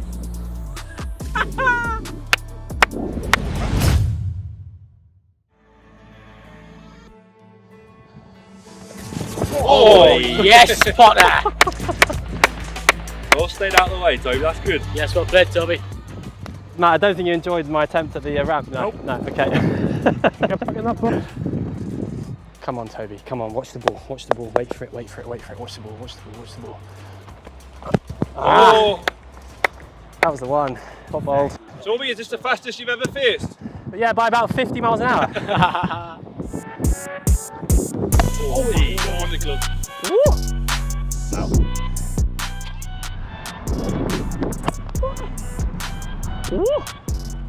I'm all right. Don't rub it. Still there, mate, you're still there. Just roughed him up a little bit now. Right, last ball against Matty Potts. I have survived the over. I'm still very nervous, last ball. Oh! Hey, well Love played, that. Toby. Hey, have some of that. Good start, Toby. That's 6. Right, survived an over from Matty Potts. Now it's time for Durham's greatest ever wicket taker, Chris Rushworth. Always wanted to face him. Let's give it a go. Oh! Get a slip in, Rushy. Go for 4, go for 4, go for 4, go for 4. Yes. Hey, Rush. Gully, surely. No, cold hands in the slips this time of year. 14 for 1. It's a very generous scoring, but I'll take it. Oh! Yeah. Wish you might not take hand at that. There'd be a bumper in here. Reckon? Maybe. Just keep him on his toes. Ooh. Alright. Oh! Well, I think it might be a different affair if it was a newer ball. Quick first stop ball. Okay, good to go. 2 balls left from Chris Rushworth. I've only got out once to these boys. This might be the time. Come on, watch the ball, watch the ball. Oh! That is quite a good delivery from the Durham legend. Right, last ball from Chris Rushworth. Come on, Toby, got to hit a 6. Oh!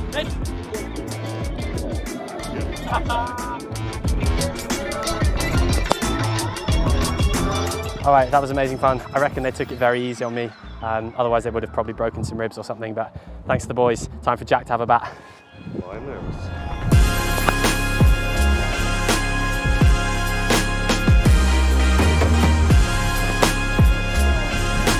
I'm not even gonna have a guard, it's that village. Oi! What are you giving that? You did it. No.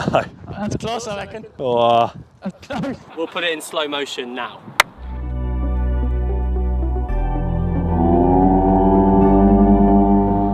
Mate, I told you he bowled a wrong on first ball. Terrible, terrible start. Oh! Beat 45. Yeah, it's gone past 45. Has it gone for 4? Nah, 2. 2? Give him 2 for that. 2, yeah. Oh, what balls. What ball, Play, Jack. Feels really quick.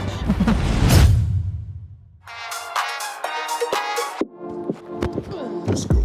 Oh! Yeah! Go boy!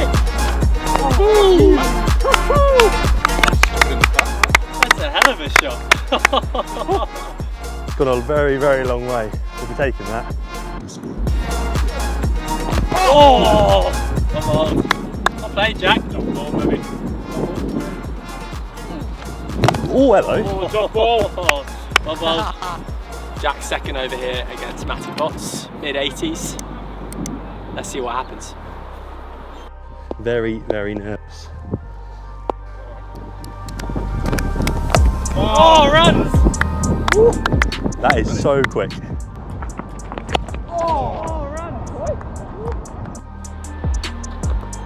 Oh. Well left, Jack.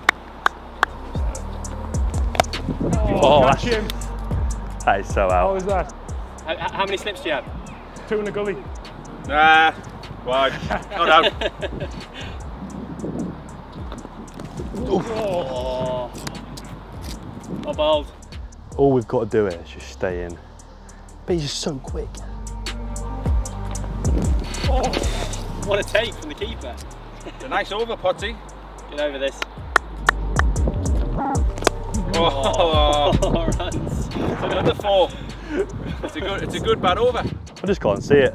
It's rapid. Absolutely rapid. What did you make of that from Jack? Pretty good. Yeah, pretty good. I'm just not happy with my slip fielders there, I don't think.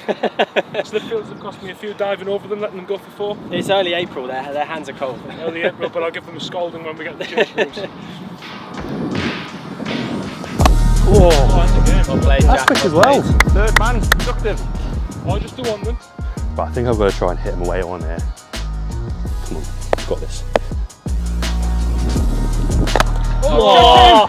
Oh, just short. Just short of mid-off. Top ball. As a proper village cricket swing. Swing harder! Oh, well played. Well played.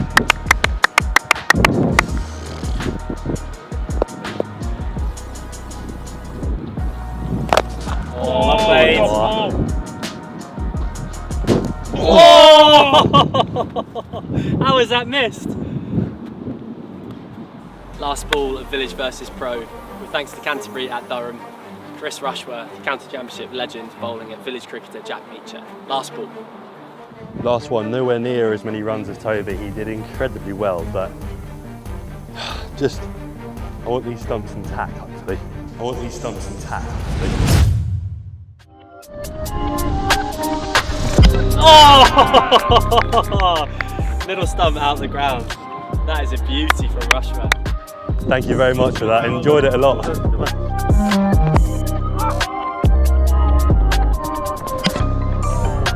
What a way to finish Village versus Pro.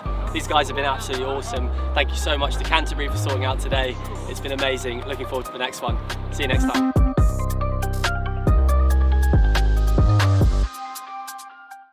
Hey, I'm Chris Hughes and I'm here in the beautiful Northeast in a place I absolutely adore. And today I'm with Virtue Motors and I'm going to be joined by 6 first-rate athletes at the very top of their game, and I'm going to be putting them through their paces. So let's go see what today's got in store.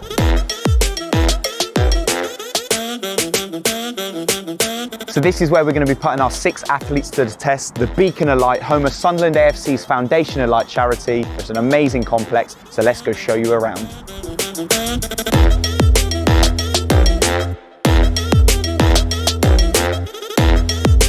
For Newcastle Eagles, Marina Fernandez. She's known as Captain Fantastic, leading her team to a British Basketball League Cup final this season. And Darius Defoe, the most decorated player in British basketball history. Mr. 27 is a true North East sporting legend. For Durham Cricket, we've got Rachel Hopkins, a key figure in the Northern Diamonds team, a coach and a proper all-rounder, and Chris Rushworth, Durham's leading wicket taker in their history. This guy knows how to perform at the highest level. And for Sunderland, we've got Patrick Roberts, one of the most exciting Sunderland signings this season, and Jermaine Defoe. This guy needs no introduction, a proper true Sunderland and England legend, part of the Premier League's 100 Club.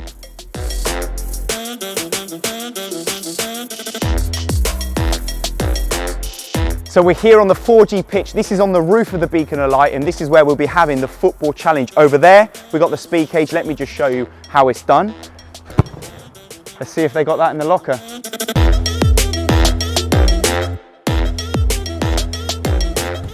Ooh, 43, that's not bad. That's a good strike as well. Yes, 47. Ooh, 42. Yes, 51, now we're talking. Nice. Technique, that. Nice, 54.5. Oh, okay, got a game on here, 51.9. Oh, nice, that was your number. Nice, 58.6. Strong. Nice, 58.1.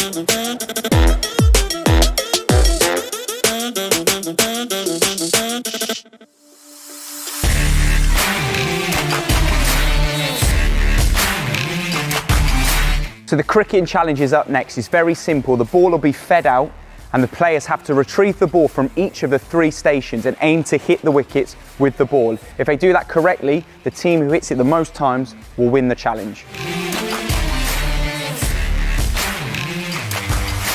One. Big boy. Oh. Oh. Yeah!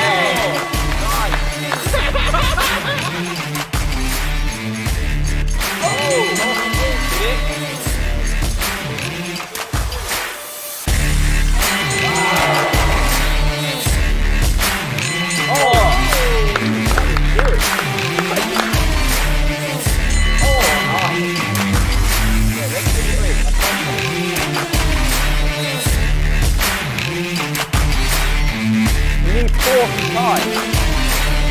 Yes, nice.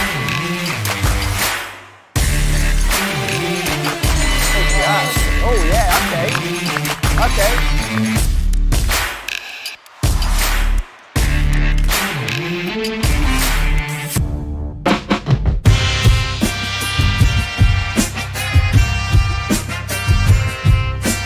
So they're all warming up in the background.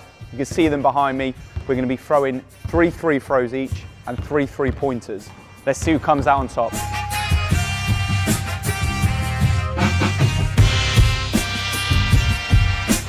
yeah, okay.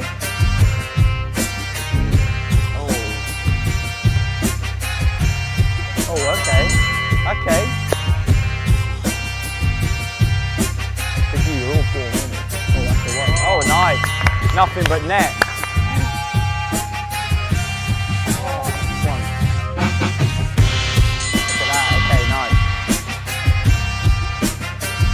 Behind the arc, you can actually choose anywhere from behind the arc. If you feel a bit more comfortable from the side, which for me personally, being a profound 3-point shooter, I like to take it from the edge there.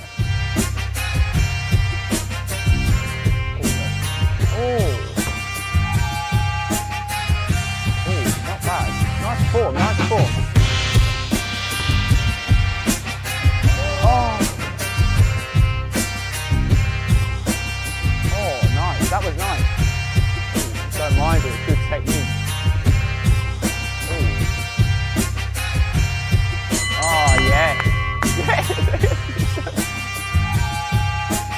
So that concludes the Virtue Motors Cross Sport Challenge, and we have the results.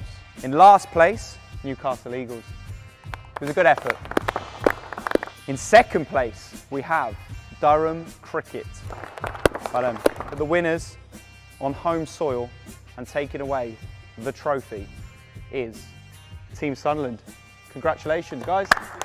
Well done, lads. Deserve that. Fantastic. Fantastic.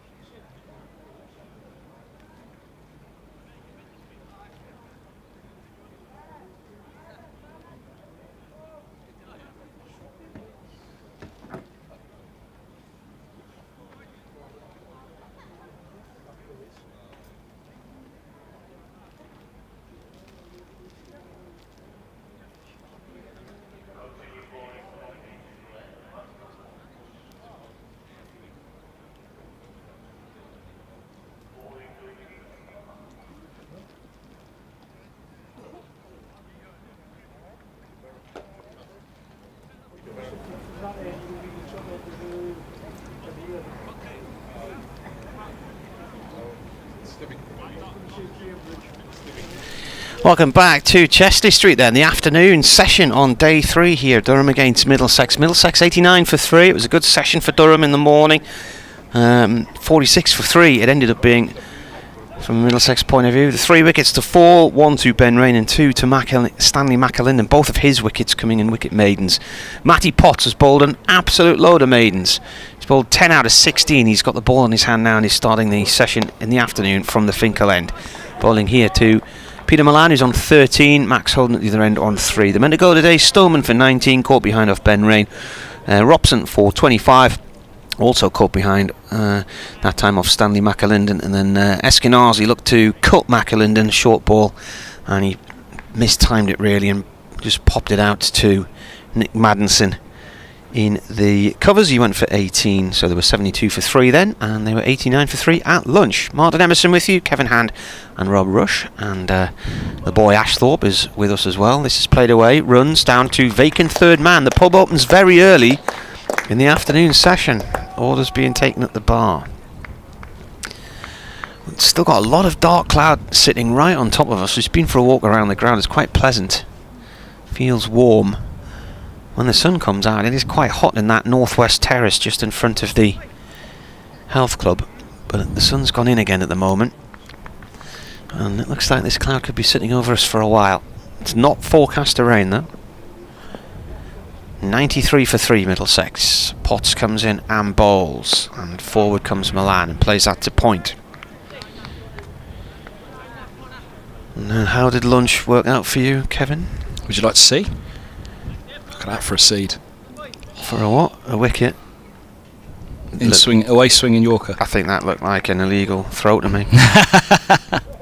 You've got to go round up there, otherwise you graze your knuckles on the ceiling in the media centre. Take some of the roof tiles out.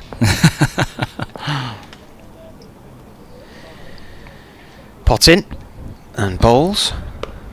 This is way to point as well. Run there. Oh, now then. Net weather is suggesting a possibility of rain between now and 4. Possibility of 0.28 millimetres of showers around about 3 to 4 o'clock. Well, that's changed because that wasn't on the list before. What's the Met Office suggesting might be happening? They do change as the day goes on. Potts bowls. And forward to this one, runs out into the covers to McAlinden.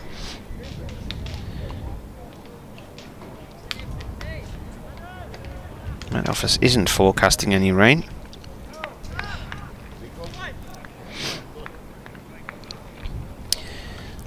So a bit of dark cloud around us though, so something to keep half an eye on.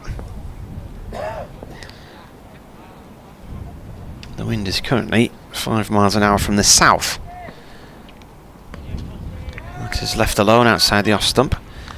And then so it's a southerly, and then from 2 to 3 it's going to be an easterly, and then by 3 or 4 it's going to be a northwesterly, so it's gradually moving around. We're on the edge of a little bit of a weather front there. Listeners may be interested to know that the moon is at one little sphere according to this. Thought it was going to tell me what time sunset would be, but it hasn't got the information there. Feels like 19 degrees at the moment. It's going to get warmer as the afternoon goes on. It will feel like 20. Pass my jacket, will you? Towards tea.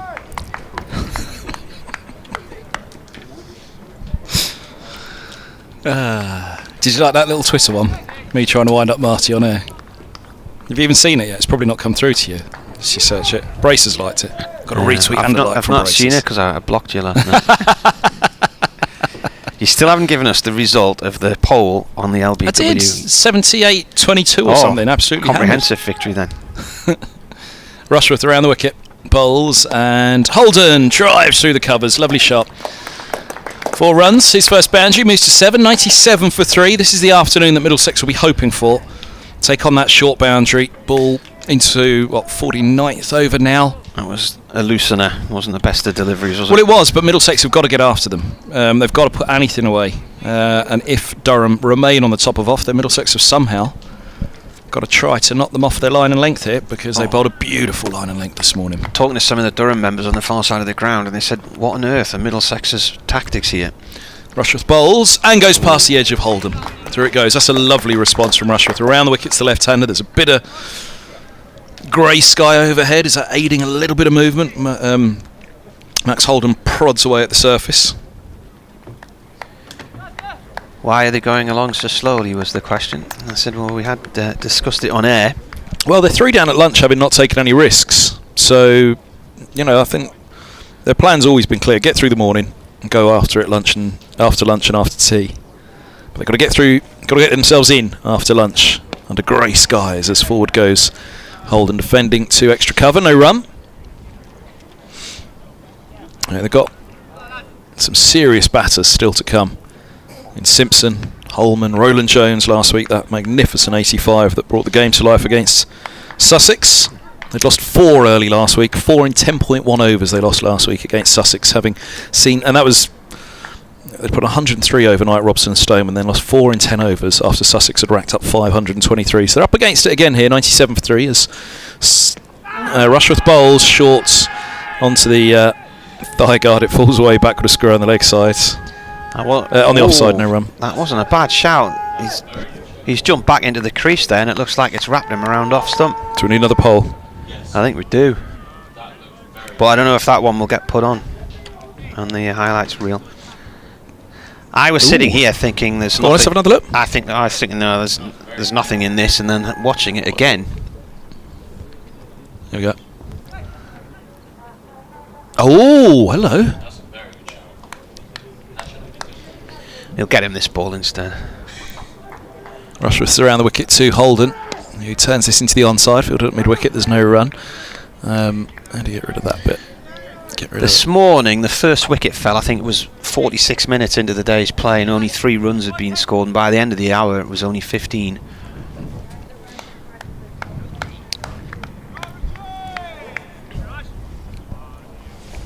Yeah, it was, 3 runs were scored after 45 minutes when Stoneman fell. Yeah.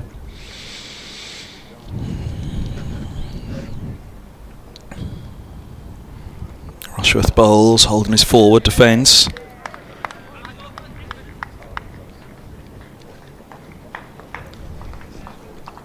.97 for 3 after 49. Yeah, there's the Holden replay. So it's just above knee roll, point of impact, but he's backed right up on the stumps. Yeah, he backed it, he went backwards, yeah. Having given Jones, Holden's a little lucky there, isn't he?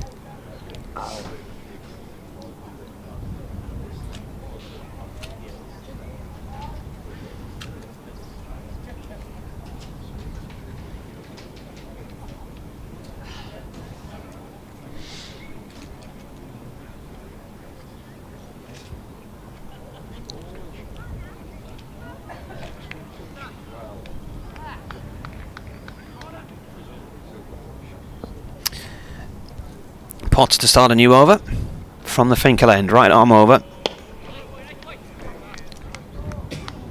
Played short on the leg side, collected by Lees. You've got David Bedingham in there as a silly mid-on. Normally they stand with their heel almost touching the cut strip. He seems to be more in a central position in the adjacent wicket on that leg side. But he's between him and... he's stepped right across, so he's gone very tight now. Potts comes in again and bowls to Milan, who cuts at that one, and it's away behind point of the short 55-yard boundary in front of the Health Club for 4. Nothing Madison could do about that at backward point. 100 up. 101 for 3 in the 50th over. What's the run rate, Marcy? Don't know. 49.2 overs. 2 and over, isn't it? I gave myself a moment to think about it. Like any good umpire. Yeah. This one. This one's pushed into the onside, fielded at mid-on by... The news has just begun. 2 o'clock. Oh, why can't I hear it? Are you doing any updates today? No. Did you do any yesterday? No. Do anything in this match? Nope. No.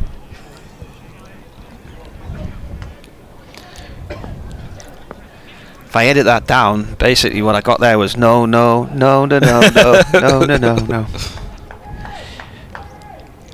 Pot in, and that's gone down the leg side. The keeper can't reach it, and it's away for 4 byes.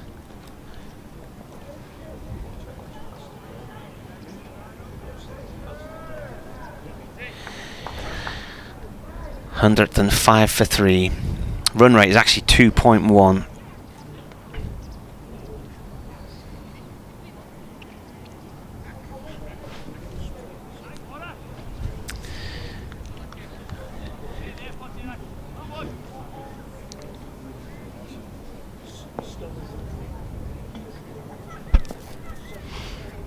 Beddingham still in close as Potts bowls. Another one down the leg side. I'm not sure what these tactics are, but that's 4 more. Somebody decided Milan's vulnerable to a leg side strangle because there's 8 runs just conceded in 2 balls there.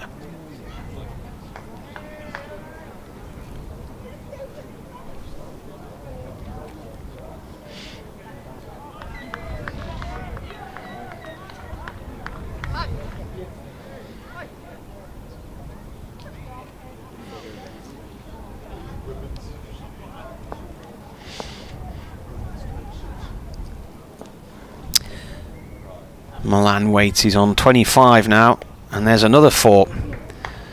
Well, this is a poor over from a bowling point of view. That time he's just guided it wide of first slip for 4 more down to a vacant 3rd man.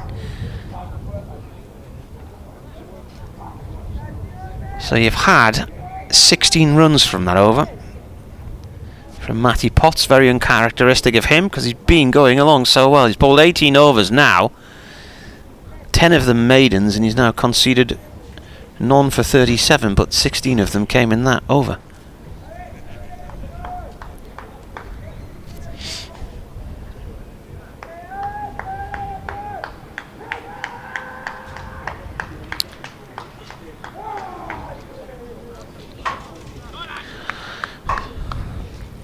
Mark McAlinden, who's Stanley's dad, has just tweeted a little video of one of his wickets saying, "Tuck that shirt in." Rushworth round the wicket bowling here too, Holden. I said I've responded saying I blame the parents, and he said yeah, he's clearly learned his style from me when I'm on the telly.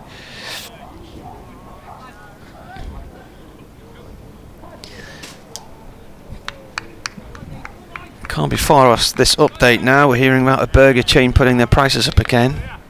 Described in the previous bulletin as Britain's favourite hangover food, which again, what is? Certain burger chains goods. Ooh, Holden's fishing away at one way outside of off stump there, playing a miss.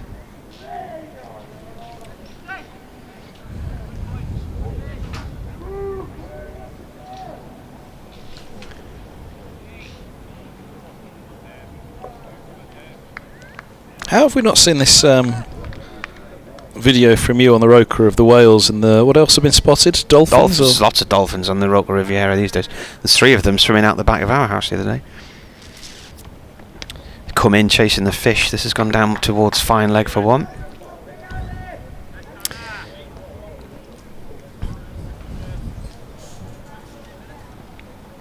Yeah, plenty of dolphins on the Roker Riviera these days. There were 3 swimming out the back of our house the other day. Meanwhile, here we've just started the afternoon session. Middlesex 114 for 3. It was a slow morning for them because Durham bowled with some really good pressure. They only scored 46 runs in the morning session and lost 3 wickets. 2 of them to 18-year-old Stanley McAlinden, the other to Ben Rain. Currently out there, Peter Milan, who's on 29. Max Holden at the other end, he is on 8. And Middlesex are 114 for 3. It's going to be a long day this, though. Still 70 overs to go. We'll probably be here till 7 o'clock once again.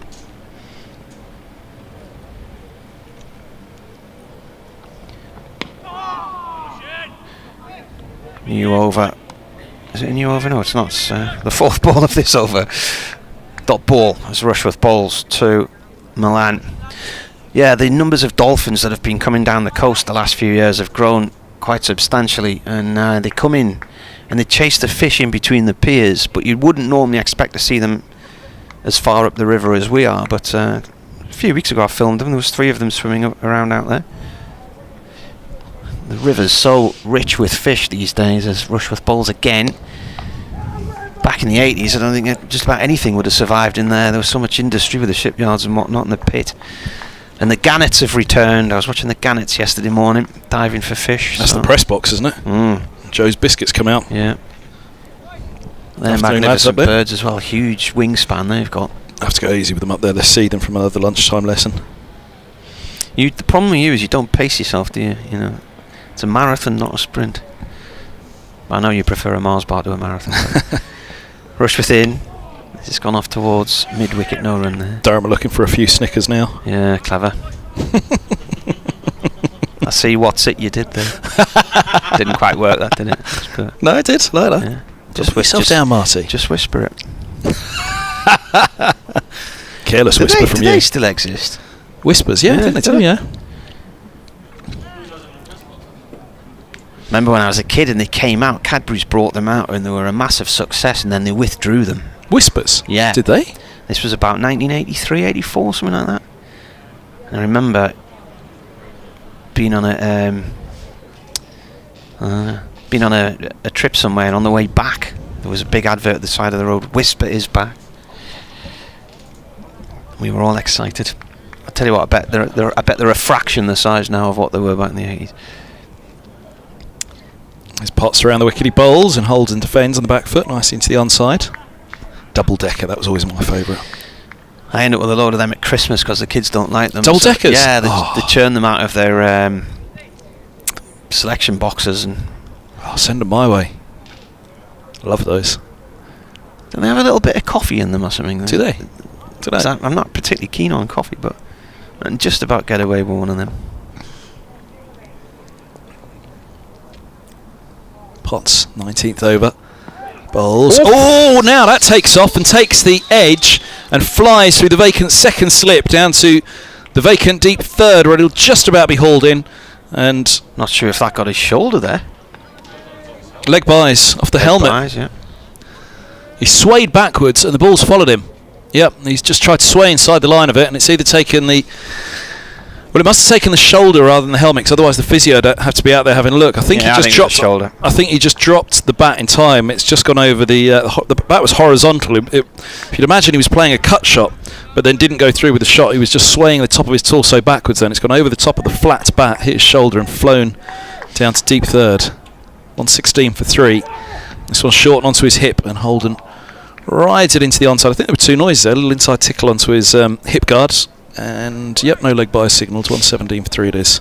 Holden's on to 10, is he? No, hold on. On to 9. What's this website? Animals Going Goblin Mode? Yeah, there you go. That's me. I told you. You haven't had a look. Is that another weird one you follow, as well as pictures of food? It's perfect for me winding you up on air. Told you the girdler like that one.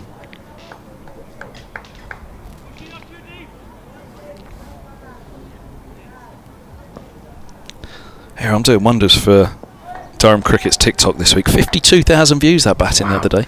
Is short ball down the leg side from Milan down to... They do call it the silly season. Down to fine leg. They got 2. And Milan's on to 31. 119 for 3. The bowling one is on 1,300 so far. It's just getting started, that one. That was a sweet delivery.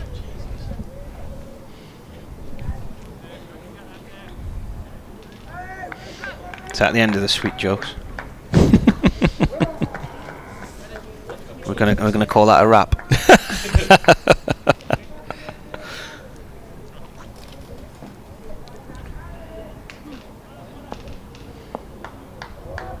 Durham hoping for a few more celebrations here. It's Potts, he's in. Bowls and forward goes Milan. Defending to point. 113 for 3. 119 for 3. Yeah, he's only little, but that was a gem.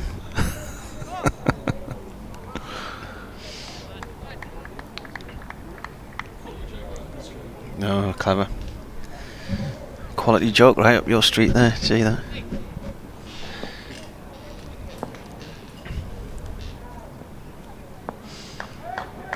Last ball of Potts is 19th. Bowl short. Ooh, look at the pace on that go through.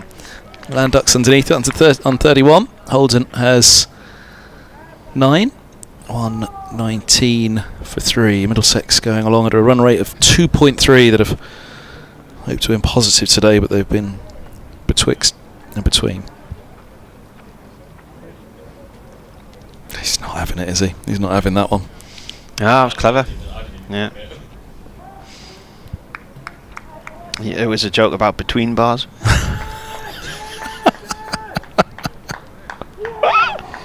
And this is only the start of the afternoon session. Hours it is to go, yeah. Go, 68 more overs to go. They're crowding in there in the square. It's going to be a plethora of floppy hats here. A couple of lads in the crowd this morning said they were a bit disappointed with the attendance for this one, Marty. They thought there'd be a few more in for this. A few more locals in. Because I was saying I thought the Middlesex had brought a good number up, I thought. Rushworth round the wicket, and that's played to backward point to Maddinson. I don't think it's a bad crowd. When we walked around the pavilion the other day, it felt pretty... we went on a lap yesterday. It was busy, wasn't it? Yeah, I thought it was busy enough. All the ground staff have got company. Who's over there with the ground staff now? Joe's just texted me to say the listeners are hoping we've got some gobstoppers. Yes, well said, Joe. Yeah. Rushworth comes in and bowls. Oh, playing a miss from Holden. Who's with the ground staff? Man who's coming like a sleeveless fishing jacket, or a the photographers wears those sort of photography, military gilet style thing. Military gilets. Well, they have all those extra pockets, don't they? Yeah. Lots of photographers wear them.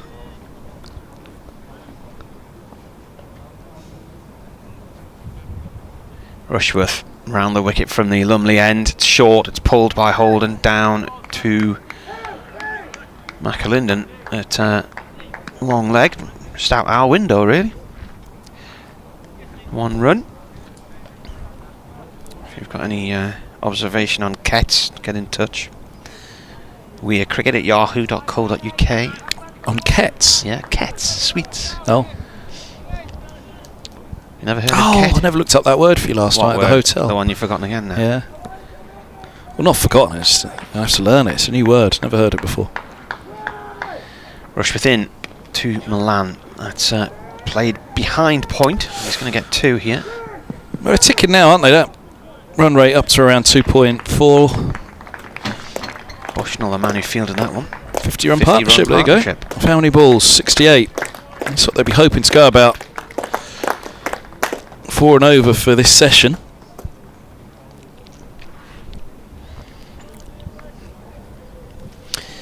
$122 for 3.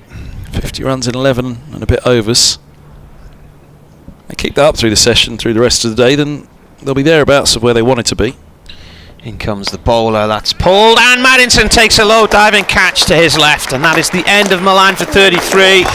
Just after they'd got to that 50 partnership, he's pulled it, and Maddinson diving low to his left takes it both hands just in front of square leg, and Milan's gone for 33. And as the game we laid out this morning, if Middlesex want to push this game on, they're going to have to do it with risk. And he'd have felt that was a low-risk shot, Milan, as he pulls, but didn't get over the top of it. Hits the fielder, looks back at the deck, perhaps doesn't come on quite as he expected onto the bat. Ends up putting it to Maddinson, who still had to take a very fine catch, but 1-2-2 for 4. And they've lost their top 4, Middlesex, and their gun batter at the key position of 4, Milan. He drags himself off for 33. And that is 598 first-class wickets for Chris Rushworth. Oh, we were meant to keep count for you, weren't we? Yeah.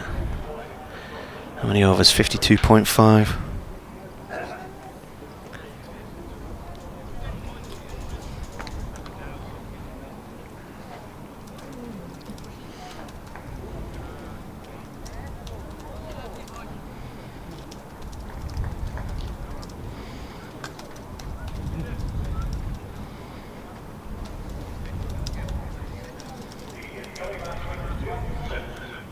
John Simpson, 4 batter for Middlesex this year. Crucial passage of play this now.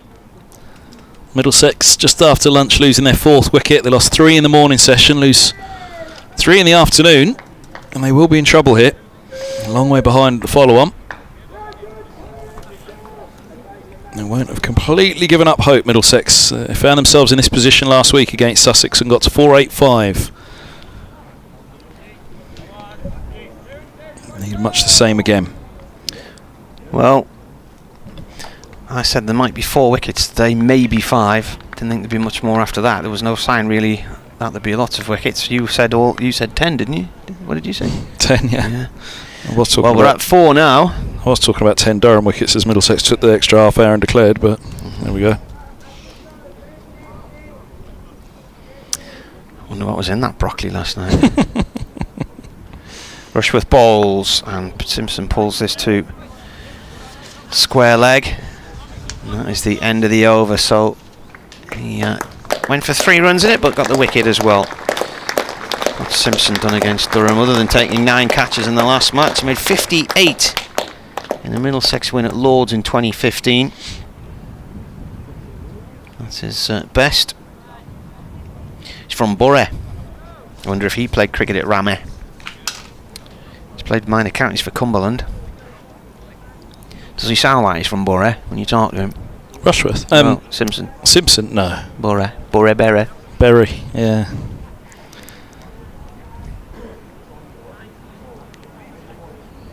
Are we allowed to say it's John Simpson clouds out there at the moment? A bit heavier, a bit more like Berry. Bowling conditions for Durham, but the ball's now 53 overs old. Have you ever been to Bury? Don't think so. At Gig Lane? Oh, maybe. There were very few that I hadn't done when I packed in football commentary in 2012. Back on the beat now. I've done the new Tottenham Stadium. I haven't done the new West Ham Stadium yet. Yeah. Well, just up the road from Bury, you've also got Accrington Stanley. I don't know. Did a few Charlton games when they were in League One. Holden's on strike as Potts is around the wicket. Now Middlesex have had a few recoveries this season with 5, 6 and 7. Holden, Simpson and Holden. They need it here. That counter attack from Roland Jones. Could they get another one of those from the skipper this week, Roland Jones?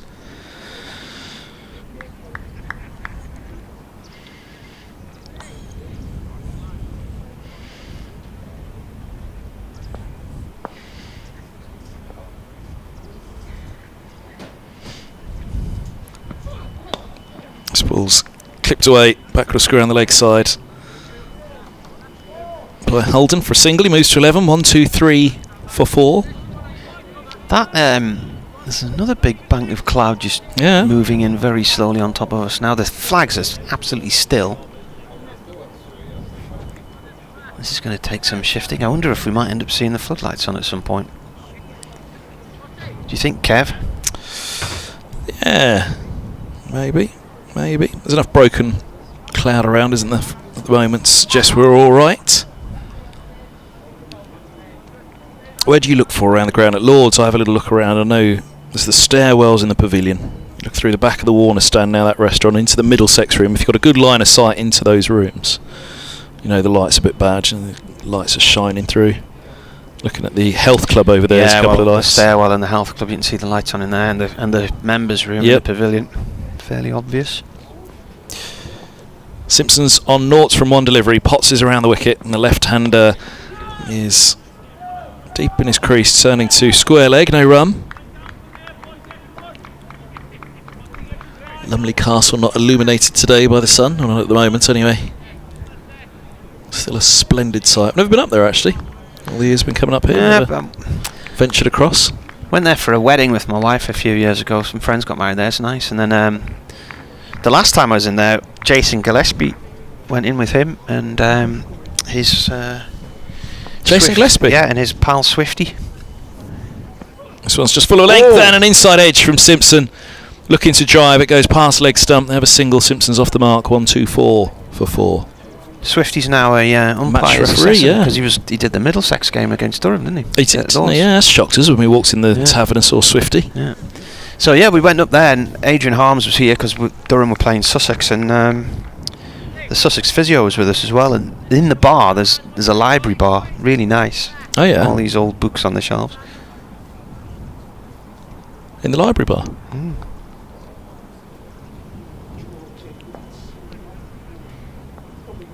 Potts, fourth ball of his 20th. Ball short and down the leg side. Holden looked to help it on its way, but through to the keeper. How long's the walk to Lumley Castle from here? I mean, it almost looks touching distance, but I'm guessing you couldn't get there and back in the lunch interval. Of course you could. Yeah? I mean, straight out the gate 6, Yeah. across the bridge. You more or less there. 10 minutes there? Yeah. 20 minutes walk around, 10 minutes back? Yeah. Well, it's a golf course. Oh, yeah. Do you play golf? I used to play a lot of golf till my back went. The children came along. And then your bank went. There's a short one from Holden, to Holden from Potts right in behind it. It's turned into the onside. Not cheap to play golf, is it? No, but I mean, I was a member at a couple of different clubs over the years, but just the time these days, because we weren't doing home and away every match, commentary, and... Oh, you had it good back then, didn't you? I Only think the home games. now if I was to spend half the summer away from home and then any spare time on the golf course, I'm just starting to have a hunch that might not go down well.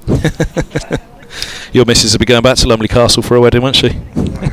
Wasn't our wedding.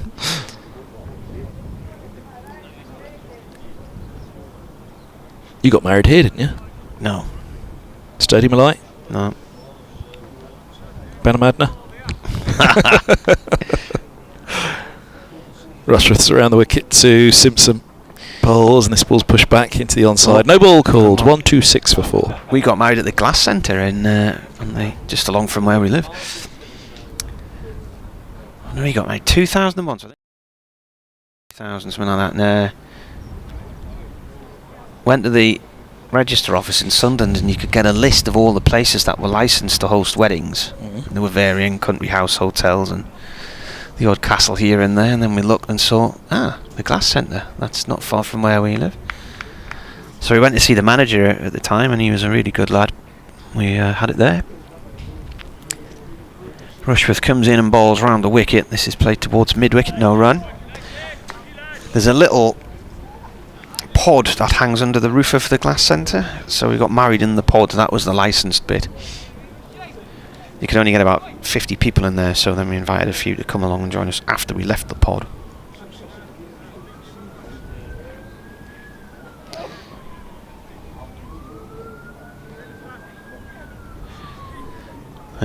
Is the word Kevin is looking for Auga, name of 3 of the rooms at the Radisson in Durham? No. That A-U-G-E-R? Auga. No. Played up to mid-off, no run there. Neil says that refers to a small tool used for boring into rock, etc. Yes, whatever it was, they bore into the bottom of the rock to fell the whole thing down on top of it. So I was just thinking, it would have been a good word for a Yorker, wouldn't it, around here, a colloquialism. An auger. It wasn't an auger, but I mean, there's a few conference rooms that will with different names associated with collieries. Collieries, yeah.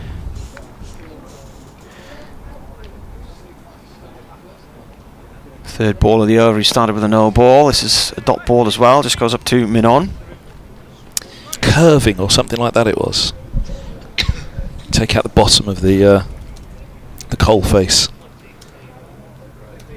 Well, that doesn't sound clever, that, does it? 'Cause you bring it all down on yourself, but I'm sure it was something like that. You can have carbon neutral meetings there, so that wouldn't involve coal, would it?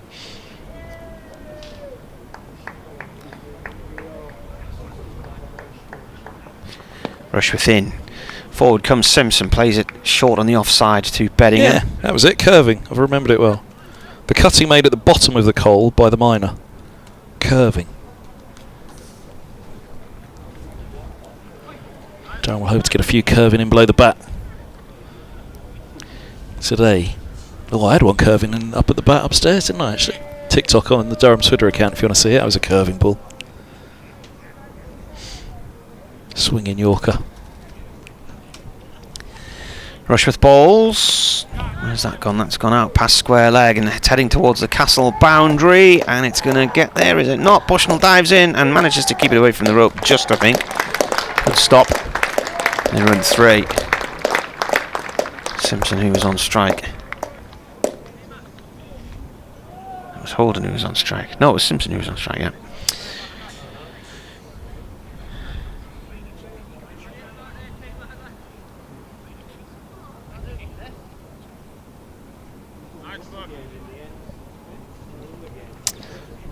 Haven't heard of curving. Rushworth round the wicket now to Holden, the left-hander. He bowls.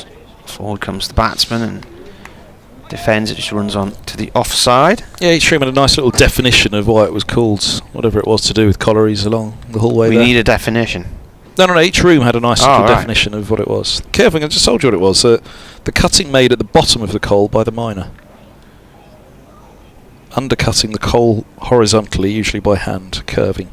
It's probably a derivative of carving or something then, which you can also use in snowboarding and skiing. Carving? In skiing? Yeah. Carving all the spectators as you fly out of control down the edge. Sounds like my skier. Are you a skier? Yeah, I've been skiing a few times, yeah. Snowboarder? No, I've not done that. Kite surfer? No. Kayak, paddleboard, paddling pool. Done a bit of skiing over the years. Do you remember your armbands? Yeah. They weren't handy on the ski slope though. Potts around the wicket.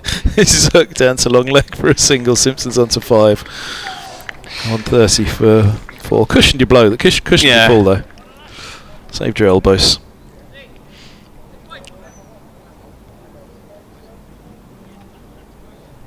Time is at 25 fast. I'll bring Rob in and I'll come off for a bit and then I'll be back for the 3 o'clock news.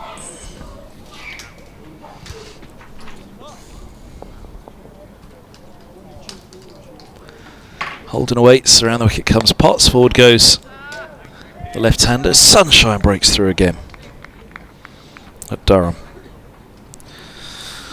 Run rate 2.4, so picked up from it was a very pedestrian start, but they've lost Milan since lunch. Big blow to lose their South African overseas.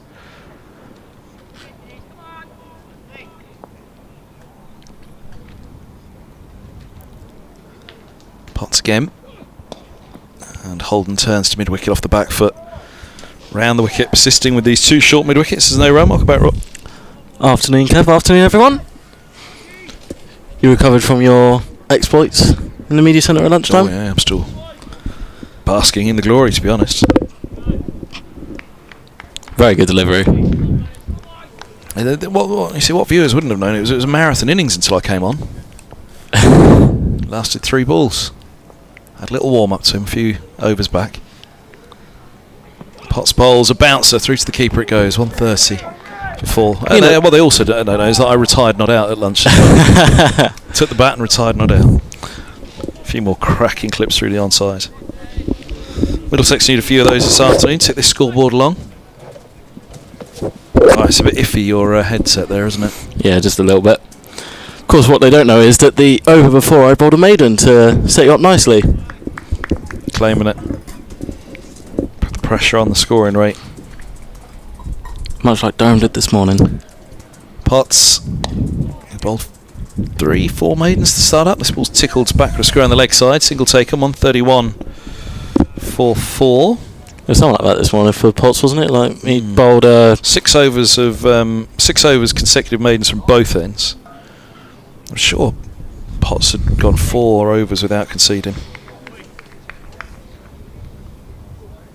Don't know what happened on over. He went for 16. Maybe it was a slight mishap in plans. Just knocked himself offline a little bit. This ball short to Simpson, who hooks one down to fine leg. Single is taken, 132 for 4. Simpson's on to 6. have a look at those scores elsewhere since lunch. We haven't had a chance to do that. Most of those will be going because we're making up time here, so most of those will have been going for the best part of 50 minutes now. We've had 40 minutes here with the 1:10 lunch through to 1:40. Of course, a few internationals getting going today, and then Scotland, New Zealand. First T20? Yes. Starts now. Up at the Grange, is it?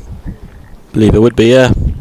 They got the second T20 on Friday, and then I think Michael Jones said to us after play yesterday that he'll join up with Scotland guys for the one-off ODI on Sunday.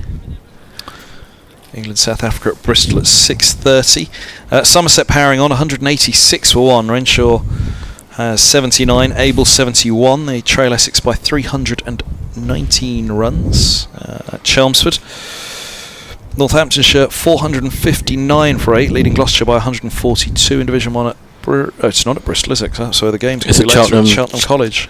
For the festival, change in bowling, Ben Rain replacing Chris Rushworth at the Lumley end. Oh, Rushy square legs the call. In fact, not Rushy, Bushy, he was saying. Bushnell. Just pushed him tad squarer.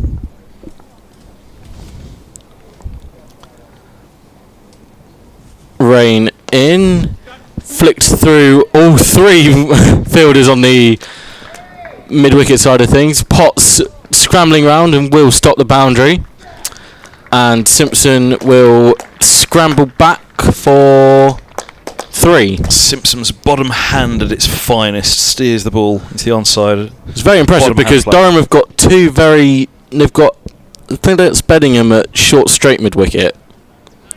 And they've got Alex Lees at short mid-wicket, and I think it's Stanley McAlinden who's pushed back a few yards here. He managed to somehow get it through all 3 of them. It's a strong bottom hand, so places it and then times it nicely as well. Rain again, and Holden pops back and defends. Lancashire 109 for 1. Good recovery from them. They trail Kent still by 16 runs though in their second innings at Old Trafford. Warwickshire 76 for 3, leading Surrey by 13 runs in their second innings at the Oval. And Yorkshire 98 for 3 at lunch. So rain delay there. Still at lunch. 98 for 3, leading by 39 runs against Hampshire. I've just seen an update. 111 for 3. Oh. As Holden flicks this one to McAlinden at regulation mid-wicket for no run. Is my scoreboard, what's up with it? The BBC Sport website cricket app, is it not updating the... I know that. It's got, actually, yeah, look, it's got Middlesex 89 for 3, so these might all be quite dated. All I know is I've got a mate who's a Yorkshire fan who sent in a screen grab of the tweets and from the Yorkshire CC admin, and one of them is Vince dropping Adam Lyth, so... Ooh. Rain in, and Holden looks to feather down the leg side. Diving stop by McIntosh. Because it does seem odd that the BBC Sport hasn't updated your scorecards. Here we go, maybe these are a little bit more accurate for you. I'll try... Oh no, because the Middlesex one on this one is still saying 93 for 3.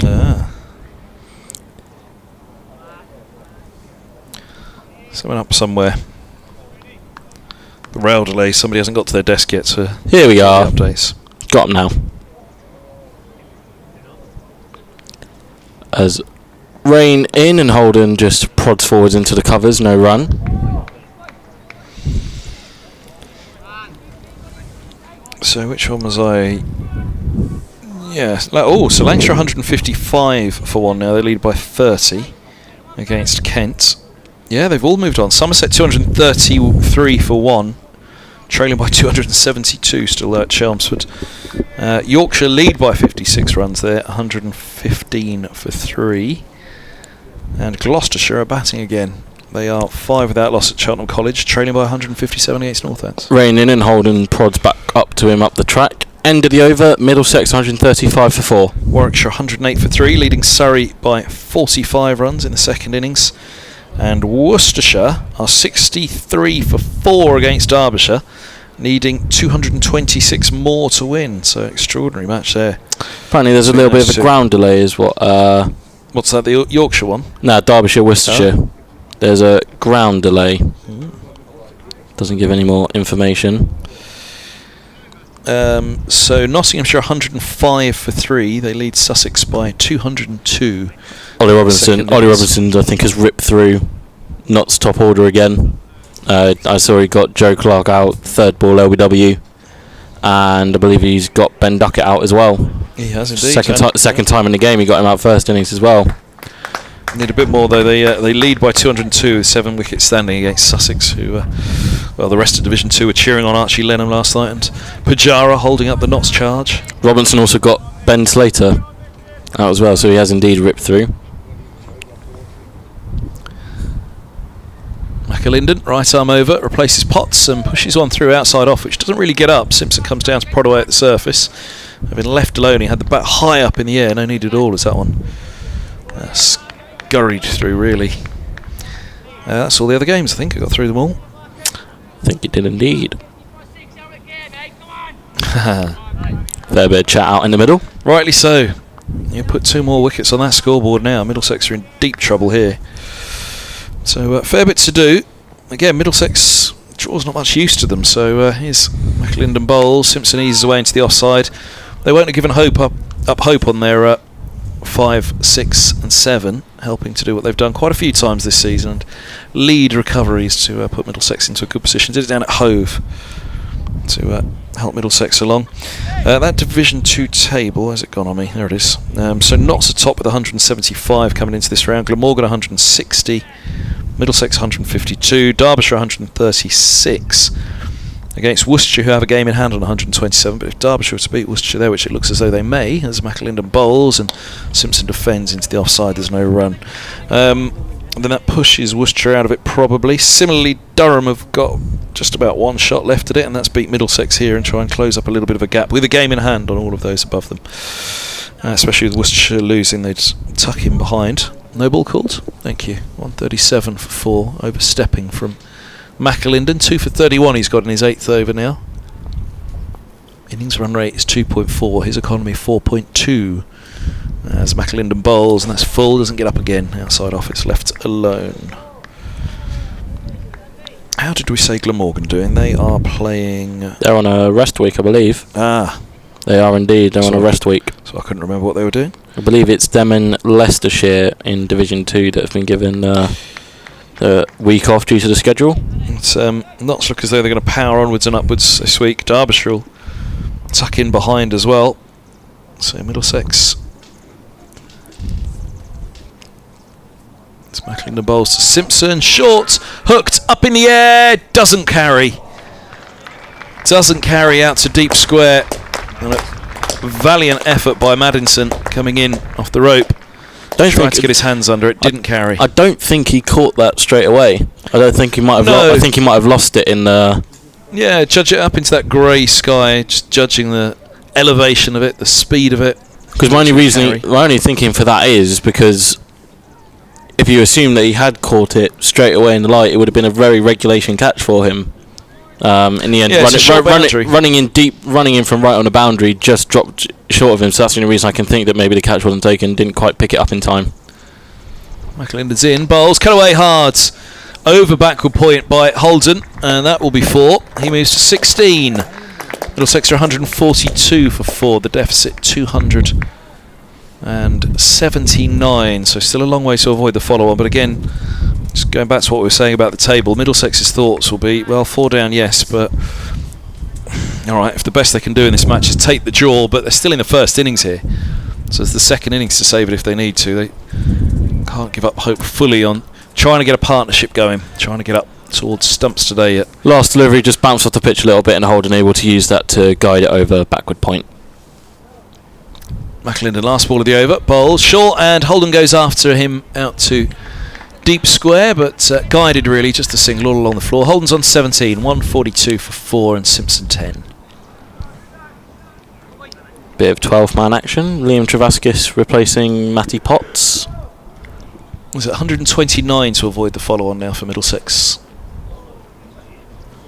Not quite sure what it is. Is it 150 behind at county level? Yep, so 278 is the deficit at the moment. So 129 to avoid it. Puts them at 170. But again, puts them at around 272. Yeah, so again, they'll look at this partnership though, and think, look, can these two, who are having a good season, can these two actually put on a century stand and get them to the follow-on themselves, and then try and power towards that Durham target, so that Durham total. Two men today. 2 men back on the leg side as rain is in. Foolish delivery that Holden pushes back. Maybe we have seen this quite a lot in this game from both sides, putting men back on the boundary but then sticking to that foolish length, maybe just trying to create some doubt in the batter's mind. Yeah, I think there could be some shorter stuff. I think also protecting, if you bowl at the stumps, then there's every chance that you just go a little bit too straight and you get clipped square of the wicket. So you talk about deep square and deep point, often put back, and some people say, well, that's defensive, but it's also protecting the good ball. So as rain in again, this is slightly shorter, and Holden pulls that down to McAlinden at fine leg. But also it does just give the bowlers the chance to push the batters back like that, and not particularly affect their runs per over, because just a single steer to deep. Well, he's long leg there, really, isn't he? But yeah, just down in front of us on the right hand side. But they still want to try and get it ticking. Simpson and Holden haven't been together for long. Maybe the straight plan also emphasised by the continuation of 2 relatively short mid wickets. Rain is in, and a leave from Simpson outside off stump.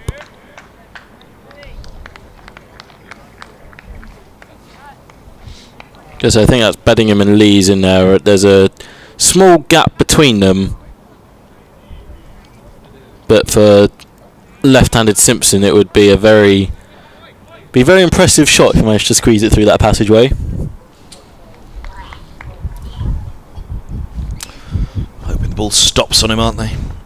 As it did for Eskenazi earlier today. As rain is in and Simpson goes back and defends into the offside. Similarly, Milan looked back at the pitch, didn't he, after he walked off? Not full reward for your shots, and equally it's pretty high risk, some of the shots, flat batted ones. Ash Thorpe was talking about that, that the horizontal bat can be just as risky on a 2-pace pitch, because you really can, your margin for error with the flat bat shot to a ball coming towards you, it's pretty simple physics, isn't it? You're not bringing a straight bat through on the line, you're bringing a horizontal bat through across the line. Rain in again, and this is a bouncer, and Simpson just leaves that. 1 for the over signalled. Yeah, it'd have been close, 'cause it was going down the leg side. It was top corner, that one from Rain, wasn't it? It's just a little bit one way or the other, and he'd have been wided or no balls. 144 for 4. Middlesex at this stage would have been really thinking 144 for 2. That was their plan this morning, and try and get going at this stage. But as the point has been made, even at 144 for 4, Middlesex, we're still only in the first innings. It's the third afternoon, so there's nothing really to stop them at this point. Keeping on going, trying to get that run rate up. It is an older ball now. They've got 20 overs to that second new ball, so there's another incentive there that they do have to get going at some point. Rain in again, slightly back of a length, and Simpson tickles us down to McAlinden at long leg for a single. 2 runs off the over. Middlesex 145 for 4. Yeah, good from Simpson. It's typical Simpson, just turning that one around the corner effortlessly. Nice little steer on the move. Very distinctive of John Simpson, who was been a batter highly regarded for some time, but his average didn't quite live up to the regard in which he was held, and he's doing it this year. Just said he changed something in the winter mentally, his approach to the game, and he feels that that's also helped, as he says was the call up by England, which perhaps just jolted him to say, right, come on then, let's buck up the ideas a little bit, try and get this average up. McAlinden's in, bowls, and Simpson up on his toes, defends into the offside. 145 for 4. 60th over of the innings. Talks about overs 40 to 80s when you try and score the runs. So the fall of Eskenazi, and Milan just after lunch has slowed Middlesex down again, but over 60 to 80 now in particular. This is a period when the ball's so much older and softer. Batters will hope that they can get reward for full-blooded shots and not be playing them with high risk as McAlinden's in, and there goes Simpson hooking, but only to the deep square. It's a 4-5 field now, isn't it, with a slip, a point, a cover and a mid-off, and then on the onside, mid-on, mid-wicket, a forward square leg and a deep backward square leg as well as long leg. So 5 on the onside for McAlinden over the wicket to the left-handers. Holden checks that field now as he settles down over his bat. Seagull swoops over his head towards the Lumley Road end. And McAlinden swoops in. He bowls just full of length and an ooh and an ah as Holden, I wouldn't say tentatively, he was quite positively forward, but he wasn't to the pitch of the ball at all, so he had to wait a little to come onto the bat. Simpson comes down, has a natter with him, maybe to say well played Max, keep going. Matt Renshaw for Somerset has just gone to his 2nd century of the season against Essex. Is that at Essex, that game, or is it? Yeah, I'm pretty sure it's at Chelmsford, isn't it? I'm sure it was listed on the BBC Sport website as Essex being the home side. As here's a length ball to Hull and eased away into the offside, and there's no run. But do check. It was indeed. Is indeed at Chelmsford. Spin Central, the Spin Derby. Simon Harmer versus Jack Leach. Yeah, Taunton versus Chelmsford. Good old cider about, I believe. That's a beautiful name, cider about. It really is. What's it named after?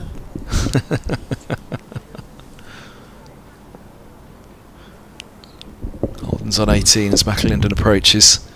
He bowls short and he's hooked only to the first of the square leg fielders, which is the forward square leg. Deep backward square leg was ready to come round. Who is that? Deep backward? No, forward. Yeah, I think it is Lees. It's Lees, yeah. Deep backwards. Maddinson, isn't he?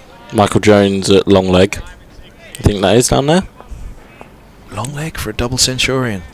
No, it's not. He's in the covers. That would be Rain. That'll be Rain at long leg. McAlinden's in, bowls, and another short one, and Holden pulls him. Lees was interested for a second. Single. Am I allowed to say who wrote that? Joe says, tell Kev the pitches have been that flat this season that everyone's averages have gone up, batters and bowlers.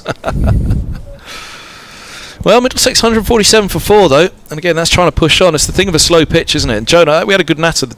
I think it was at lunch, Joe and I, at the start of lunch, what are Middlesex going to do, or maybe it was just before lunch, what are Middlesex going to do?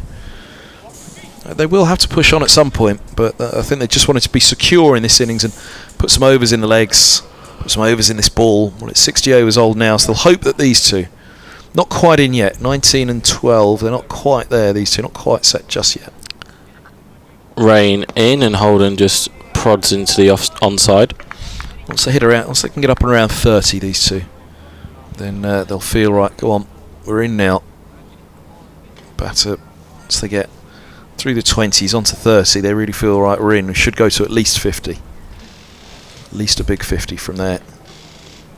And again, this is a period now, the next 20 overs. If these two can see up to the second new ball, then maybe they can take on the second new ball. Run rate still hovering at 2.5. Rain in, and Holden prods back past him down the track. No, we wouldn't usually loiter on the run rate in a first class game, especially in England for many years really, but the point being you do have to force something at the moment on these pitches. They are across the country a little flatter this year, a little slower, and the balls obviously have had a fair old talk up and write up from Marty, who nicked my story and put it on the BBC Sport website. Shake of the head from Marty there. As a journalist, why didn't you think of writing it? Oh, like I said it. Rain in, short, and Holden sways out the way. You don't think we've been mentioning it every match, every day? 147. We've had Homer Simpson clouds. We had John Simpson clouds. What are these clouds right here? We've got some dark grey clouds sort of swirling around in front of us. John Simpson clouds, or rainy clouds of Manchester. These are John Simpson clouds for sure. We've got some slightly lighter weather in the far distance. Yeah, that's Springfield Homer Simpson clouds down there, isn't it? We've got perfect John blend. Simpson Lancashire clouds above us at the moment.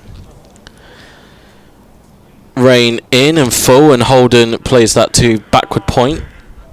Maddington stops any run. Got him again, didn't I? Just like that little Twitter video. Me trying to wind up Martin. Is it your favourite pastime? Yeah, I reckon Or so. up there. It has to be up there. Who else do we like winding up on the circuit? At Marty Cricket. Kevin James. Marty goes after Kevin James as well.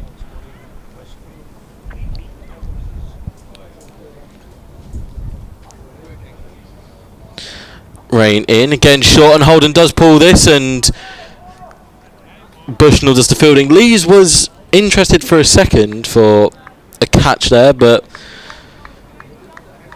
just got enough of it to pull it into the ground before any of the either McAlinden or Bushnell had a chance to enact a catch.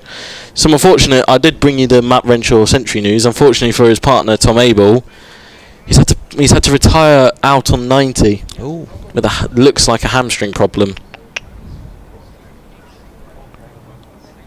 I had to retire out upstairs. Did I mention that? It's only because we were 2 minutes away from coming back on comms. Given us 5 minutes, we would have got you out. Rain in and slower delivery, and Simpson pulls that convincingly over mid-wicket for 4 to end the over. Middlesex move past 150, 152 for 4. Slower delivery into the pitch from Rain, and it just picked it up straight away. And hooked it comfortably over mid-wicket for 4. Don't know quite what happened there. These two, Simpson naturally scores quickly, and Holden's game has evolved to be a T20 opener. Having been a first-class opener, he's now dropped down to the middle order, and in T20 cricket he's gone the other way. He's gone up to be an opener and a very expansive, flowing cricketer. And that's what they look for. You look for the power of the bottom hand of Simpson here and the flow of Holden to try and get after him. Bring this game back to life for Middlesex. Very much alive for Durham at the moment as Holden awaits and McAlinden begins his 10th over, running from the Finkel end. He moves away from us. Bowls now. Holden dabs this one into the offside. There's no runs. Ooh. Stringy figure at the moment, isn't he? Big flop of hair as well, McAlinden. It's been a wicket at Old Trafford. His Wells, he's been dismissed for 98. And Lancashire are 171 for 2. Navdeep Saini has him caught by leaning in the slip cordon. McAlinden bowls and Holden's forward, pushing back towards mid-off, no run. 170 run partnership he had with Josh Bohannon, so Kent will be very happy that they've broken that stand and maybe try and prize the game a little bit open. Lancashire back in the lead, but if Kent can get them 3 or 4 down quickly, they'll fancy their chances at coming out of that with a win.